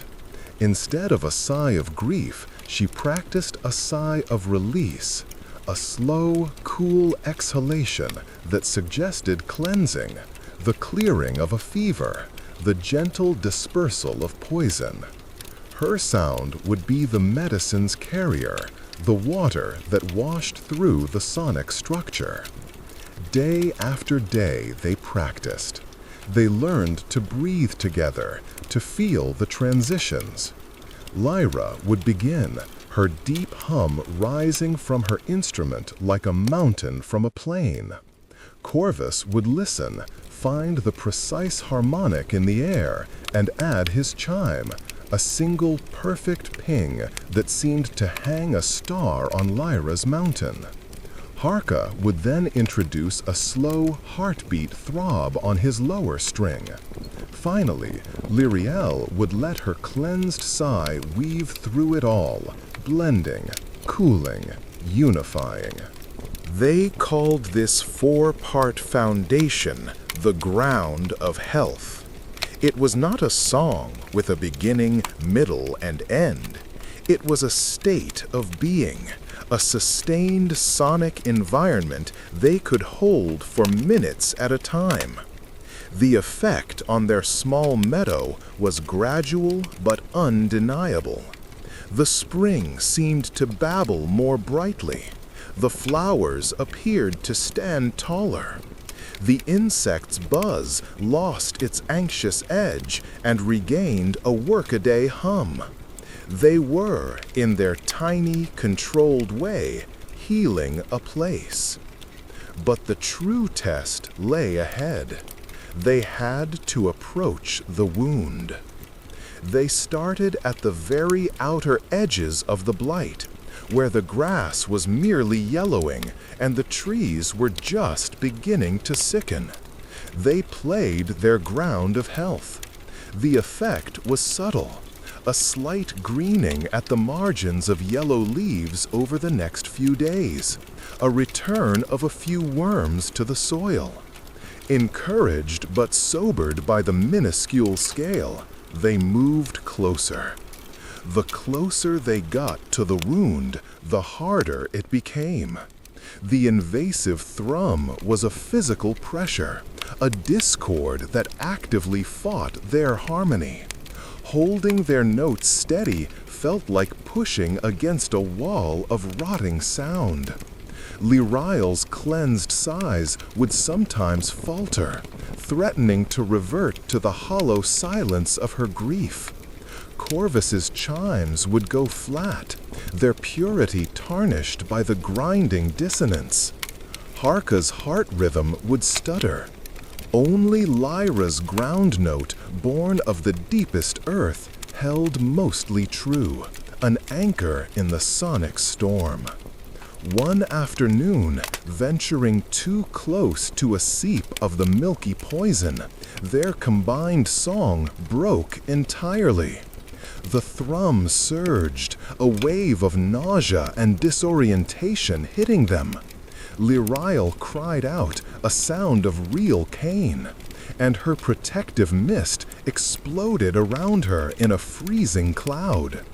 Corvus dropped his staff, clapping his hands over his ears. Harka felt a sharp, stabbing ache behind his eyes.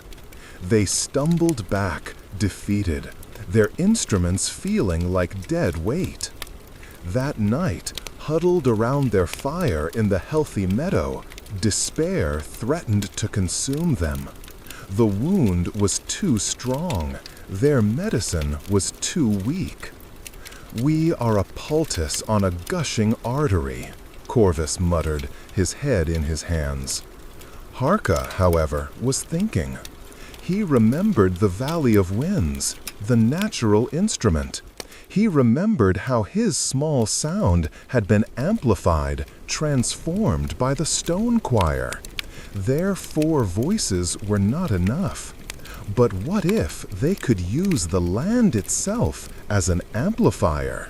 What if they could turn the wound's own geography against them? Poison? "We need a sounding board," he said, his voice tired but determined. "A place where our 4 voices can be multiplied. A place that can hold our ground of health and project it, like Lyra's log amplifies her strings."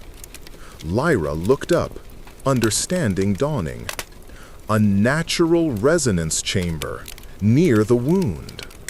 Corvus lifted his head, his scientist's mind engaging.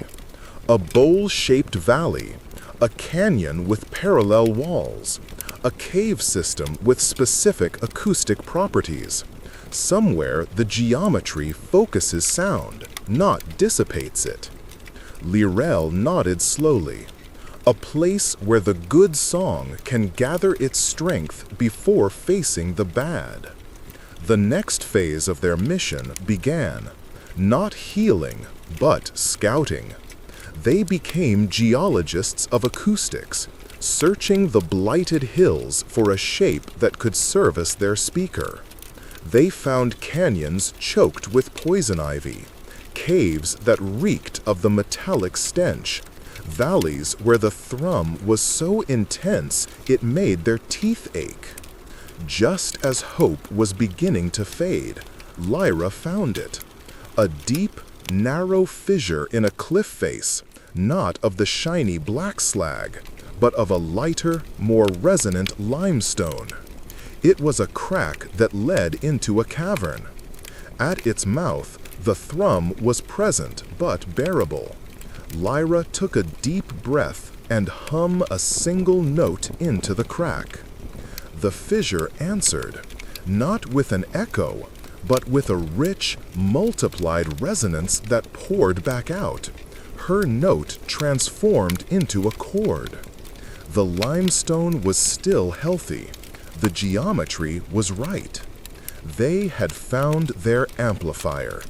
They had found their place to make a stand.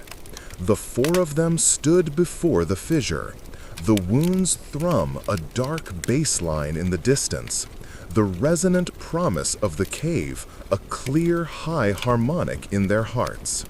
They were no longer just a gathering. They were a quartet poised to perform the most important piece of their lives. The surgery was about to begin. The Fissure Chorus. The limestone fissure was not a cave in the traditional sense. It was a geological whisper, a slender vertical crack in the cliff face that deepened into a cavernous throat before narrowing again into darkness. It reminded Harka of the echoing gorge of his youth, but intimate, focused, an instrument built for precision rather than play. The air within was cool and carried a faint, clean scent of damp stone, a stark contrast to the metallic reek that clung to the blighted lands. They spent a full day preparing. This was not a performance. It was a ritual of sonic surgery, and every element required intent. Corvus, with his unerring eye for acoustic geometry, mapped the fissure's interior. He identified a natural ledge about 10 paces in where the walls curved to form a rough parabolic bowl, the perfect focal point, the sound bladder of this stone instrument. He cleared it of loose rubble, creating a stable platform for them all. Lyra and Harka gathered armfuls of the healthiest moss and clean, dry grasses they could find from the furthest, least tainted edges of the region. They lined the floor of the ledge with them, creating a soft, insulating bed that would muffle errant footscuffs and symbolize their connection to living earth. Lyriel, using her gentle influence over moisture, coaxed a trickle of clean water from a seam in the rock above the entrance, letting it fall in a constant, soft plink-plink into a natural stone basin. This water clock would provide a pure, unchanging rhythmic reference, a heartbeat for their work, untouched by the wound's discord. As dusk painted the sky in muted violets and grays, they stood at the mouth of the fissure. The wound's thrum was a constant, ugly presence here, a vibration that seemed to stain the twilight itself. But within the fissure's mouth, the air felt different, still, expectant, holding the potential of its own clean resonance like a held breath. "We do not play at the poison," Lyra said, her voice low and solemn in the gathering dark. "We play for the stone, for the air in this place. We fill this vessel with health. The vessel will do the rest." They entered in single file, Lyra first, then Harka, then Lyriel, with Corvus at the rear, his chime staff held carefully to prevent accidental sound. They settled on the mossy ledge, facing the open mouth of the fissure through which the last light bled. They arranged themselves not in a line, but in a tight circle, knees touching, creating a circuit of shared intention. Their instruments were in their laps. For a long time, they did nothing but breathe. They synchronized their inhalations and exhalations with the plink-plink of Lyrel's water clock, their four bodies becoming a single, slow-pulsing organism. They closed their eyes, not to shut out the world, but to see the soundscape they needed to build. Harka visualized the ground of health as a glowing, intricate structure of light, Lyra's deep red foundation, Corvus's silver lattice, his own green pulses of life, Lyriel's blue-white waves of cleansing. The thrum from the wound pushed at the edges of his concentration, a greasy black tendril of noise seeking to unravel his focus. He felt Lyriel shudder beside him, heard Corvus take a sharp, controlled breath. They were all under assault. Lyra began. Her note was not loud, but it was profound. It emerged from the hollow log of her listen then speak, not as a played sound, but as a summoned one, a vibration drawn up from the memory of the throat of the world and given voice through wood and gut. It was the color of bedrock, of deep roots, of unconditional stability. Whoom. The sound filled the fissure, and the limestone, eager for harmony, embraced it. The note gained body, warmth, resonance. It was no longer just Lyra's note. It was the fissure's note. As the foundational drone reached its full, rounded resonance, Corvus moved. His eyes were open, fixed on a point in the air, as if reading an invisible score. He selected a single, small, perfectly tuned stone chime from his staff. With a touch as light as a falling leaf, he struck it with his bone pick. The sound was a needle of pure silver light shot through Lyra's red drone. It was perfect, mathematical, a declaration of order. The fissure caught it, held it, made it shimmer.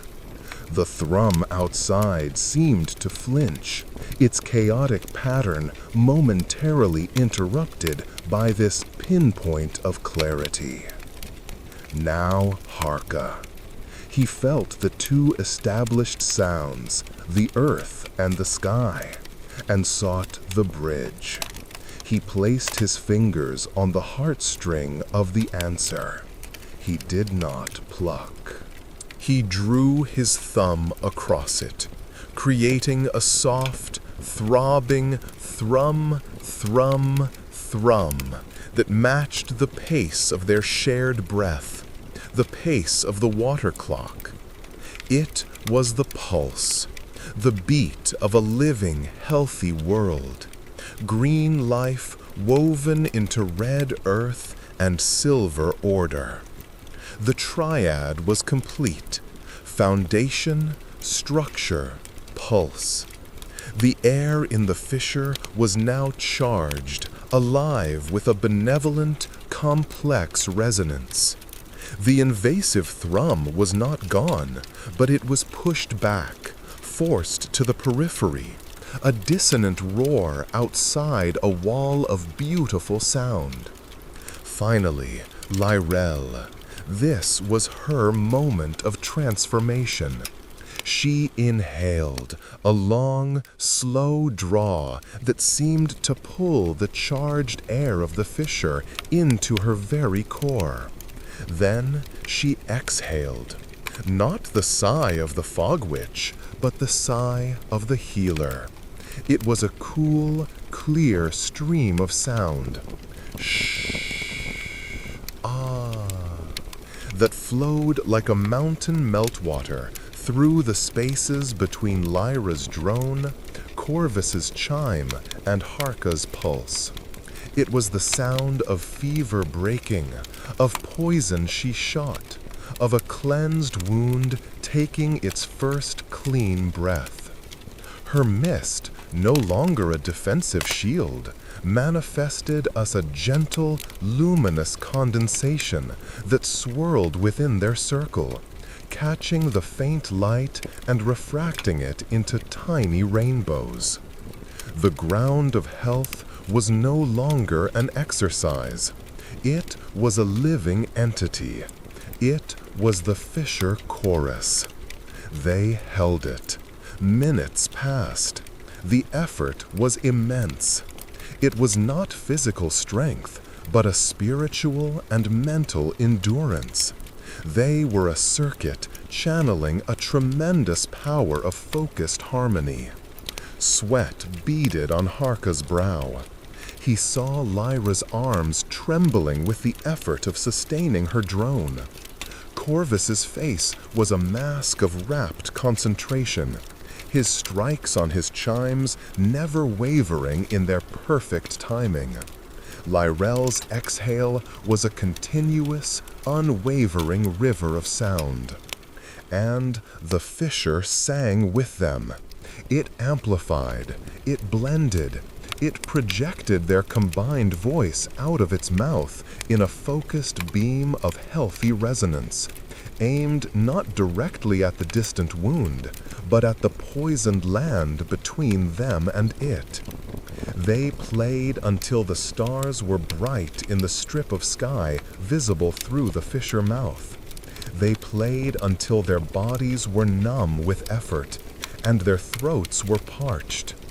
They played until a subtle, impossible shift occurred. The constant, grinding thrum softened. Not much, a fractional lessening of its oppressive weight. A single, persistent tone within its chaos seemed to hiccup, to harmonize briefly with Lyra's drone before being swallowed again. It was working. But they could hold no longer. Lyra, us the Foundation, gave the signal. A minute dip in the volume of her drone. Corvus let his final chime ring out into decay. Harka's pulsing thumb stilled. Lyral's cleansing sigh faded to a whisper, then to silence.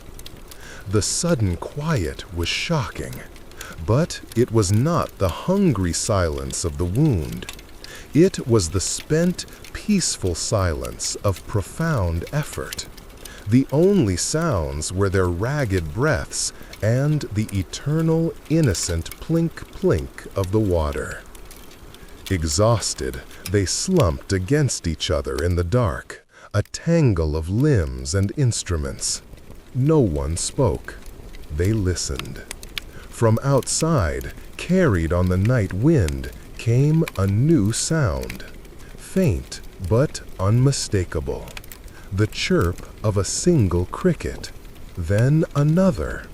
A sound of life timidly testing the air from a patch of ground that had been silent for moons.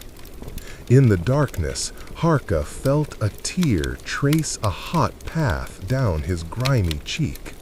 It was not a tear of sorrow, or even of joy. It was a tear of awe. They had done it. They had done it. They had not cured the world, but they had proven the poison was not absolute. They had carved out a tiny pocket of health in the sickness, and life had dared to answer. They slept there on the mossy ledge, wrapped in the lingering warmth of their own shared song, and the fragile, newborn hope chirping in the night. They were no longer just a quartet. They were the Fisher Chorus, and tomorrow they would sing again. The aftershock of harmony. Dawn found them stiff, aching, but suffused with a quiet, radiant certainty. The single cricket of the night had been joined by a few others, their chirps weaving a fragile lattice of normalcy in the morning air. The wound's thrum was still present, a brooding bass note on the horizon, but it felt contained, as if the memory of their chorus had erected a faint, shimmering barrier between the poison and this immediate place. They emerged from the fissure, blinking in the gray light. The world looked the same, the sickly trees, the tainted streams, but it sounded differently. Or rather, they heard it differently. They had proven they could change the soundtrack, and that knowledge altered their perception of everything. The work that followed was methodical, grueling, and transcendent. They established a routine. Each dawn and dusk, they would enter the fissure and sing the ground of health for us long as they could sustain it. Sometimes for the length of time it took a stick of marked incense to burn, sometimes longer as their endurance grew. The sessions were acts of immense concentration, each one leaving them physically drained but spiritually fortified. In the hours between, they became gardeners of resonance. They did not just sing and retreat. They used the confidence born of their chorus to enact small physical acts of healing in the land immediately around the fissure, their zone of influence. Corvus, with his understanding of vibration, would seek out small tainted springs, while Harka and Lyra played a simplified, sustained harmonic nearby to hold a stable field. Corvus would use his pure tone chimes, striking specific frequencies aimed at breaking up the strange, metallic cohesion of the poison. He couldn't purify the water, but he could, he theorized, loosen the poison's hold, allowing the clean earth to begin filtering it again. They would mark these spots and return days later to find the milky blue fading to a murky gray, a sign, perhaps, of the world fighting back. Lyra and Harka worked with the land itself. They would find a patch of dying grass or a listless shrub. Sitting beside it, they would play not the full chorus, but a duet. Lyra's deep earth note paired with Harka's pulsing life rhythm.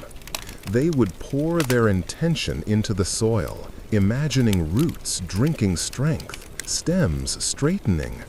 They weren't magicians, they were encouragers. And often, within days, the yellowing leaves would show a tinge of green.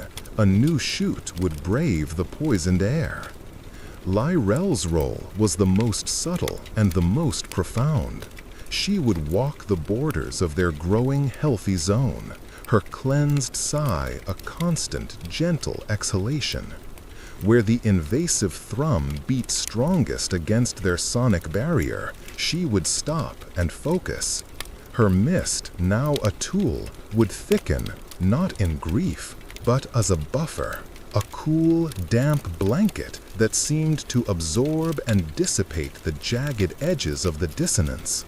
She was their living insulation, her very presence a balm against the psychic screech of the wound. Their small zone of health began to expand, inch by precious inch. A circle of clean earth, perhaps 50 paces across, radiated from the fissure mouth. Within it, worms returned to the soil.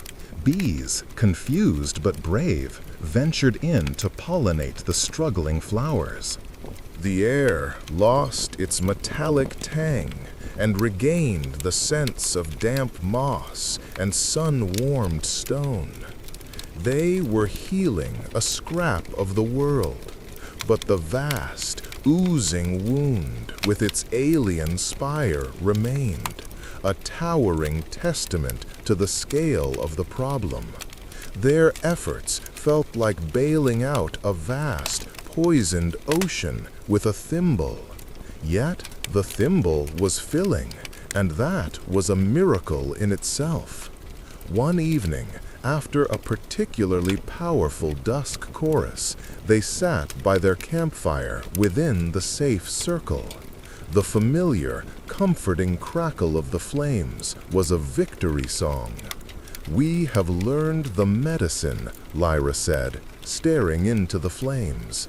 "But we are four. The wound is vast. Our fissure is one point. Harka nodded, the old dream steering anew, but now tempered with hard-won realism. We need more fissures, more choruses. We need to find the other seeds, not just for a song, but for a network of healing. To plant pockets of health all around the wound, to contain it. A sonic suture, Corvus said, tapping a diagram he'd scratched in the dirt. A circle with a dark dot in the center, surrounded by smaller dots. Multiple points emitting the corrective frequency, creating a net of harmony that suppresses the disruptive signal. Theoretically, with enough points, we could induce a standing wave of health that might even pacify the epicenter. Lyriel looked from the drawing to the dark horizon where the wound throbbed. We are a whisper of health. We need a chorus of whispers, a symphony of sutures. The goal was clear and staggeringly ambitious. They had to become teachers. They had to find the other scattered listeners and teach them not just to play, but to heal.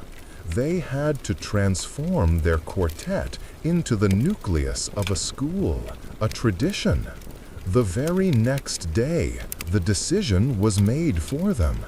During their morning reconnaissance at the edge of their healthy zone, Lyra held up a hand. She pointed east down a gully that carried the poison-tainted stream. Movement, not animal, human, more than one. They melted into the cover of a stand of less dead trees, instruments at the ready, not us weapons, but us shields. Soon, a group of 5 people came into view, picking their way carefully along the toxic stream bank. They were not herders or marsh dwellers. They were clad in travel-worn hides, their faces etched with a fatigue deeper than physical exhaustion, the hollow-eyed look of those living in a dying land. They carried spears, but the points were lowered. They were not hunting. They were searching. One of them, a woman with streaks of gray in her black hair, held a crude drum. She stopped, tapped it lightly, and listened to the sound decay in the blighted air, her face a mask of despair. These were refugees, survivors from a land the wound had consumed. Harka looked at Lyra, then at the others. A silent conversation passed between them. This was it. The first test, not of their healing on the land, but of their purpose for people. They stepped out of the trees, moving slowly, hands open and visible. The refugees started, spears coming up in instinctive fear. The woman with the drum gasped, her eyes wide at the sight of them. A woman with a log, a man with a feathered board, a thin man with a ringing staff, and a pale woman who seemed to glow with a faint, cool light. "Peace," Lyra called, her voice the calm ground note given speech. "We mean no harm." The refugees stared, bewildered. The gray-streaked woman spoke, her voice raspy. What are you? This is the Deadland. Nothing lives here but the poison and the ghost sound." "We are listeners," Harka said. "We are trying to heal it." A bitter laugh escaped one of the younger men. "Heal it? The ground is sick. The water burns. The very air hums with a fever dream. You are mad." "Come," Lyra said, her mist voice gentle, inviting.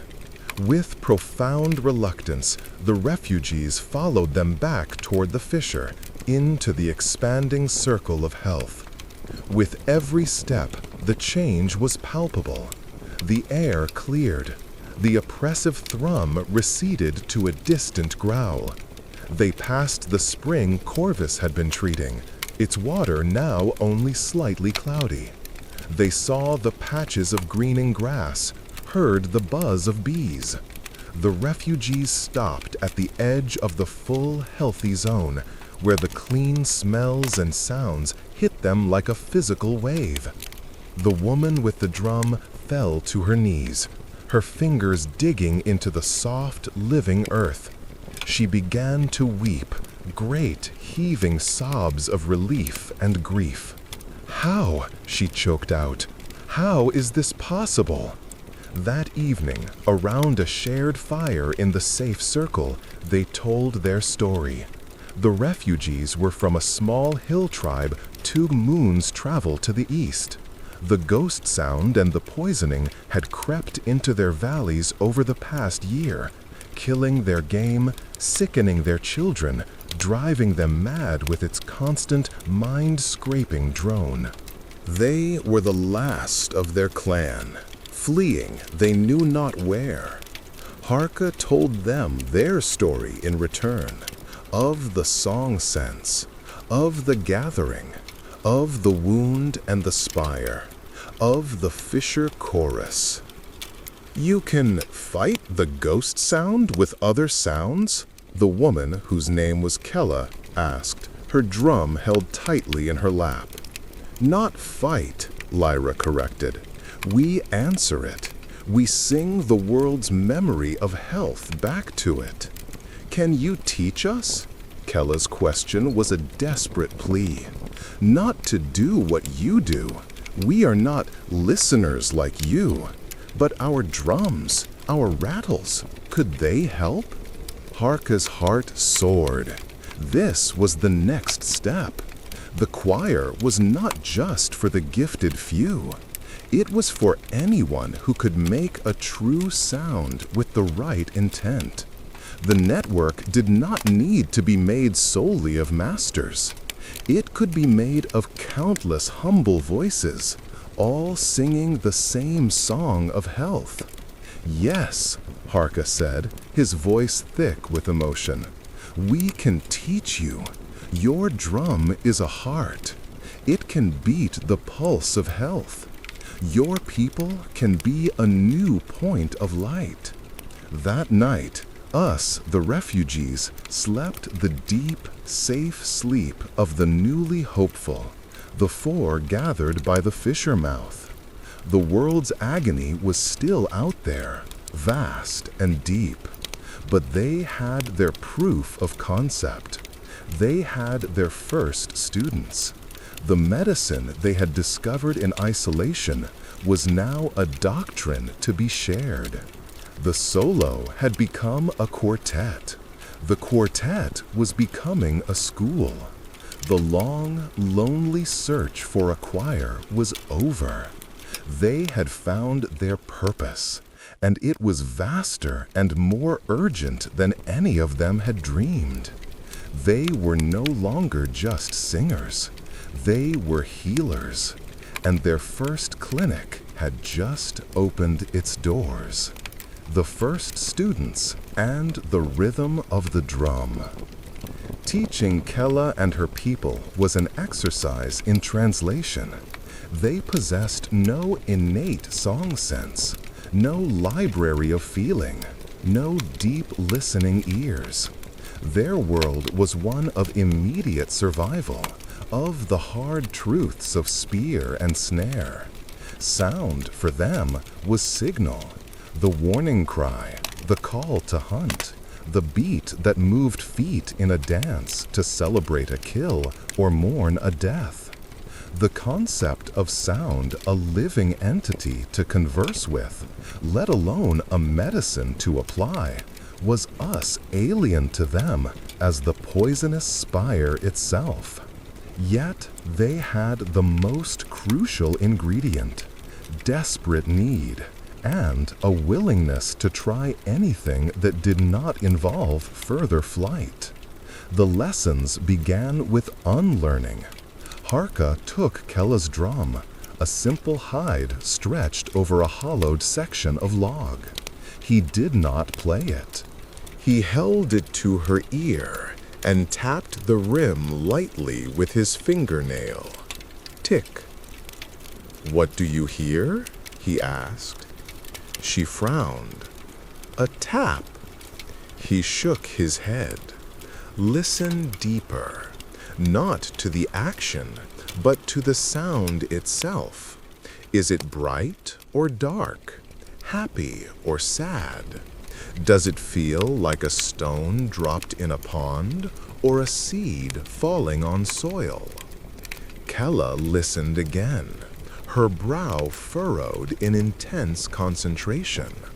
The others of her group, her brother Torin, a wiry hunter named Garn, and two younger women, Elin and Sora, watched skeptically. "It is sharp," Kella ventured. "A little lonely." Harka smiled. "Good. That is the sound's feeling. Now we must give it a new feeling. The feeling of a strong, steady heartbeat. Not the frantic heart of fear, but the calm, powerful heart of a sleeping giant. The heart of the healthy earth."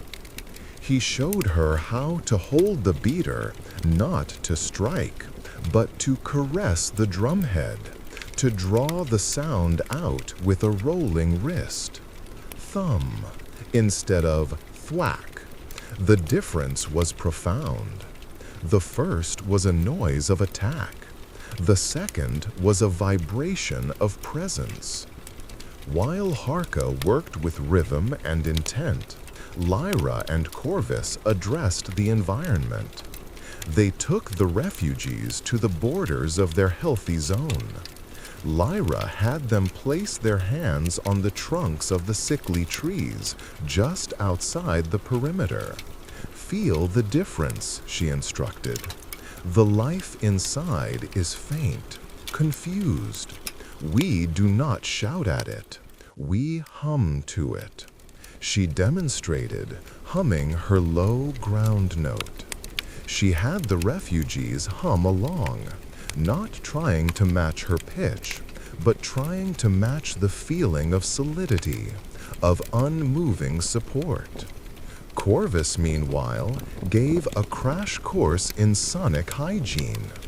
He showed them how certain sounds, jangling, clashing metal, harsh shouts, seemed to feed the invasive thrum, making it pulse more strongly. He had them practice moving quietly, placing their feet with care, speaking in the soft, flowing tones Lyra used. "We are not just making good sound," he explained in his precise way. "We are ceasing to make bad sound. We are reducing the noise that the poison can eat." Lyriel's teaching was the most abstract. She took them to the clean spring. "Watch the water," she said. She exhaled her gentle, cleansing sigh over the surface. The water seemed to still, the tiny ripples smoothing out. "Your breath carries your spirit. A fearful, tight breath makes the world tense. A calm, open breath invites it to relax. Breathe with the land, not just on it." For days, it was slow, frustrating work. The refugees' first attempts at a healing drumbeat were either timid, inaudible patters or loud, anxious thumps that made everyone flinch. Their humming was tuneless and self-conscious. Garn, the hunter, grumbled that he felt foolish whispering to dirt. The breakthrough came unexpectedly. Young Sora, one of the quieter women, was on watch one night at the edge of the healthy zone. The thrum was particularly bad, a restless, grinding ache in the air that set everyone's teeth on edge. Sora, clutching her spear, began to feel the old, familiar panic, the urge to run from the sound that could not be outrun. But she remembered Lyriel's lesson. Instead of tightening, she forced herself to take a long, slow breath, imagining she was blowing on a cold stone to warm it. As she exhaled, a memory surfaced. Her grandmother singing a nonsense lullaby to her when she was small and afraid of thunder. Without thinking, Sora began to hum that lullaby. It was simple, repetitive, a gentle rising and falling melody. She hummed it to the anxious night, to the thrumming darkness. She wasn't trying to heal. She was comforting herself. But a few paces away, a cluster of night-blooming moonflowers, which had remained tightly closed since the poisoning began, slowly unfurled their pale petals in the starlight. The next morning, Sora, trembling with excitement, showed them. The open flowers were a small, undeniable miracle. She demonstrated what she had done. She hadn't tried to drum the Earth's heartbeat or hum its foundational note. She had offered a sound of human comfort, of innocent safety. Harka understood instantly. You didn't speak the land's language. You spoke your own, and the land understood the feeling. The medicine was not in precise pitch or rhythm, but in the intent of the sound. Love, comfort, stability. These were universal frequencies. This liberated the refugees. Kella stopped trying to mimic Harka's pulse and instead beat the rhythm of her own steadfast courage. A slow, determined thump, thump, thump that spoke of endurance. Garn found he couldn't hum, but he could whistle a clear, piercing note he used to call his hunting dogs, a sound of confidence and guidance. He whistled it now as a statement. I am here. I am not lost. They became a ragtag, unorthodox chorus. Kella's drum beat the rhythm of resilience. Garn's whistle cut through the thrum with assertive clarity. Ellen and Sora wove a duet of hummed lullabies and soft, clicking songs from their childhood. Torin, who was nearly mute from trauma, began to tap two stones together in a simple, repeating pattern that was the sound of patience itself. Lyra, Harka, Corvus, and Lyrel wove their own sophisticated ground of health around and through these simple, powerful offerings. The refugees' sounds were the sturdy, plain threads. The four listeners' sounds were the complex, golden weave that held them together. The combined effect was not as clean or powerful as the pure Fisher chorus, but it was wider, more diffuse, and deeply moving. It was the sound of community fighting back. The healthy zone began to expand faster. The refugees' sincere, emotional sounds seemed to speak directly to the wounded land's spirit in a way that pure technique could not. They were not reminding the land of its own song. They were offering it a new reason to sing, the reason of human care, however clumsy. One evening, 2 weeks after the refugees' arrival, they performed a full community chorus at the Fisher Mouth. The four listeners played their foundational parts. The refugees added their layers: drum, whistle, hum, click, stone tap. The Fisher gathered it all, blended it, and sent it out into the twilight, a tapestry of sound both primal and sophisticated, desperate and hopeful. The next morning, they discovered that a small, tainted stream that fed the larger poisoned flow had run clear for the first time. Not fully clean, but the milky blue was gone, replaced by a silty brown that spoke of natural processes resuming. Kella stood by the stream, tears in her eyes. "We did that," she whispered, not a question, but a stunned declaration. They had. The students had become practitioners. The network had its first vital node beyond the original four. The medicine was replicable. That night, as they celebrated with a meal of fish from the now clear stream, Kella looked at Harka across the fire. "There are other pockets of survivors," she said, "fleeing, hiding, dying. We must find them. We must teach them the drum, the whistle, the hum. We must build more circles." The mission was evolving yet again.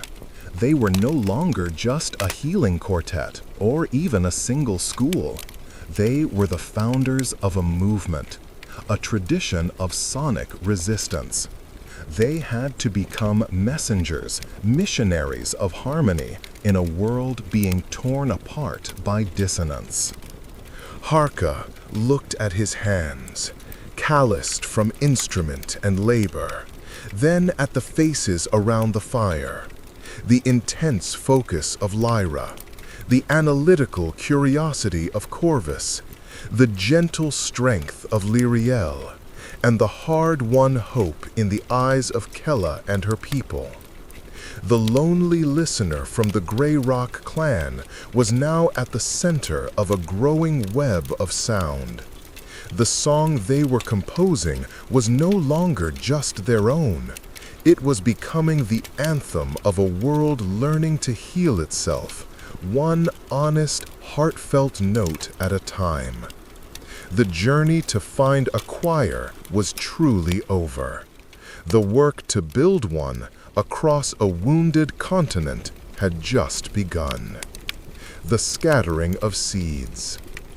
The decision to scatter was born of necessity and strategic fire. Their single healthy zone, now the size of a small valley, was a radiant proof of concept, a sanctuary in the blight.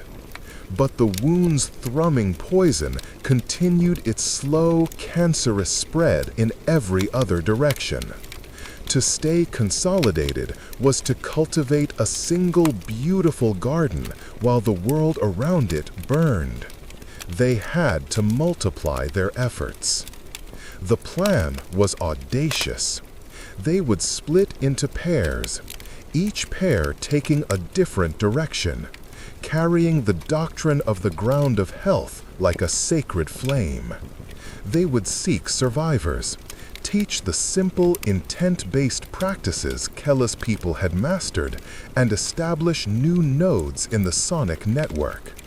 Their ultimate, distant goal was to encircle the wound with a ring of healthy resonance, a chorus of choruses. The parting was solemn, a ritual stripped of sentimentality and charged with purpose. They stood in the center of their healed valley, the morning sun painting the healthy grass in gold. Lyra would travel south and east with Corvus. Their pairing made intellectual sense, the deep, intuitive wisdom of the earth shaman and the precise, analytical mind of the acoustic scientist. They would seek out settled communities, perhaps river folk or forest dwellers, where complex social structures might allow for more organized, sustained practice. Lyra's authority and Corvus's logic could build institutions. Harka would go north and west with Lyriel. Theirs was a pairing of heart and healing. The northern reaches, according to Kella, were a fractured landscape of scattered family bands and isolated survivors, people broken by the poison's advance. Harka's empathy and Lyriel's profound, wounded compassion were the tools for such shattered places. They would offer not just a technique, but a solace, a sonic embrace for the traumatized. Kella and her people would remain. They were the stewards of the First Valley. Their task was to deepen the health of their home, to practice and refine the teachings, and to serve us a beacon and a way station for any other seekers drawn to the rumor of a healed place. They were the anchor of the network. There were no long farewells. They touched foreheads, a gesture borrowed and deepened from the marsh people. They exchanged small, meaningful tokens. Lyra gave Harka a pouch of sacred earth from the throat of the world. Corvus gave Lyrel a single, perfect chime stone that rang with a note of pure clarity. Harka gave Lyra the egret feather from his instrument, a symbol of travels that had borne fruit. Lyrel gave Corvus a vial of condensed, clean mist from her breath, captured in a hollow reed, a portable piece of stillness. Then they turned and walked away from each other, into the vast, wounded world.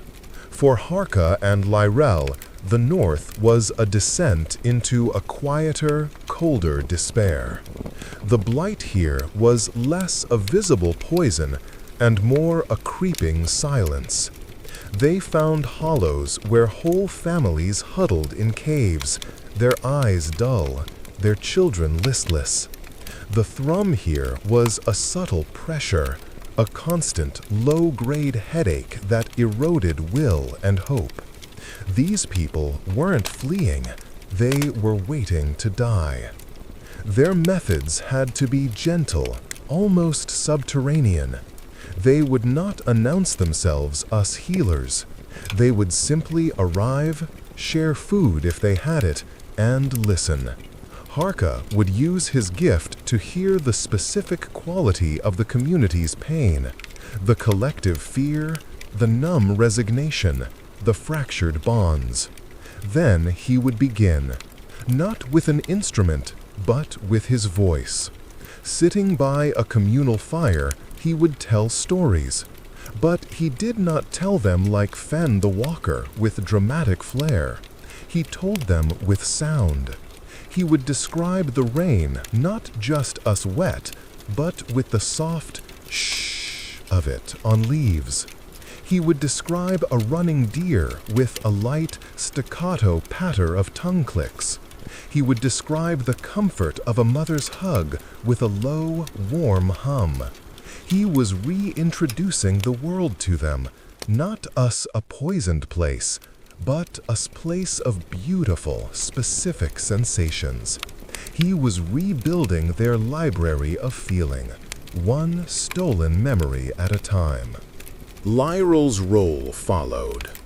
Once Harka had softened the air with remembered beauty, she would exhale her cleansed sigh, letting it settle over the group like a cool, calming cloth on a fevered brow. The oppressive thrum would seem to dull at its edges. People would breathe more deeply. Children would creep closer, drawn to her pale, peaceful presence. Only then, when trust was a fragile seedling, would Harka bring out the answer. He would not play the full ground of health. He would play a single, simple melody that mirrored the emotional landscape he'd sensed. A melody for shared sorrow. A melody for fragile hope. A melody for remembering strength. The effect was slow but profound. In one settlement, a grandmother, her hands twisted with pain, began to rock and hum along with Harka's melody. In another, a man who hadn't spoken since watching his crops wither picked up 2 sticks and began to tap the rhythm Harka played on a rock. The sounds were crude, but the intent was pure. They were answering. They were participating in their own healing. Harka and Lyrel would stay for a few days, coaching, encouraging, leaving behind the basic principles. Make sound with good intent. Match your sound to the feeling you wish to foster. Breathe with the world, not against it. They would identify a natural resonance spot, a small cave, a stand of particular trees, a bend in a creek, and consecrate it as a listening place. Then they would move on, leaving behind a tiny, flickering node of sonic consciousness, a place where people could gather to hum against the silence. Their journey was a tapestry of small, quiet revolutions. They found a band of starvelings who learned to drum their hunger into a rhythm of shared determination, and found that foraging in rhythm yielded more food. They found a pair of siblings guarding their sick mother, teaching them to harmonize their breaths with hers, and the woman's fever broke. They were not performing grand healings of the land. They were performing acupuncture on the spirit of a people, releasing blockages of fear and despair with the gentle needles of sound. Months passed. The seasons turned. They heard whispers on the wind, carried by traders or refugees, of other strange happenings. To the south, tales of a singing grove where people gathered to make music that made blighted streams run clearer. That had to be Lyra and Corvus's work. To the east, rumors of a weeping woman whose tears became sweet water, a distortion, perhaps, of Lyral's mist. The network was spreading. The seeds were sprouting. One bitter, early winter day, they came upon a sight that stopped them cold. It was a village, not of survivors, but of builders. They had constructed a palisade of sharpened logs around a cluster of sturdy huts. And from within the walls came a sound that made Harka's blood run cold. It was a crude, powerful, monotonous drumming, accompanied by harsh, rhythmic chanting. But the intent was not health, or comfort, or resilience. The intent was dominance, control. The sound was a battering ram, not a bridge. It vibrated with aggression, an attempt to force the land to obey, to beat back the thrum with sheer sonic violence. This was a perversion of their teaching, a hijacking of the idea that sound had power. As they watched from a snowy ridge, they saw the villagers drive a group of weaker-looking people out of the gates with shouts and brandished spears. The exiles stumbled into the blighted snow, clutching meager bundles. The drumming from inside the walls grew louder, more triumphant. Harka felt a sickness that had nothing to do with the wound. This was the danger Miria and Braun had feared. Power without wisdom. Sound as a weapon, even against other people. Their medicine had a dark mirror image, a plague of sonic tyranny. Lyral's mist swirled around her, not with healing coolness, but with a sharp, defensive cold. "They have taken the drum," she whispered, "and made it a club." They could not confront this fortified village, but they could tend to its victims. They descended and found the exiles, a family group, shivering and terrified. The father, his face bruised, spat the name of the village with hatred. Stone Fist. Their shaman says the strong sound drives out the weak poison. They say those who cannot make strong sound are impurities, to be cast out. Harka's heart ached. This was his nightmare given form. He and Lyral took the exiles in, led them to a nearby listening place they had established weeks before, a small, sheltered canyon where the wind sang a pure note. They built a fire, shared food, and Harka played not a song of power, but a song of welcome, a song of belonging. As the music soothed the exiles, Harka made a silent vow. The network of healing had to be stronger than the nodes of control. Their doctrine had to be clearer, its ethical core unshakable. They were not just scattering seeds of sound, they were scattering seeds of a philosophy. That true power lay in harmony, not force, in invitation, not expulsion, in healing, not conquest. The North had shown them the depths of despair, and now the specter of corruption. Their work was far more complex than they had dreamed. They were not just healers of land, but midwives of a new, fragile conscience in a broken world.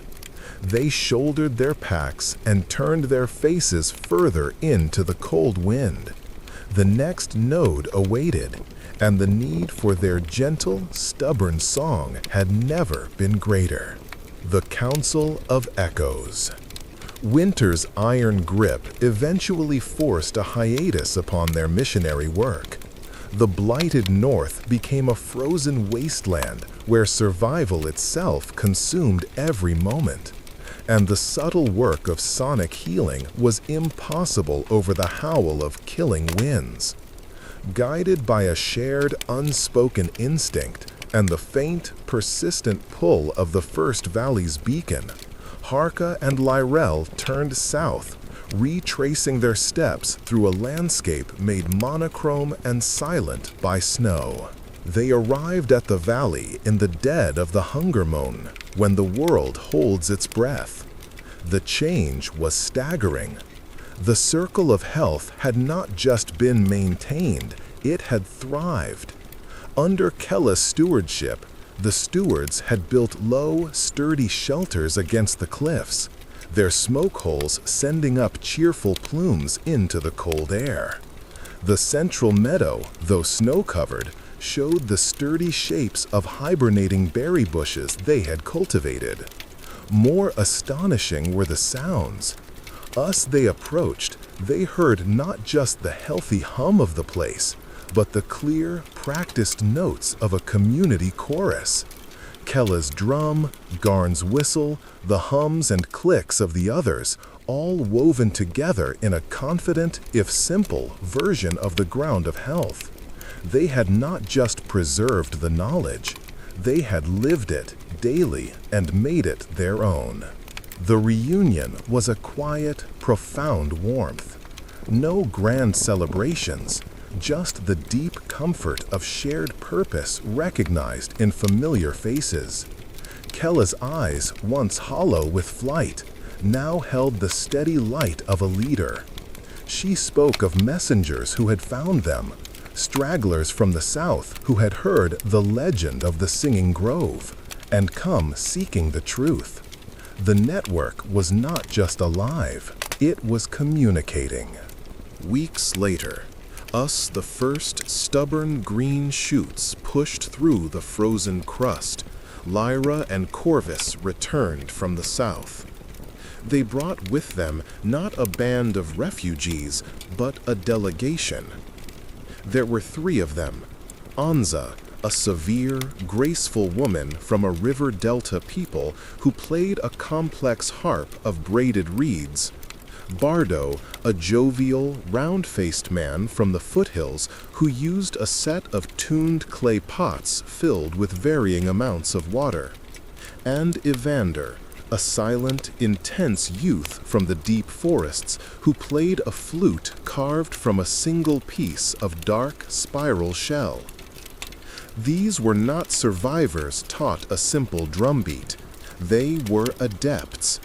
Lyra and Corvus had found fellow travelers on the path of the song sense, individuals who had been practicing their own lonely, intuitive arts of sound. The river harpist could mimic the flow of water so perfectly fish would swim into her nets. The potman could produce tones that seemed to soothe agitated bees and ripen fruit. The flutist could play melodies that made the lichen glow with a faint, eerie light. Lyra and Corvus had not just taught them, they had collaborated with them, refining their innate gifts with the principles of the ground of health. These three represented the next evolution, the integration of diverse, sophisticated sonic traditions into the healing framework. The first valley now held the 4 founders, the stewards, and 3 new masters. It was the first true gathering of the network's heart. They called it the Council of Echoes. For days, they did not strategize or plan. They shared, they played. Anza's harp wove liquid, flowing lines around Lyra's drone. Bardo's pots provided a earthy, percussive harmony to Harka's pulse. Evander's flute danced like sunlight on moss between Corvus's chimes. Lyriel's mist sigh washed over it all, a unifying breath. The stewards added their foundational rhythms and tones, the sturdy warp to this intricate weft. The music they created in that sheltered valley was unlike anything the world had likely ever heard. It was not a song from one place or one people. It was a conversation between mountain and river, forest and delta, intellect and emotion, sorrow and joy. It was the audible proof of their theory: many voices, one health. And the valley responded. Flowers bloomed out of season. The clean spring ran with increased vigor. The air itself seemed to sparkle with well-being. The combined, focused resonance of 10 powerful practitioners was a force of tangible creation. But the council was not for celebration alone. They had gathered because the whispers from the wider world were growing darker. Kella's messengers brought news of the Stonefist village and others like it, places where the doctrine of sound had been twisted into a tool of hierarchy and fear. They also brought terrifying news from the edges of the known world. The Rund was not unique. "My people's traders," Anza said, her voice as clear as her harp notes, "speak of a bleeding mountain far to the southeast, where a red smoke poisons the birds in flight. They say a similar wrong hum comes from it." Bardo nodded, his usually cheerful face somber. In the western deserts, nomads avoid a glass plain where the sand has melted and refrozen, and a sound like grinding teeth drives men insane. Evander simply held up his flute, then pointed it like an arrow toward the northwest, beyond where Harka and Lirel had traveled. His meaning was clear: a third point of poison. The wound with its spire was not an anomaly. It was one of several. The world was suffering from multiple, simultaneous injuries. The scope of the catastrophe threatened to drown their hard-won hope. A grim determination settled over the council. They had proven their medicine worked on a local scale. They had begun to build a network of practitioners, but they faced not a single infected cut, but a body riddled with septic wounds. They needed to think bigger than circles of health. They needed a strategy for the world. Corvus, who had been making intricate maps in the dirt, spoke. "The wounds emit a disruptive frequency. Our healthy zones emit a corrective one. We have been thinking in terms of containment, building walls of sound around each wound. But what if we thought in terms of transfusion? He drew a new diagram, a map with several dark dots, the wounds. Then he drew bright lines connecting them to a single larger central dot, the first valley. What if the individual healthy zones are not ends in themselves, but nodes in a larger circuit? What if we could create sustained sonic pathways between them, ley lines of song, to share strength, to balance the poison across the whole system rather than fighting it in isolated pockets?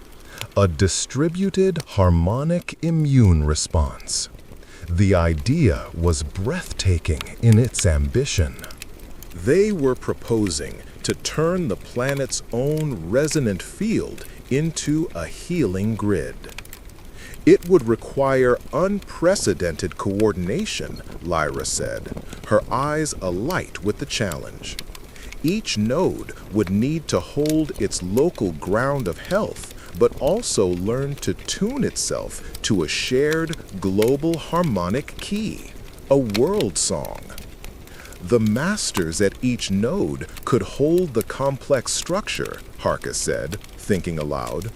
The local people, the stewards, could provide the sustained power, the volume, and the pathways between. They would need to be kept clear of discord, maintained by travelers, messengers, walkers like Fen. It would be a living tradition, Lyriel whispered, her mist shimmering with the concept. A song passed from valley to valley, never ending. The Council of Echoes spent the remaining weeks of thaw in a fervor of experimentation and planning. They worked to identify a prime harmonic, a set of core frequencies that all their diverse instruments and traditions could agree upon. A sonic lingua franca for the world's health. It was a process of negotiation, of finding the common vibrational ground between harp and pot, flute and log, chime and sigh. They also formalized their roles. Lyra, us the first listener and deepest connection to the Earth Song, would be the keeper of the prime. Her role was to hold the central tone at the first valley, the tuning fork for the world. Corvus became the cartographer of resonance, tasked with understanding and mapping the theoretical pathways. Harka, with his empathy and gift for teaching, was named the Walker of the Word, the primary missionary to found new nodes and integrate new peoples. Lyriel was the balancer, the healer who would travel to troubled nodes where the harmony was threatened by discord, either from within or from the poison's pressure. Anza, Bardo, and Evander would return to their homelands, us the first regional archons, tasked with establishing and maintaining major nodes in the south, west, and deep forests. Kella and the stewards were the guardians of the hearth, the anchors. On the morning of their final scattering, they stood in a circle in the meadow, the prime harmonic hanging in the dew-laden air around them. A beautiful, complex chord that was the sound of their united purpose. They did not say goodbye. They played a new piece, one they had composed together. It began with the lonely call of Harka's reed, the original question. It swelled into the full, triumphant harmony of their combined might, the answer they had found. And it ended not with a final note, but with a sustained, open chord that faded slowly, implying continuation, a song meant to be picked up by the next voice over the next hill. As the last vibration dissolved into the morning, they touched foreheads one by one, a chain of connection. Then they turned. Lyra and Corvus headed east to refine the prime at the valley heart. Anza, Bardo, and Evander departed for their distant homes, carrying the seed of the world song. Harka and Lyriel shouldered their packs once more, their path leading now not just to the wounded, but to the spaces between, to scout the potential ley lines of song. The lonely listener from the Grey Rock clan was now a founder, a walker of the word, a note in a chord that aspired to wrap the entire globe. The search for a personal song was over. He was now a composer of a planetary destiny. The small, defiant hum had become a symphony, and its first movement, against all odds, was hope. The ley lines of song. The world Harka and Lyriel walked now was viewed through a new cartography. No longer just a map of threats and resources, or even of wounds and healthy zones. It was a landscape of potential resonance. They were the first surveyors of the hypothetical ley lines of song, and their journey became a pilgrimage of listening, a search for the world's hidden sonic pathways. Corvus's theory was elegant. Just as certain stone formations focused the old song, there would be natural corridors in the land where sound, and therefore intentional harmony, could travel with minimal distortion and maximal reach. These would be their sonic rivers, their vibrational roads. They sought specific geographies. Long, straight valleys flanked by parallel ridges acted as natural waveguides, carrying sound for incredible distances. One afternoon, in such a valley far west of the first valley, Harka played a single, clear note on the answer. Lyriel, stationed a quarter-mile down the valley, heard it not as a faint echo, but as a distinct, only slightly diminished tone, as if he were standing just paces away. The valley was a whispering gallery on a colossal scale. They found singing sands in a high desert, dunes of a specific grain size that, when the wind blew, produced a sustained, eerie hum. By adding their own voices to this natural drone, they could modulate it, embedding the prime harmonic into the wind itself, letting the desert breeze carry their medicine. They discovered networks of caves, vast limestone labyrinths where water dripping through mineral-rich ceilings had formed forests of stalactites and stalagmites. Tapping these formations produced a range of pure, bell-like tones. By carefully mapping and tuning a cavern, marking which formations to strike in which sequence, they could create a natural, playable instrument within the earth, a permanent, resonant chamber that could be activated by any traveler who knew the code. Their work was inscription. At each confirmed ley line intersection or powerful natural resonator, they left markers, not stone piles, but sonic ones. Harka would use his flint knife to carve the three-arch symbol of the salt marsh people into a strategic rock face, knowing the wind would whistle through the grooves with a specific tone.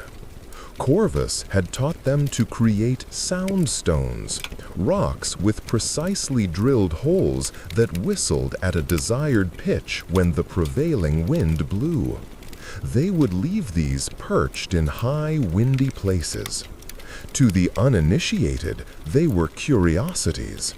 To a trained listener, they were signposts and tuning forks, humming fragments of the prime harmonic. But they were not just mapping geology, they were mapping the human heart. Their most important discoveries were the nascent nodes. They found a coastal fishing village where an old woman, inspired by rumor, had taught her people to sing specific chords while mending nets, claiming it strengthened the fibers. The songs were crude, but the intent was pure. Harka and Lyril spent a moon with them, refining their chords, aligning them with the prime, and showing them how the sea caves north of the village formed a perfect resonator that amplified their songs out to the very fishing grounds. They left behind a new archon, the net singer, and connected her node to their growing mental map. They also encountered darkness. In a fertile plain between two mountain ranges, they found a society that had wholly embraced the corrupted doctrine. Called the Thunderspeak, they had developed massive hide-covered drums beaten by teams of men. Their healing was a daily sonic assault on the land, a brutal, repetitive pounding meant to dominate the poison. The land was not healed, it was cowed, productive but lifeless in spirit, the people rigid and fearful of their own rulers. The ley line that passed through this plain was stained, carrying not harmony, but this oppressive rhythm for miles. They could not confront this directly. Instead, from a hidden vantage, Harka and Lyril performed a delicate, dangerous act of sonic subversion. Over 3 nights, during the quietest watch, they played the pure, gentle prime harmonic into the headwaters of the river that fed the plain. They played it softly, so it merged with the water's own song. Their hope was that this subtle, persistent counter-melody would seep into the land and the subconscious of the people, a whisper of an alternative to the drum's tyranny. It was a seed of doubt planted in rhythm. After the year of travels, a pattern emerged in their map. The wounds, the 3 known spires of poison, were not randomly placed. They lay at the intersections of multiple, powerful ley lines. It was as if the spires were not just physical injuries, but deliberately placed dissonant plugs in the world's resonant arteries, poisoning the very channels through which health could flow. This was no accident. It was strategy. They returned to the first valley, not to the perpetual summer of the healthy zone, but in a time of early autumn. The council was gathering again, drawn by prearranged signal, a sustained, complex chord played by Lyra and the Guardians at each full moon, pulsed into the ley lines they now understood. The reunion was richer, deeper. New faces had arrived, sent by Anza, Bardo, and Evander, their first students, now masters in their own right. The clearing hummed with a dozen different instruments, a symphony of diverse traditions finding common ground in the prime harmonic. The network was no longer a theory. It was a living, vibrating fact. Harka and Lyril presented their findings. They scrawled their map in ochre on a great flat stone, the 3 wounds as dark spirals, the first valley as a central sun, and radiating outwards a web of light, the confirmed ley lines dotted with smaller points for the established and nascent nodes. The wounds are blocking the flow, Corvus declared, his eyes blazing as he saw the geometric proof. They are not just sick places, they are tourniquets on the world's song. Our local healing is relieving the swelling, but the limb will still die if the circulation is not restored. A heavy silence fell. The scope of the task was divine. Then we must clear the lines, rumbled Garn, now a confident guardian. We must sing through the poison. It is not strong enough, Lyra said, her finger tracing a ley line that passed terrifyingly close to the original wound. Our combined chorus here is powerful, but to project a healing signal through the disruptive field of a wound, the signal would be shattered, corrupted before it reached the other side.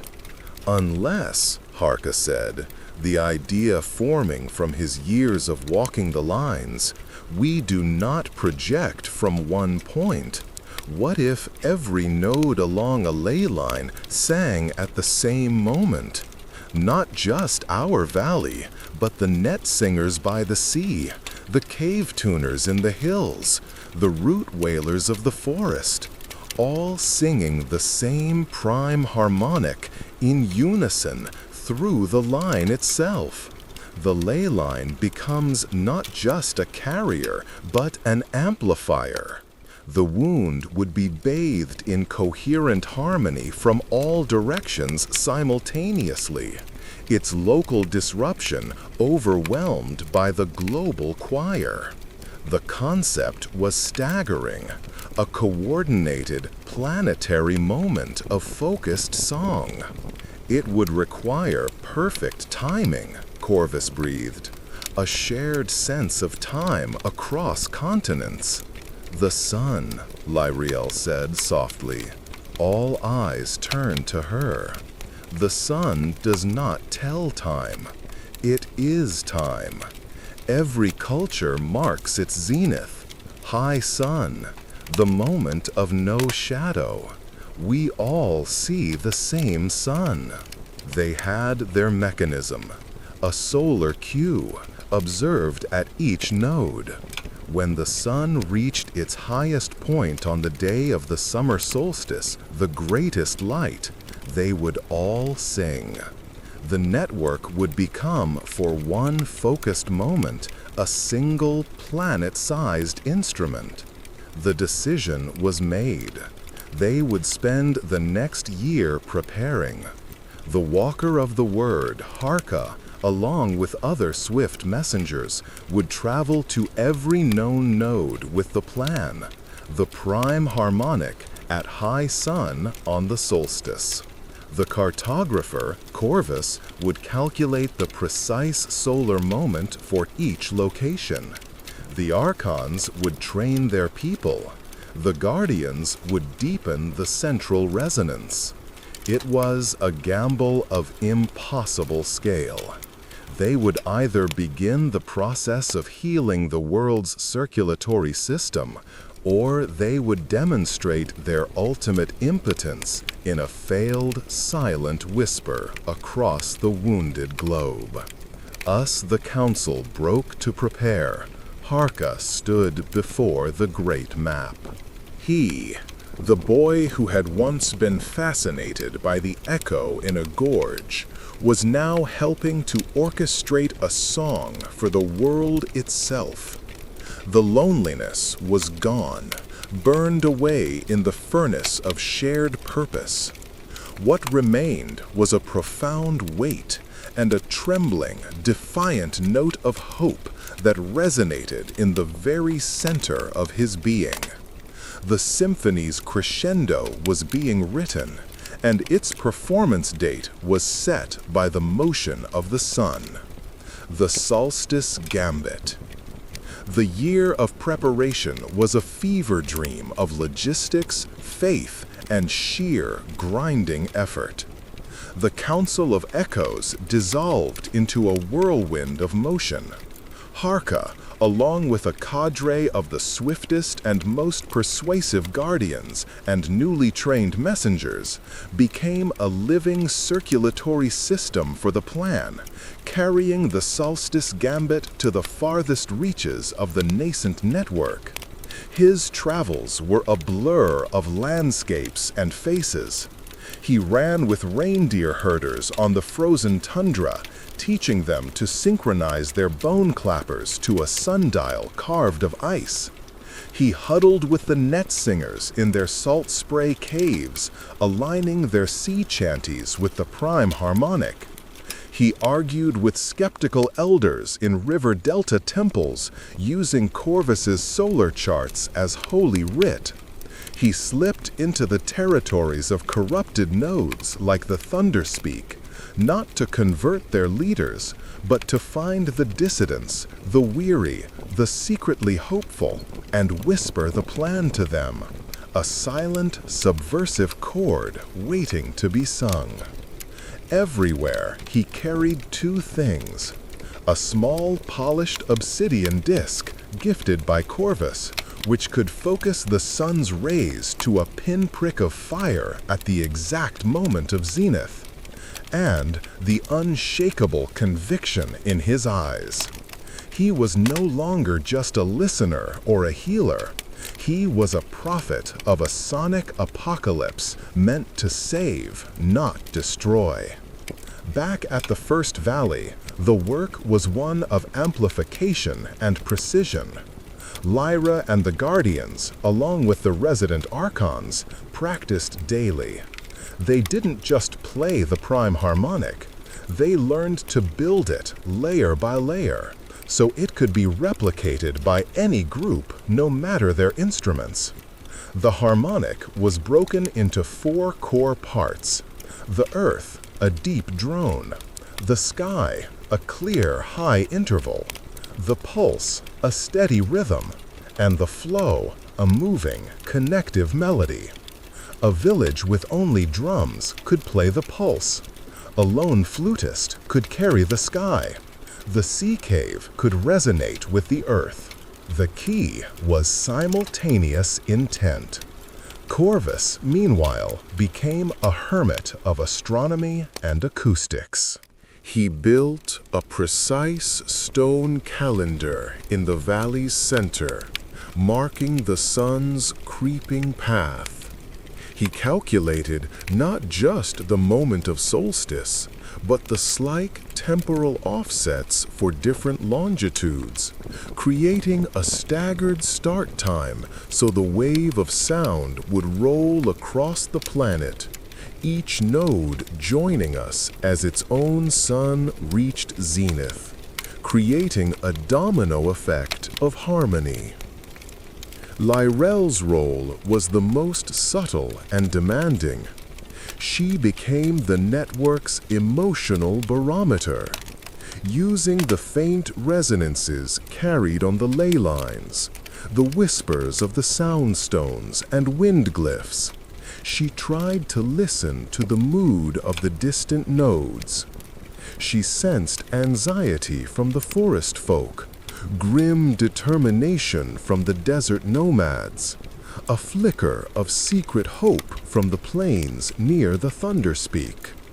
She would send back not instructions, but waves of calming resonance, a sustained, cool exhalation of confidence poured into the ley lines, a mother's soothe to a nervous child.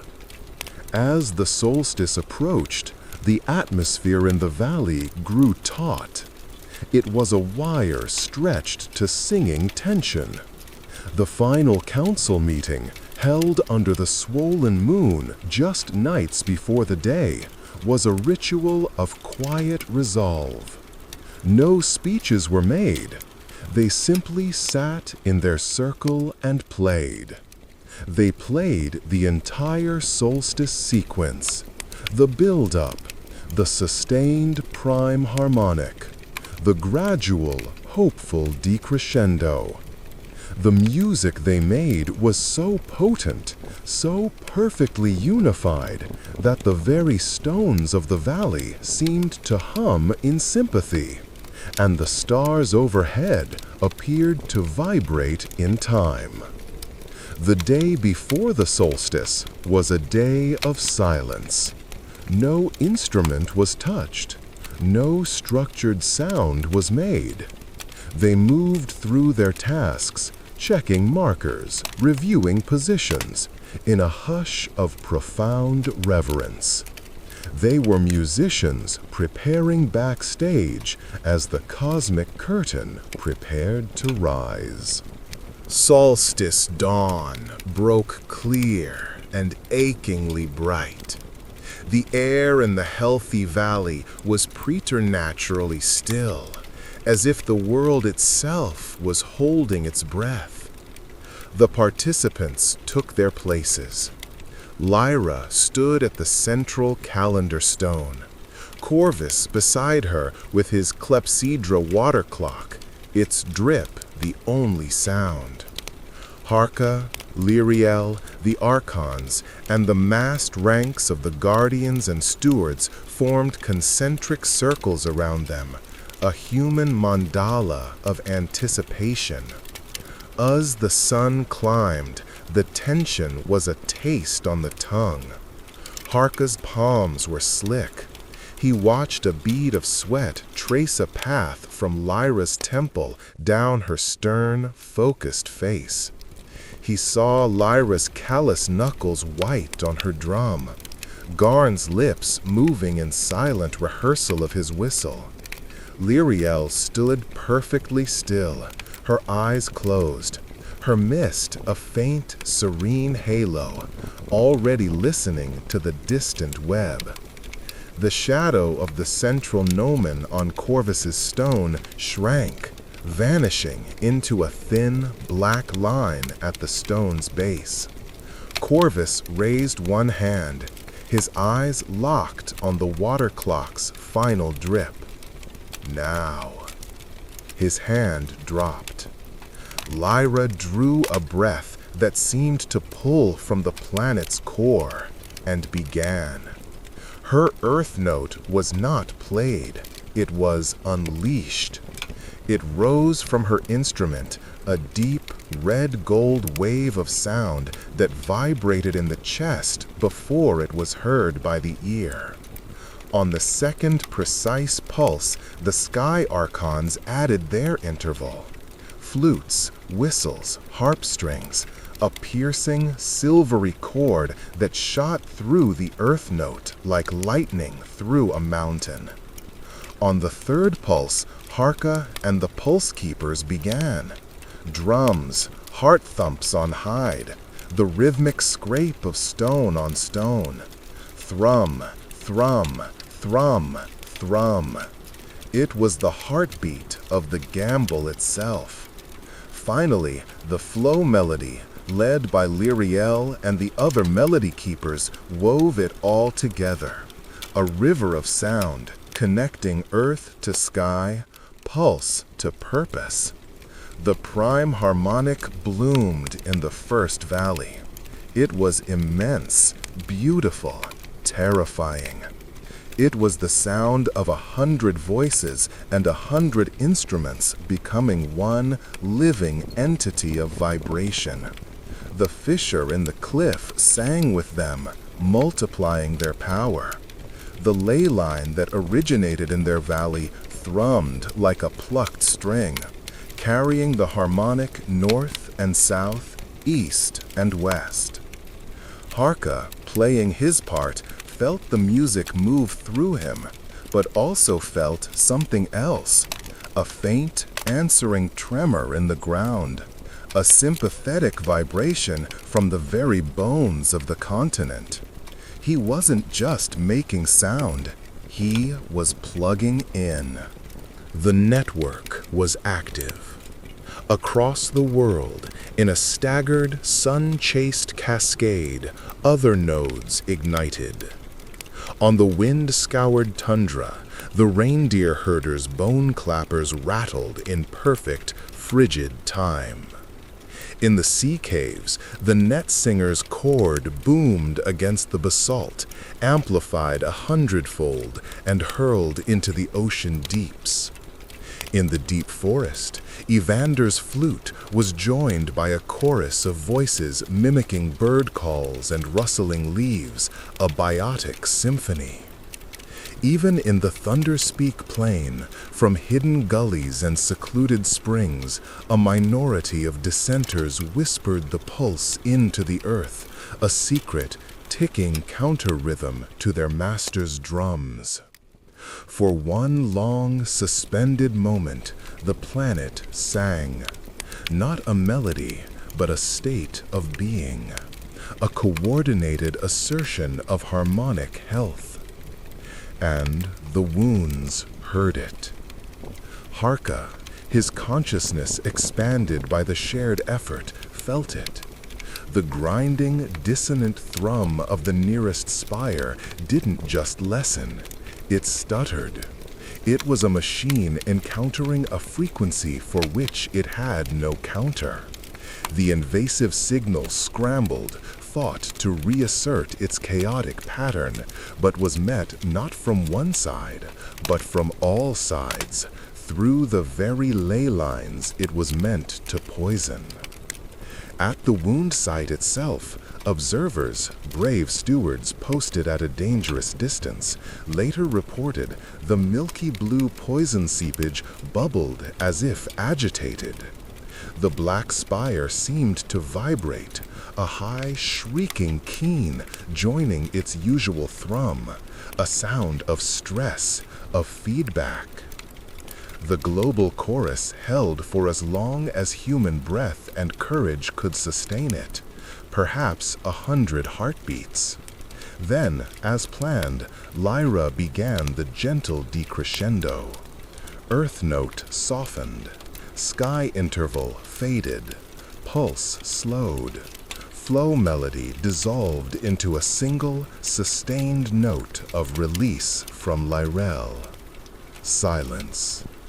Not the dead silence of the wound, but the full, resonant silence after a great bell has been struck, the air still humming with the memory of power. In the first valley, people slumped, instruments falling from trembling hands. They were drenched in sweat, tears streaking many faces. They had poured everything out. For a long time, no one spoke. They listened. The usual thrum of the wound was changed. It was not gone, but its edge was blunted. Its chaotic signature was muddied, as if trying to recoalesce around a new, unwanted harmonic impurity, the echo of their global song.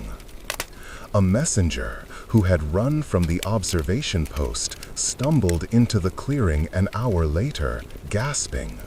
"The blue stream, it is lighter." "The air, it does not scrape the teeth us much." They had not cured the world, but they had, for the first time, changed it. They had injected a foreign agent into the disease, the memory of health delivered at planetary volume. The solstice gambit was not a final victory. It was the proof that victory was possible. The symphony had found its voice, and the enemy had flinched. As the exhausted celebrants slept that night, Harka lay awake, looking at the stars. He felt a profound new kind of tiredness, the tiredness of a man who has helped push a mountain and felt it budge. The journey was not over. The healing would take generations, countless solstices. But the song had been sung. The first, hardest note in the long healing of the world had been struck, and it had rung true. From lonely listener to planetary conductor, his path had led here to this moment, where the very heavens had felt the vibration of human hope collectively voiced. The fading and the forging. The aftermath of the solstice gambit was a world in subtle, seismic shift. The immediate, triumphant hope that had filled the first valley gave way to a more complex, enduring reality. The wounds were not healed, but they were altered. The spire's grinding dissonance now carried, deep within their vile spectrum, a faint, persistent echo of the prime harmonic, a parasitic note of health the poison could not expel. The milky blue seepage from the original wound ran a shade paler, its metallic stench attenuated by the ghost of clean water and fresh earth. The global network, however, faced its own crises. The colossal effort had left nodes exhausted. The Thunderspeak, enraged by the subversive pulse from within their borders, launched a purge, hunting down dissidents with a new, terrifying fervor. In the far western desert, the Nomad node was scattered by a savage sandstorm, its soundstones buried, its people dispersed. The Sea Cave Netsingers reported that while their fishing had improved, a new aggressive breed of predator shark now patrolled their waters, seemingly agitated by the changed sonic environment.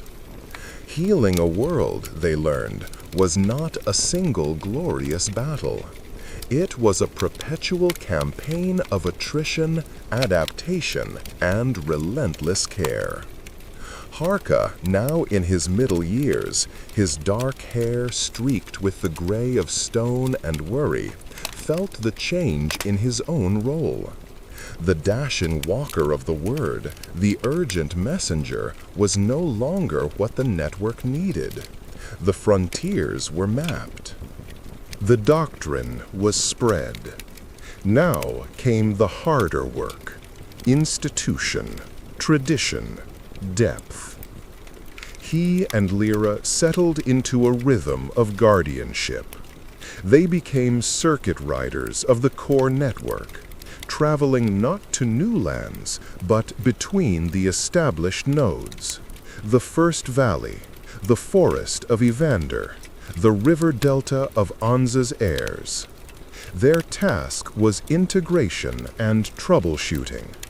They helped the forest people adapt their bird call melodies to better soothe the agitated predator cats. They mediated a dispute between the river delta harpists and the hill potters over a slight tuning variance that was causing headaches in villages along their shared ley line. Harka's gift evolved. His profound empathy, once used to diagnose individual or communal pain, was now turned to the health of the network itself. He could sit at a node and, by listening to the quality of their shared song, feel the social fractures, the hidden resentment, the lazy complacency, the fear of the neighboring corrupted tribe. He became a sonic therapist for communities, using music not to heal the land directly, but to heal the healers, to keep their intent pure and their bonds strong. Lyra's mist, once the sigh of a personal prison, became the network's balm. She could exhale a localized field of calm over a village gripped by panic after a quake, or cool the fevered rivalries between young adepts vying for status. Her presence was a walking sanctuary, a living reminder that strength could be gentle. They watched the next generation rise. Kella's fierce daughter, Marna, took over as guardian of the hearth, her drumbeat more innovative, integrating rhythms from traveling traders. A prodigy emerged in the hills, a boy who could mimic the sound of wind through any aperture with uncanny accuracy, becoming a living soundstone.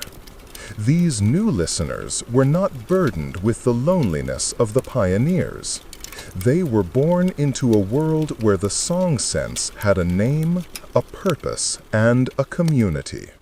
They refined the art, discovering new harmonics, inventing new instruments from gourd and bronze and spun silk. Yet, with this maturation came bureaucracy, dogma, and the slow creep of ritual. At the annual Council of Echoes, now a gathering of dozens, Harka sometimes felt a disconnect. Debates raged over the correct pronunciation of the prime harmonic, over whether new instruments should be allowed, over the hierarchical structure of master, adept, and novice. The wild, desperate, beautiful intuition that had birthed the network was being codified, and in codification, some spirit risked being lost. The great twist in Harka's personal story was not a final battle, but a gradual, profound realization of obsolescence. He was not being pushed out. He was being lovingly, respectfully woven into the tapestry as a foundational figure, a legend to be cited, not a living voice to be followed.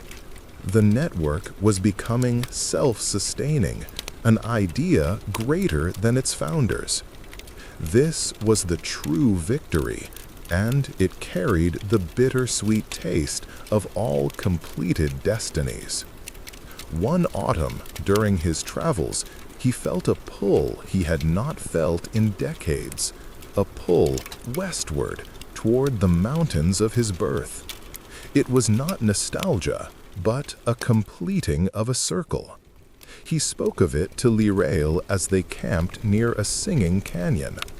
"I need to see the Gray Rock clan," he said, his voice quiet in the canyon's evening hum. "I need to know what became of the silence I left behind." Lirail, her face still pale, but now lined with wisdom and warmth, took his hand. Her touch was cool and steady. "You go as a walker returning, not as a son. The silence you carry now is different. I will tend the nodes here." The journey back was a pilgrimage through time. He avoided the direct routes, walking the periphery of the lands he had helped heal. He saw villages where children played games with tuning forks of carved bone.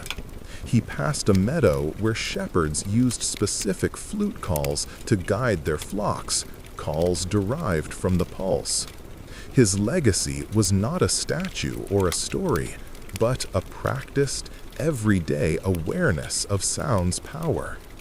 When he finally stood on the ridge overlooking the valley of the Gray Rock clan, his breath caught.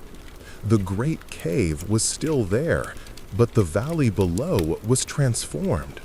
Fields of cultivated grain spread in neat plots where wild grasses once grew. Smoke rose from several stone huts built against the cliff face. The clan had prospered, grown. He descended, his heart pounding with a rhythm older than the prime harmonic. He was seen long before he reached the settlement. A group of hunters emerged, spears in hand, but their postures were not of threat, but of wary curiosity. They were young, their faces unfamiliar. "I am Harka," he called, stopping a respectful distance away.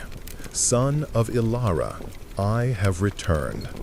The name meant nothing to them, but an old woman, her back bent, was summoned from one of the huts. She shuffled forward, her eyes clouded but sharp. Ula, the fire keeper. She was ancient now, a living skeleton held together by will and hide. She peered at him, her mouth working soundlessly. Then recognition dawned, not in a smile, but in a deep, weary sigh. "The listener," she croaked. "They said you were eaten by spirits, or became one." "I became something else," he said gently. Is my mother, Nera?" Ula shook her head. "Gone to the earth, many summers ago. Brawn, too. The old ways, they faded." She looked past him at his pack, at the familiar shape of the answer strapped to it, now adorned with feathers from a dozen lands and shells from distant seas. "You still have your noisemaker?" he said. May I see the cave?" He was led inside. The central hearth was in the same place, but the clan that gathered to stare at the stranger was larger, their hides cleaner, their tools of polished stone, and even a glint of traded copper.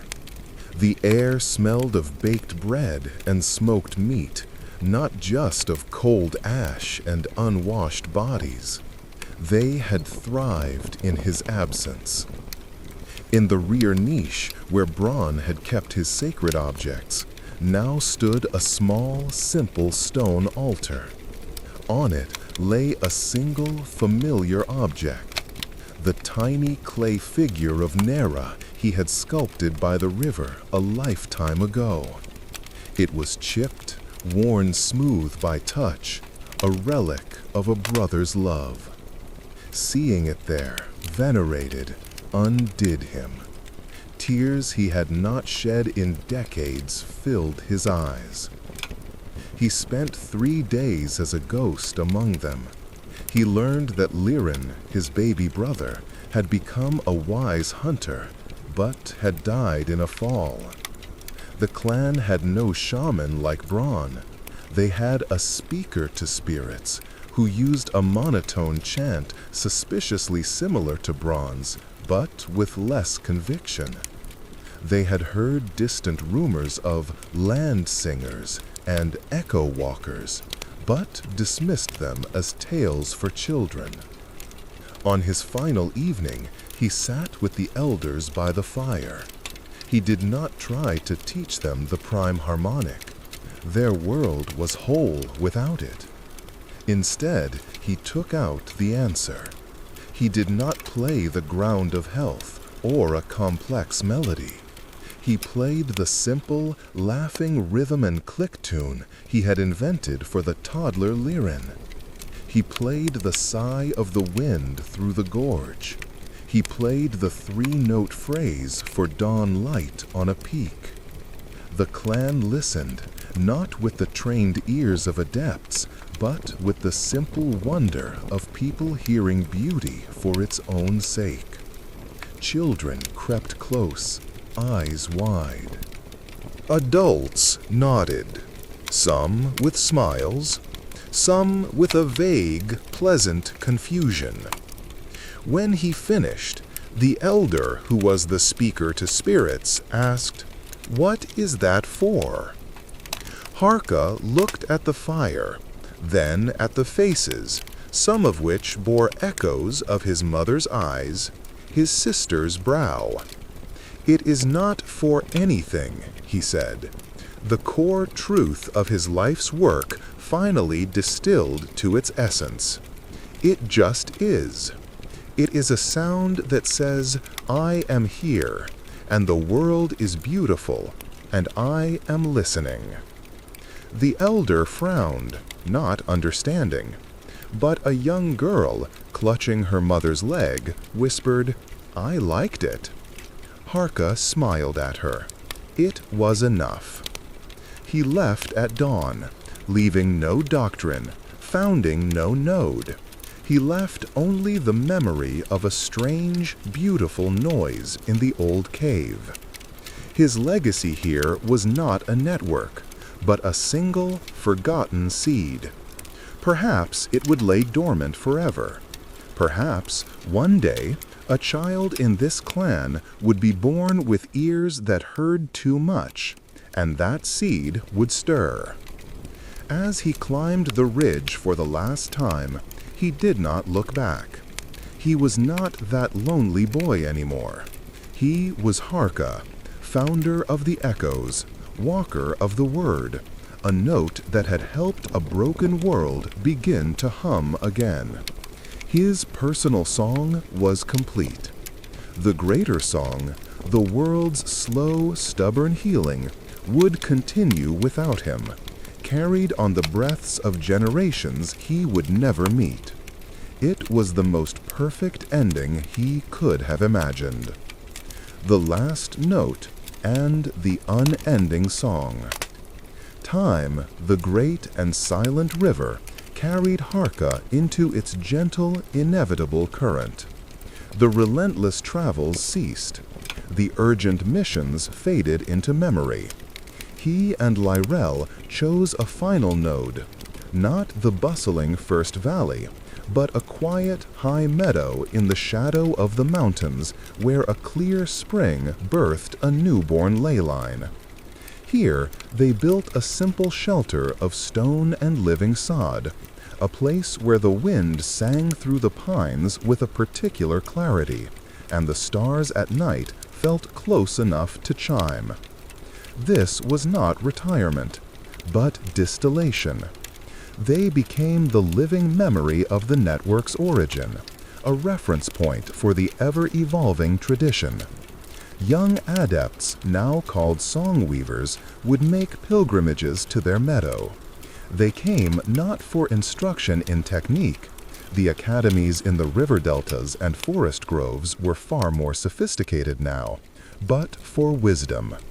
They came to hear the stories from the man who had known the world before the healing, from the woman whose breath had once been a cage of grief and was now a tool of peace.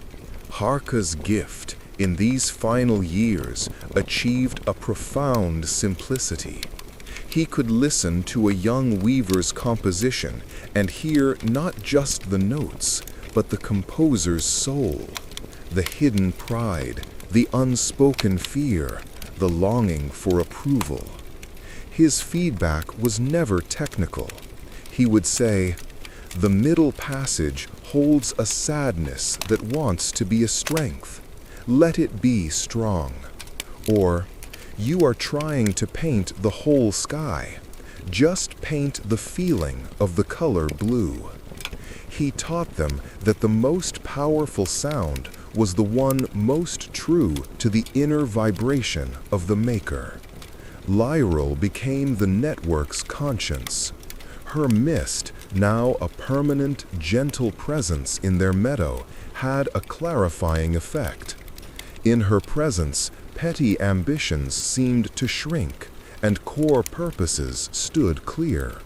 She rarely spoke, but when a weaver was conflicted, torn between artistic innovation and doctrinal purity, or between serving their community and seeking personal mastery, Lyrel would simply meet their gaze. In her pale, knowing eyes, they would see their own answer reflected back, stripped of ego and fear. The world outside their sanctuary continued its slow metamorphosis. The wounds were not gone, but they were contained. The spires stood like dark, rotten teeth in the landscape, but the land around them had stabilized into a fragile, resilient ecology. The prime harmonic was now the great tone, taught to every child in the allied regions. It had splintered into countless variations: solemn temple hymns, joyous harvest chants, intricate concertos played on instruments of wood, metal, and crystal. The song weavers were a respected class, part priest, part doctor, part artist. News came of the fall of the Thunderspeak. Their brutal, controlling drumming had finally sparked a revolt, led by the very dissidents Harka and Lyral had whispered to decades before.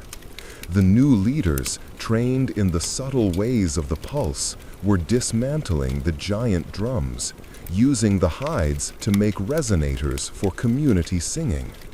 A corrupted node had been redeemed, not by conquest, but by the persistent, underground persistence of the true song. One evening, as the sun bled apricot and violet over the snow-capped peaks, Harka felt a familiar, deep tremor in the old song. It was not the agitation of the wounds, but a different kind of strain, a vast tectonic sigh. He knew what it was. He had heard its echo in the Valley of Winds, felt its power in the storm duet with Lyral. The earth itself was preparing to shift, to groan in its sleep. He turned to Lyral, who sat beside him on their familiar bench of sun-warmed stone. Her hand, cool and light, found his.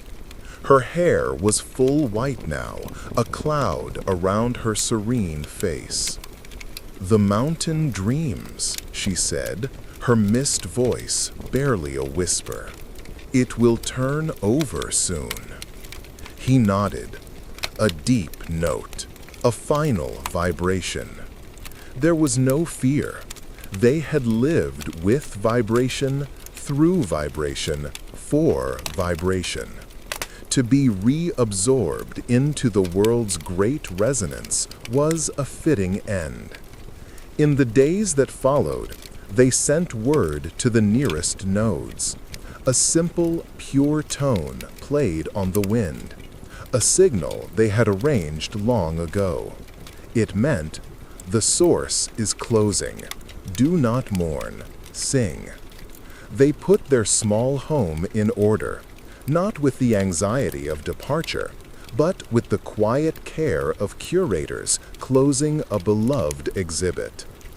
On the morning they both sensed was the last, Harka took the answer from its place of honor on the wall.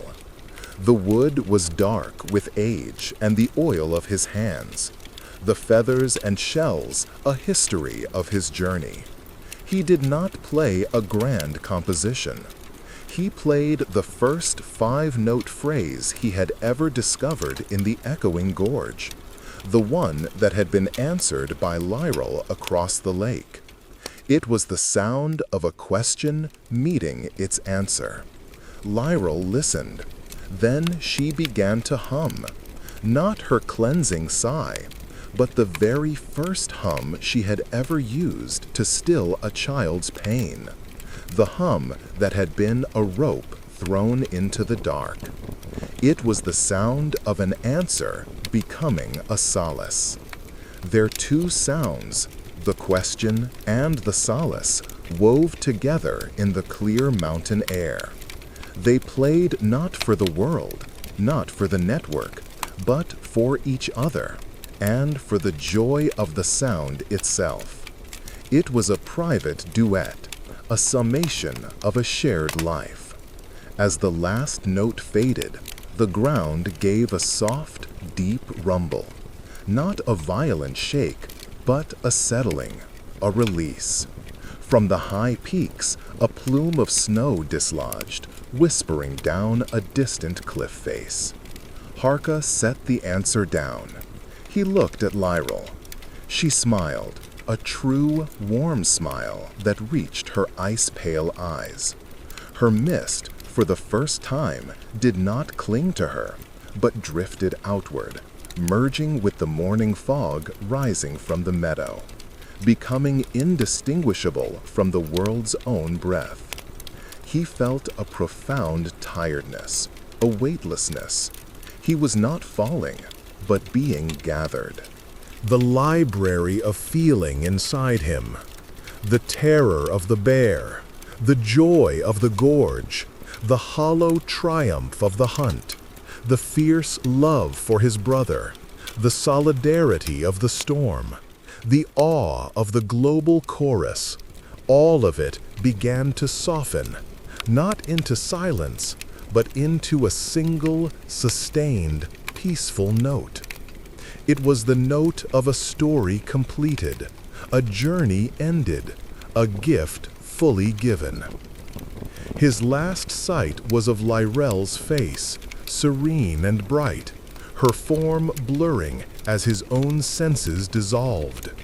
His last sensation was not sound, but the memory of sound, the echo of his own first wondering, "Ah!" in the gorge, now returning to him, us if from a great distance, perfected, multiplied, welcoming him home. The mountain sighed once more.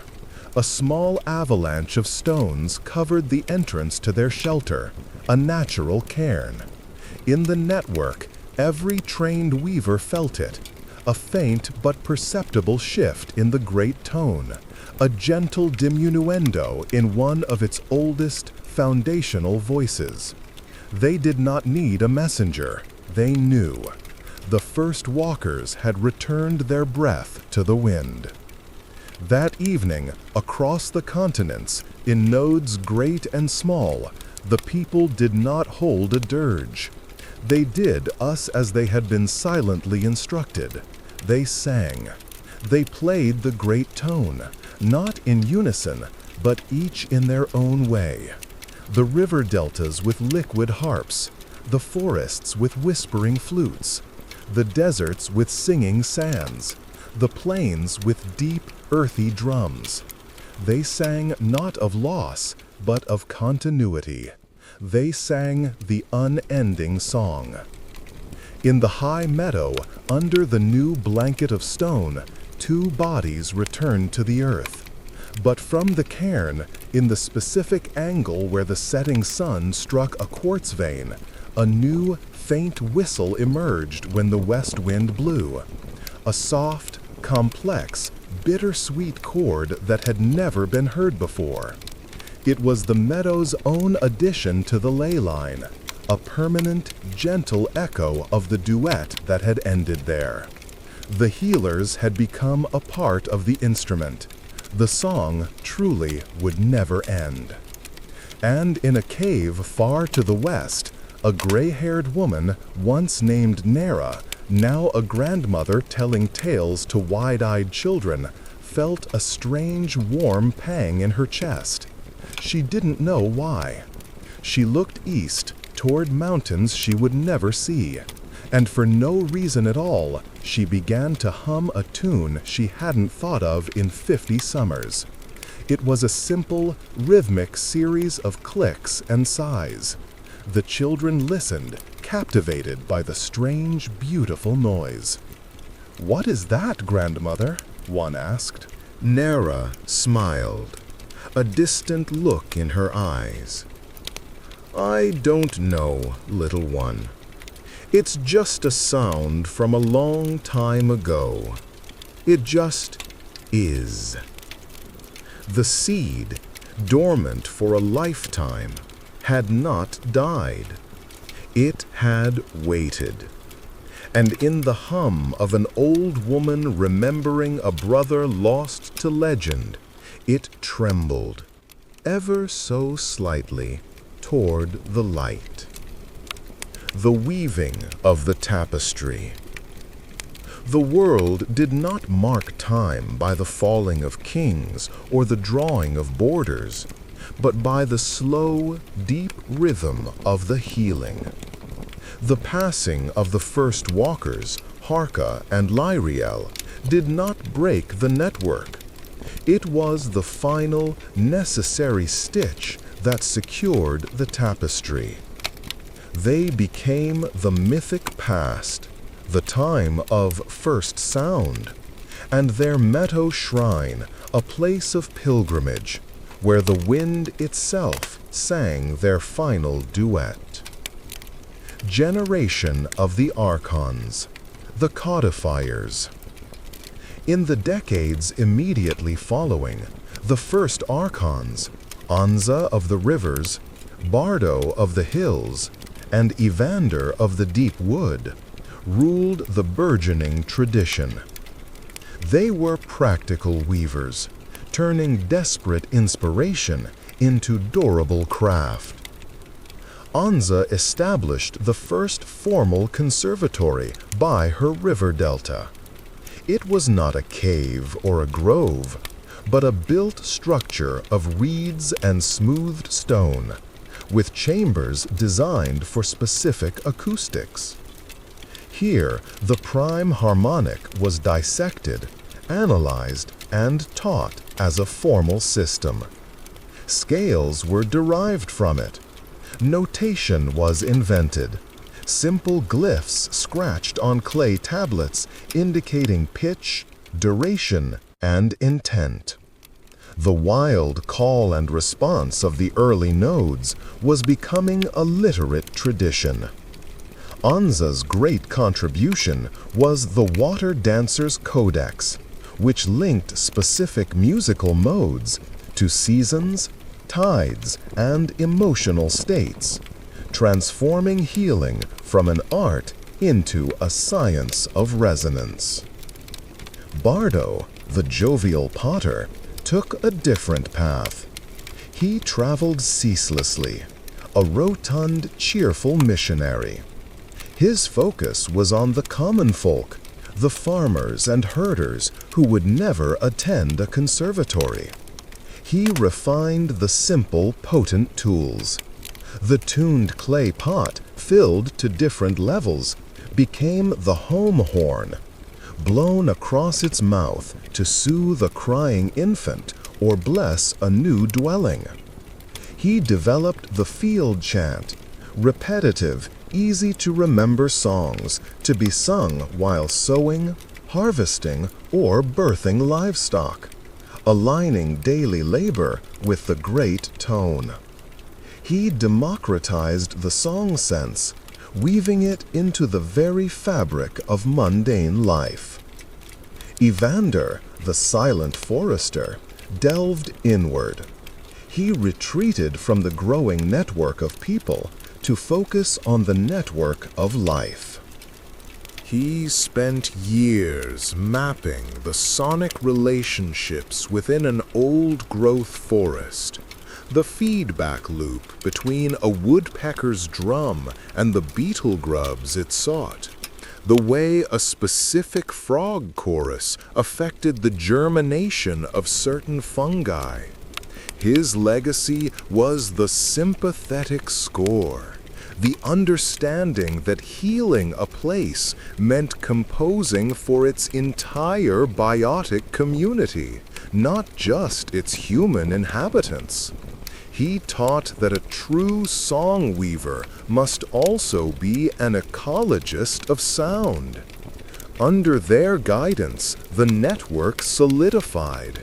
Ley lines were formally charted. Messenger routes became sacred roads walked by tone runners who carried not just news, but calibrated tuning forks to ensure nodes remained in harmonic alignment. The corrupted nodes fell, one by one, not through war, but through cultural osmosis, the undeniable pull of a more beautiful, more effective song. Generation of the myriad, the diversifiers. The grandchildren of the founders inherited a stable, global tradition. With stability came the luxury of specialization, and with it, fragmentation. The single song weaver role splintered. Now there were harmonists, theoreticians, and historians who debated the finer points of the Water Dancer's Codex in marble halls. Grounders were practical healers, traveling from village to village, using field chants and home horns to treat blighted crops, sick animals, and human ailments of the spirit. Echolocators were scouts and cartographers, ever searching for new ley lines or monitoring the slow, hopefully dying vibrations of the ancient wounds. Memory singers were oral historians, their songs vast, epic cycles that told the story from Harka's first hum to the latest node raised. This generation also saw the rise of pure artistry divorced from immediate utility. Composers emerged, creating works for beauty's sake alone. Complex symphonies for ensembles of carved horns and silk strings, performed not in fields, but in amphitheaters built into resonant cliffs. Some purists, followers of Evander's path, decried this us decadence, a forgetting of the sacred purpose. But others saw it as the natural flowering of the gift, sound celebrating itself. Regional styles hardened into distinct schools. The river delta music was fluid, complex, polyphonic. The forest music was atmospheric, layered with biomimicry. The mountain music was built on deep, resonant drones and sudden clarion calls. The annual Council of Echoes was no longer a small circle of pioneers, but a vast, sometimes contentious, parliament of styles and philosophies, debating the soul of the tradition. It was in this era of confident expansion that the first major schism occurred. A charismatic harmonist from the plains named Kalen, unwittingly echoing the name of Harka's old clan hunter, proposed a radical idea. He argued that the ancient wounds, the spires, were not just injuries to be contained, but were themselves a form of anti-instrument. He theorized that if the global network could generate a frequency of sufficient power and precision, it could not just soothe the land around the spires, but shatter the spires themselves. He called it the unmaking chord. To the older grounders and memory singers, this was heresy. It reeked of the old, violent mindset of the thunderspeak, using sound as a weapon. It violated the core tenet of meeting, not forcing. The network divided into the containers, who advocated for the patient, perpetual healing of the status quo, and the unmakers, who thirsted for a final, decisive victory over the ancient blight. Generation of the choice, the reckoning. The third generation born after the first walkers came of age in this atmosphere of ideological strife. The simple, urgent unity of their great-grandparents' time was a faded legend. They were heirs to a powerful but bureaucratized and divided inheritance. Lyra's successor as Keeper of the Prime at the First Valley was a woman named Ilara, named for Harka's mother by a descendant who remembered the old stories. She was a skilled harmonist, but lacked Lyra's unshakable earthy authority. She presided over a council where philosophical debates often drowned out the shared song. The most brilliant mind of this generation was Corvus's intellectual heir, a man named Torin. A prodigy of acoustic cartography, he used sunstones and water clocks of incredible precision to prove that the ley lines were not static, but pulsed with a slow rhythm tied to planetary cycles. He confirmed Kalon's terrifying theory. The spires were vulnerable to specific, catastrophic resonance. He even calculated the hypothetical frequency. He presented his findings not as a call to arms, but as a grim fact. The choice was now unavoidable. mathematical. The network had the knowledge to potentially eradicate the source of the world's millennia-long sickness. But to do so would be to use their gift for destruction, to become the very thing they had healed the world against. The young weavers of this generation felt the weight. They were not pioneers or consolidators. They were stewards facing a moral abyss. Would they remain healers, tending a permanent scar? Or would they become surgeons, performing a risky, violent operation to cut the cancer out?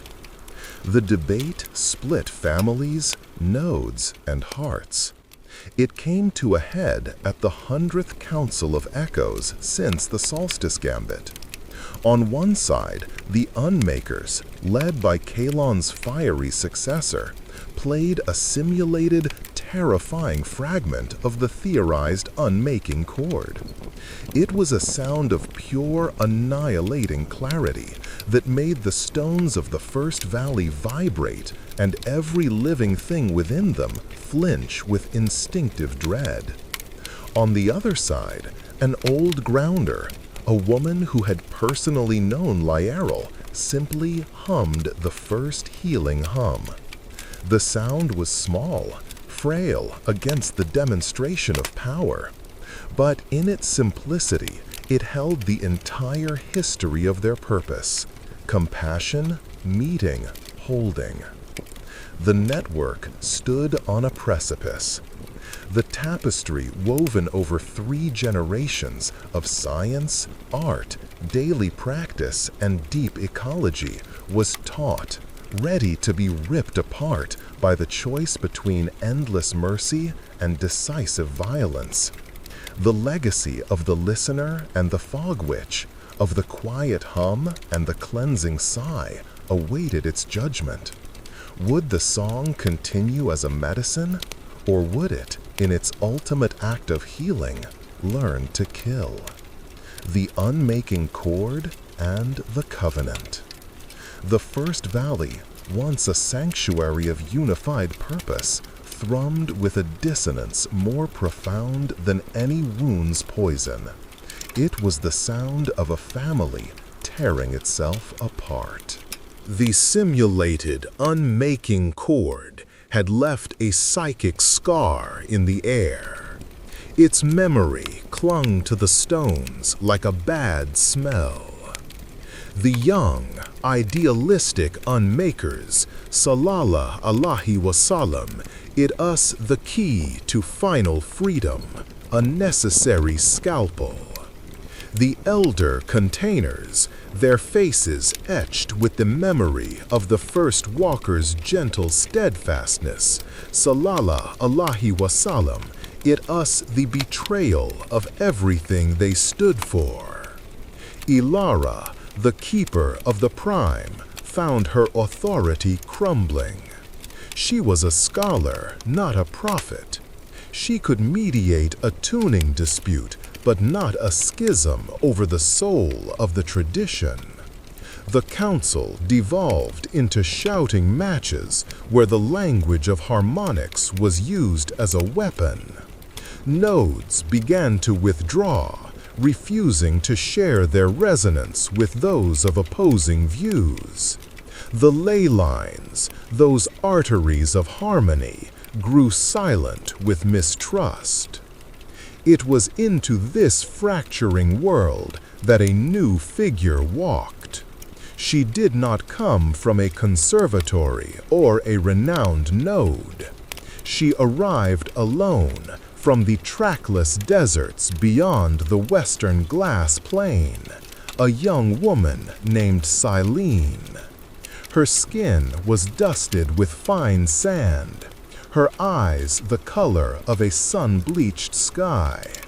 She carried no instrument, only a staff hung with dried seed pods and weathered bird bones.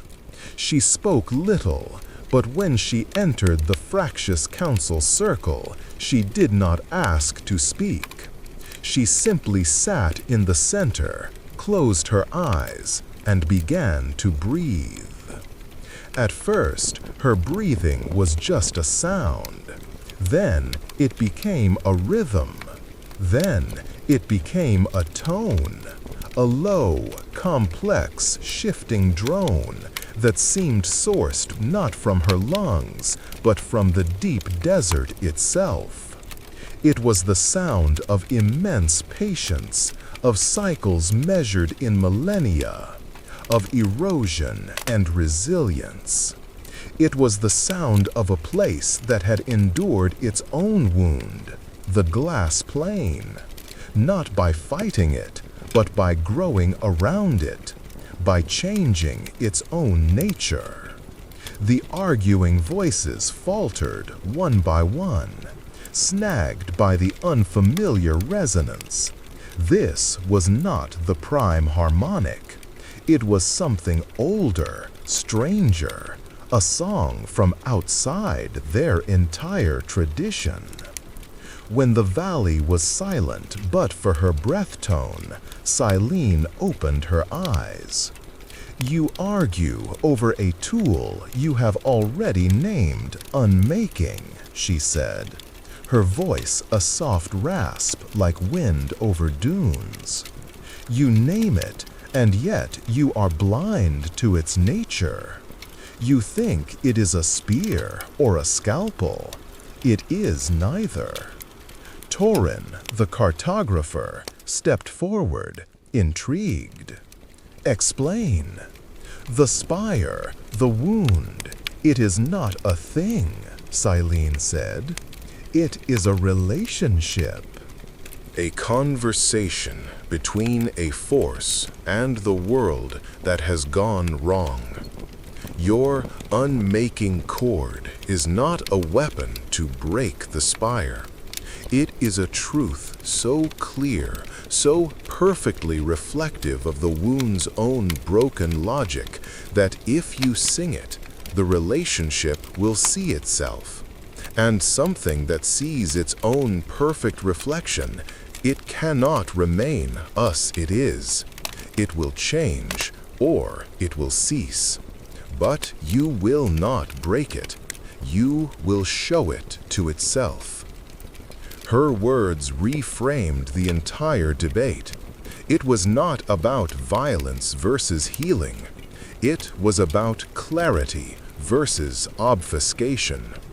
The unmaking cord would not be an attack. It would be the ultimate, terrifying act of listening. To play it would be to understand the wound so completely that you could sing its own dissonant essence back to it with perfect, annihilating accuracy. The risk was existential. If Silene was right, the wound might transform, perhaps into something harmless, or simply vanish. If she was wrong, or if their understanding was flawed, the feedback loop could be catastrophic, amplifying the wound's poison globally, shattering ley lines, perhaps even unraveling the careful healing of centuries. A choice remained, but it was no longer between good and evil. It was between the safety of perpetual management and the staggering risk of ultimate diagnosis. A compromise born of desperation and Silene's alien wisdom was forged. They would not unleash the cord globally. They would perform a controlled experiment. They would target the original wound, the first spire, where the network was strongest and the land around it was already stabilized. Every node, every weaver, regardless of faction, would be called upon, but not to sing the chord directly at the wound. They would sing the prime harmonic, the sound of health, with absolute unity and power. Into this global field of health, a small cadre, Torin, Silene, and the most precise masters from all schools, would then, at the calculated moment, introduce the unmaking frequency. It would be a single, pure note of catastrophic clarity woven into the fabric of the world's song, a needle of truth in a tapestry of care. They called it the covenant of the mirror. All would participate, but only a chosen few would bear the burden of the final, terrible note. The year of preparation for this second solstice was unlike the first. There was no hopeful fervor, only grim, meticulous determination. The schisms were forced shut by the magnitude of the task. Unmakers and containers worked side by side, checking calculations, tuning instruments, meditating on intent. The old epics of Harka and Lyra were sung not as inspiration, but as a reminder of the humility and courage required at the dawn of things. On the day, the world held its breath again. At the first valley, the atmosphere was funereal. The great chorus began, the prime harmonic swelling with the focused might of a planet's hope. It was magnificent, but it was a shield being raised, not a sword being brandished. Harka would not have recognized the precision. Corvus would have wept with pride at the calculations. Lyra would have felt the solidity of the earth note. Lyriel would have heard the fear beneath the unity.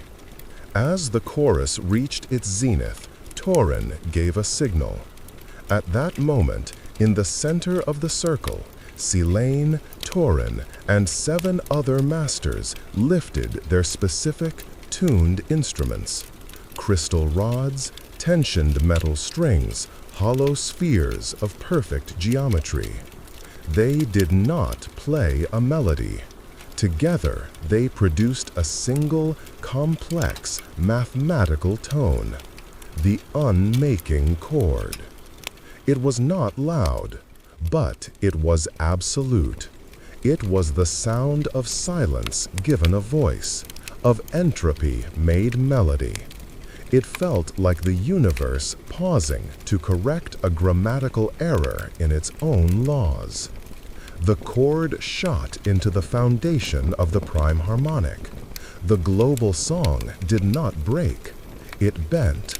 It wrapped around the strange, pure frequency and carried it, like a vein carrying a poison to the heart of an infection, down the supercharged ley lines straight to the original spire.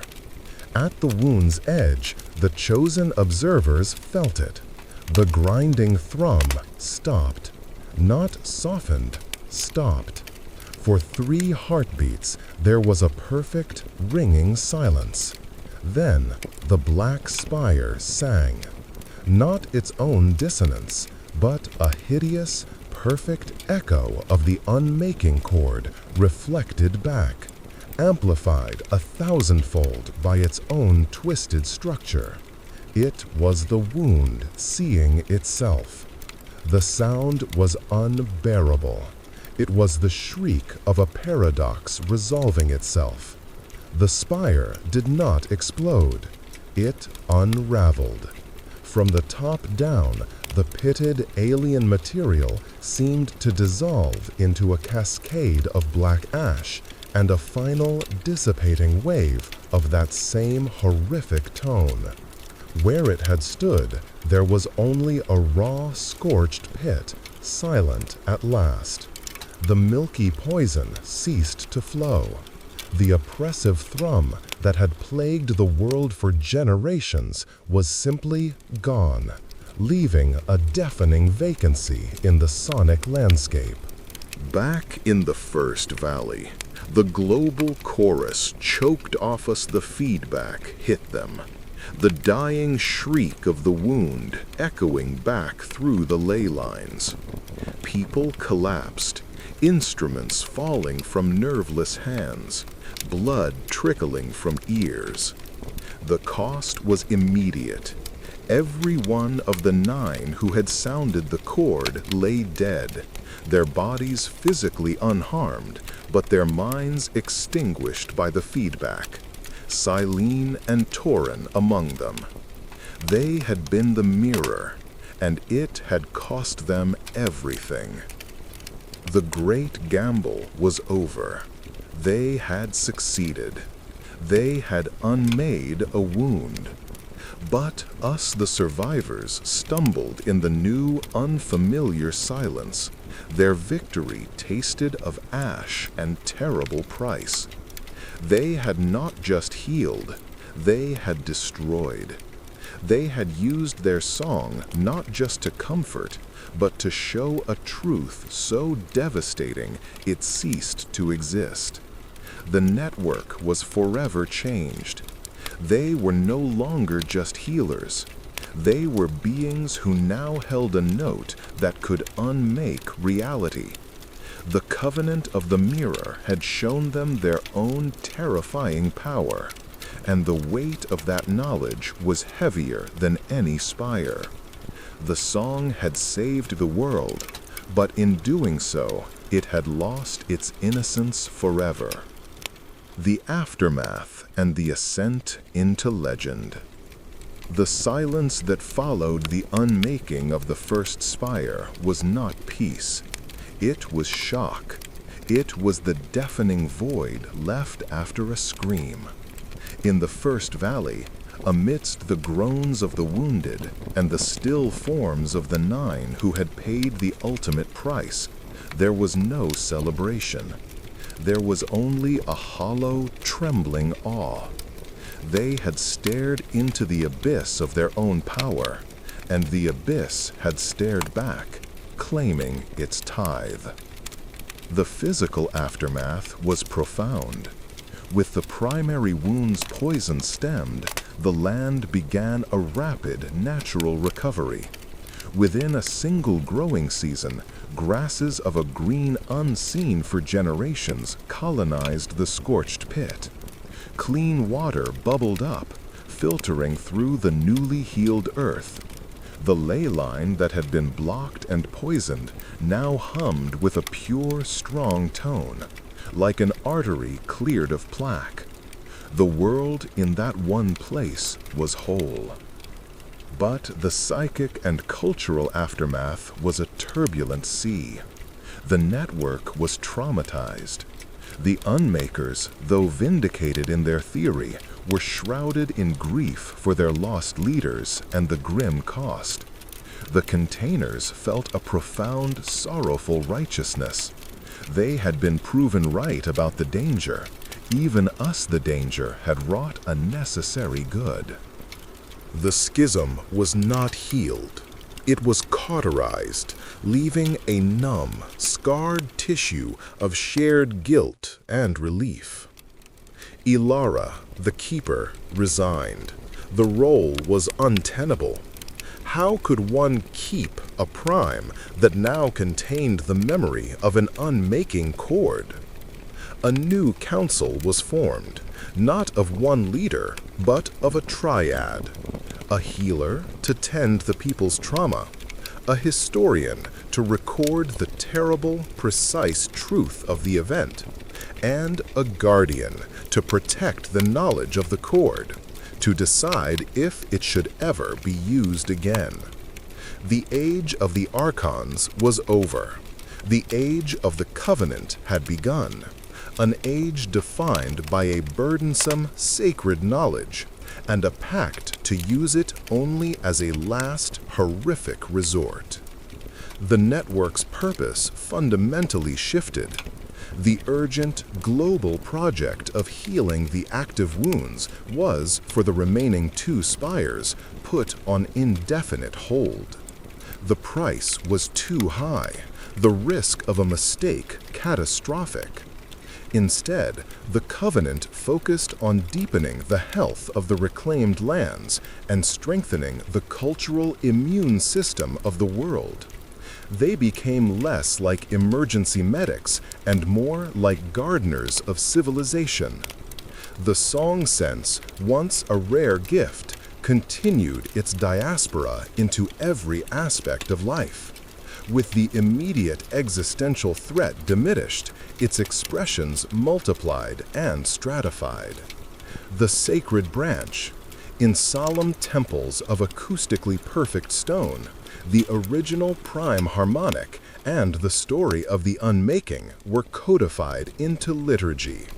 The song weavers here became priests and priestesses, their role to remember the cost, to sing the histories, and to maintain the theoretical knowledge of the chord in secret, guarded vaults of song. Their music was slow, monumental, and heavy with meaning. The practical branch. The grounders and their field chants flourished. Their work was now one of thriving, not survival. They developed songs to increase crop yields, to calm storms, to help bonds of love form, to ease the passage of the dying. Their music was the daily rhythm of a world in love with its own health. The artistic branch. Liberated from urgent utility, the composers and performers exploded in creativity. Symphonies told stories of heroes and lovers, not just of healers. Instruments evolved into families, strings, winds, percussion, crafted for beauty and range, not just for resonance. Music became entertainment, a source of pure aesthetic joy, a language of emotion unbound from function. This branch often clashed with the sacred, who saw their work as frivolous, a forgetting of the solemn covenant. The analytic branch. The heirs of Corvus and Turin, now called resonant philosophers, plumbed the deeper mysteries. They studied why certain melodies evoked universal sadness, why rhythms could synchronize hearts, how sound shaped memory. They moved beyond healing into the physics and psychology of vibration itself.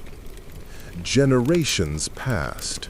The wounds of the other two spires persisted, but contained distant thorns in the side of a healthy world.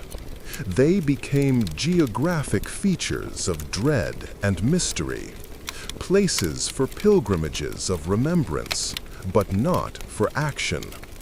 The memory of the 9 who sang the chord became mythic, their names invoked with a shudder of reverence and terror.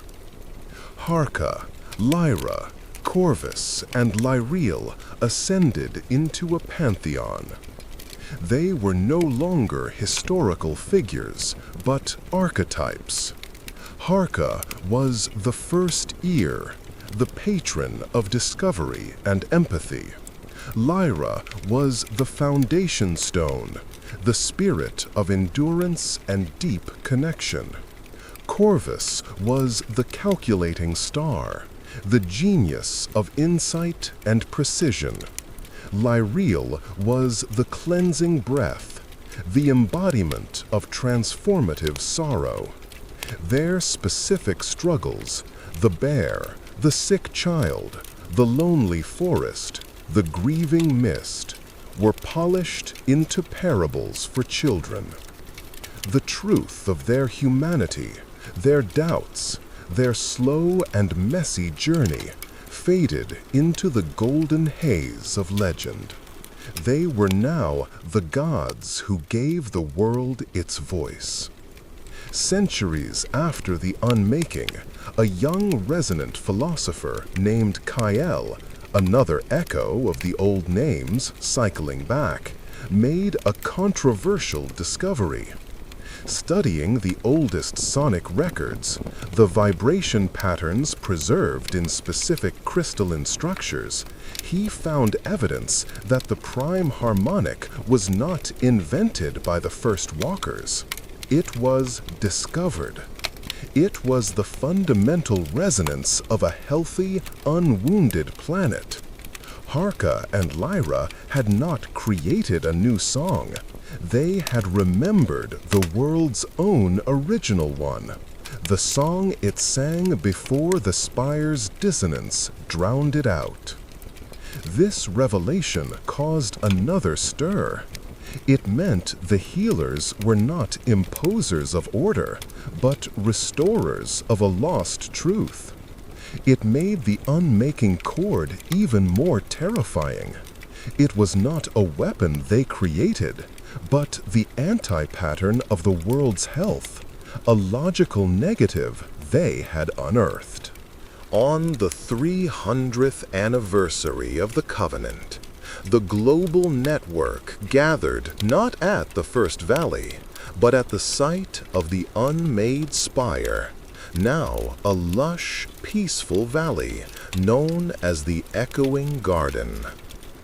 The three branches, sacred, practical, and artistic, performed together in a day-long ceremony.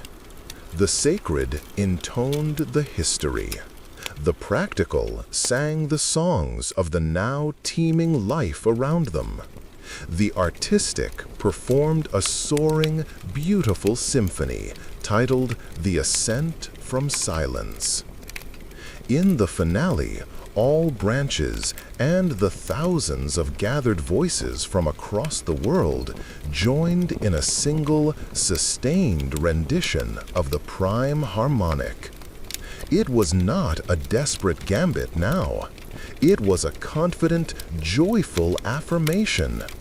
It was the sound of a species that had learned to listen to its world, had fought for its health, had faced the darkness in its own gift, and had chosen, consciously, to keep singing.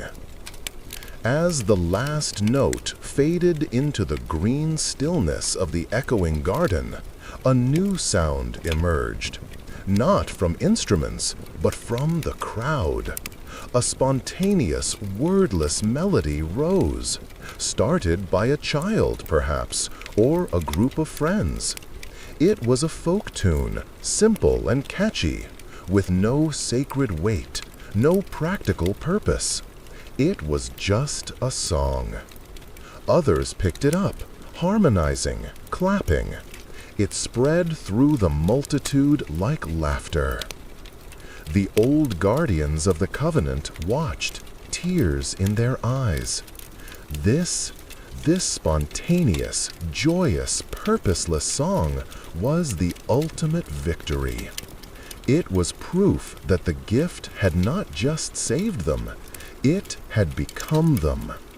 It had woven itself so deeply into the human spirit that it could now be used for the simplest, most profound thing of all: shared, untethered joy. The long healing was complete. The network's work was done. What remained was no longer a network, but a culture. A civilization founded not on the wheel, or the sword, or the written word, but on the note. They had answered the world's broken song with a chorus of their own, and in doing so, had learned to sing for no reason at all.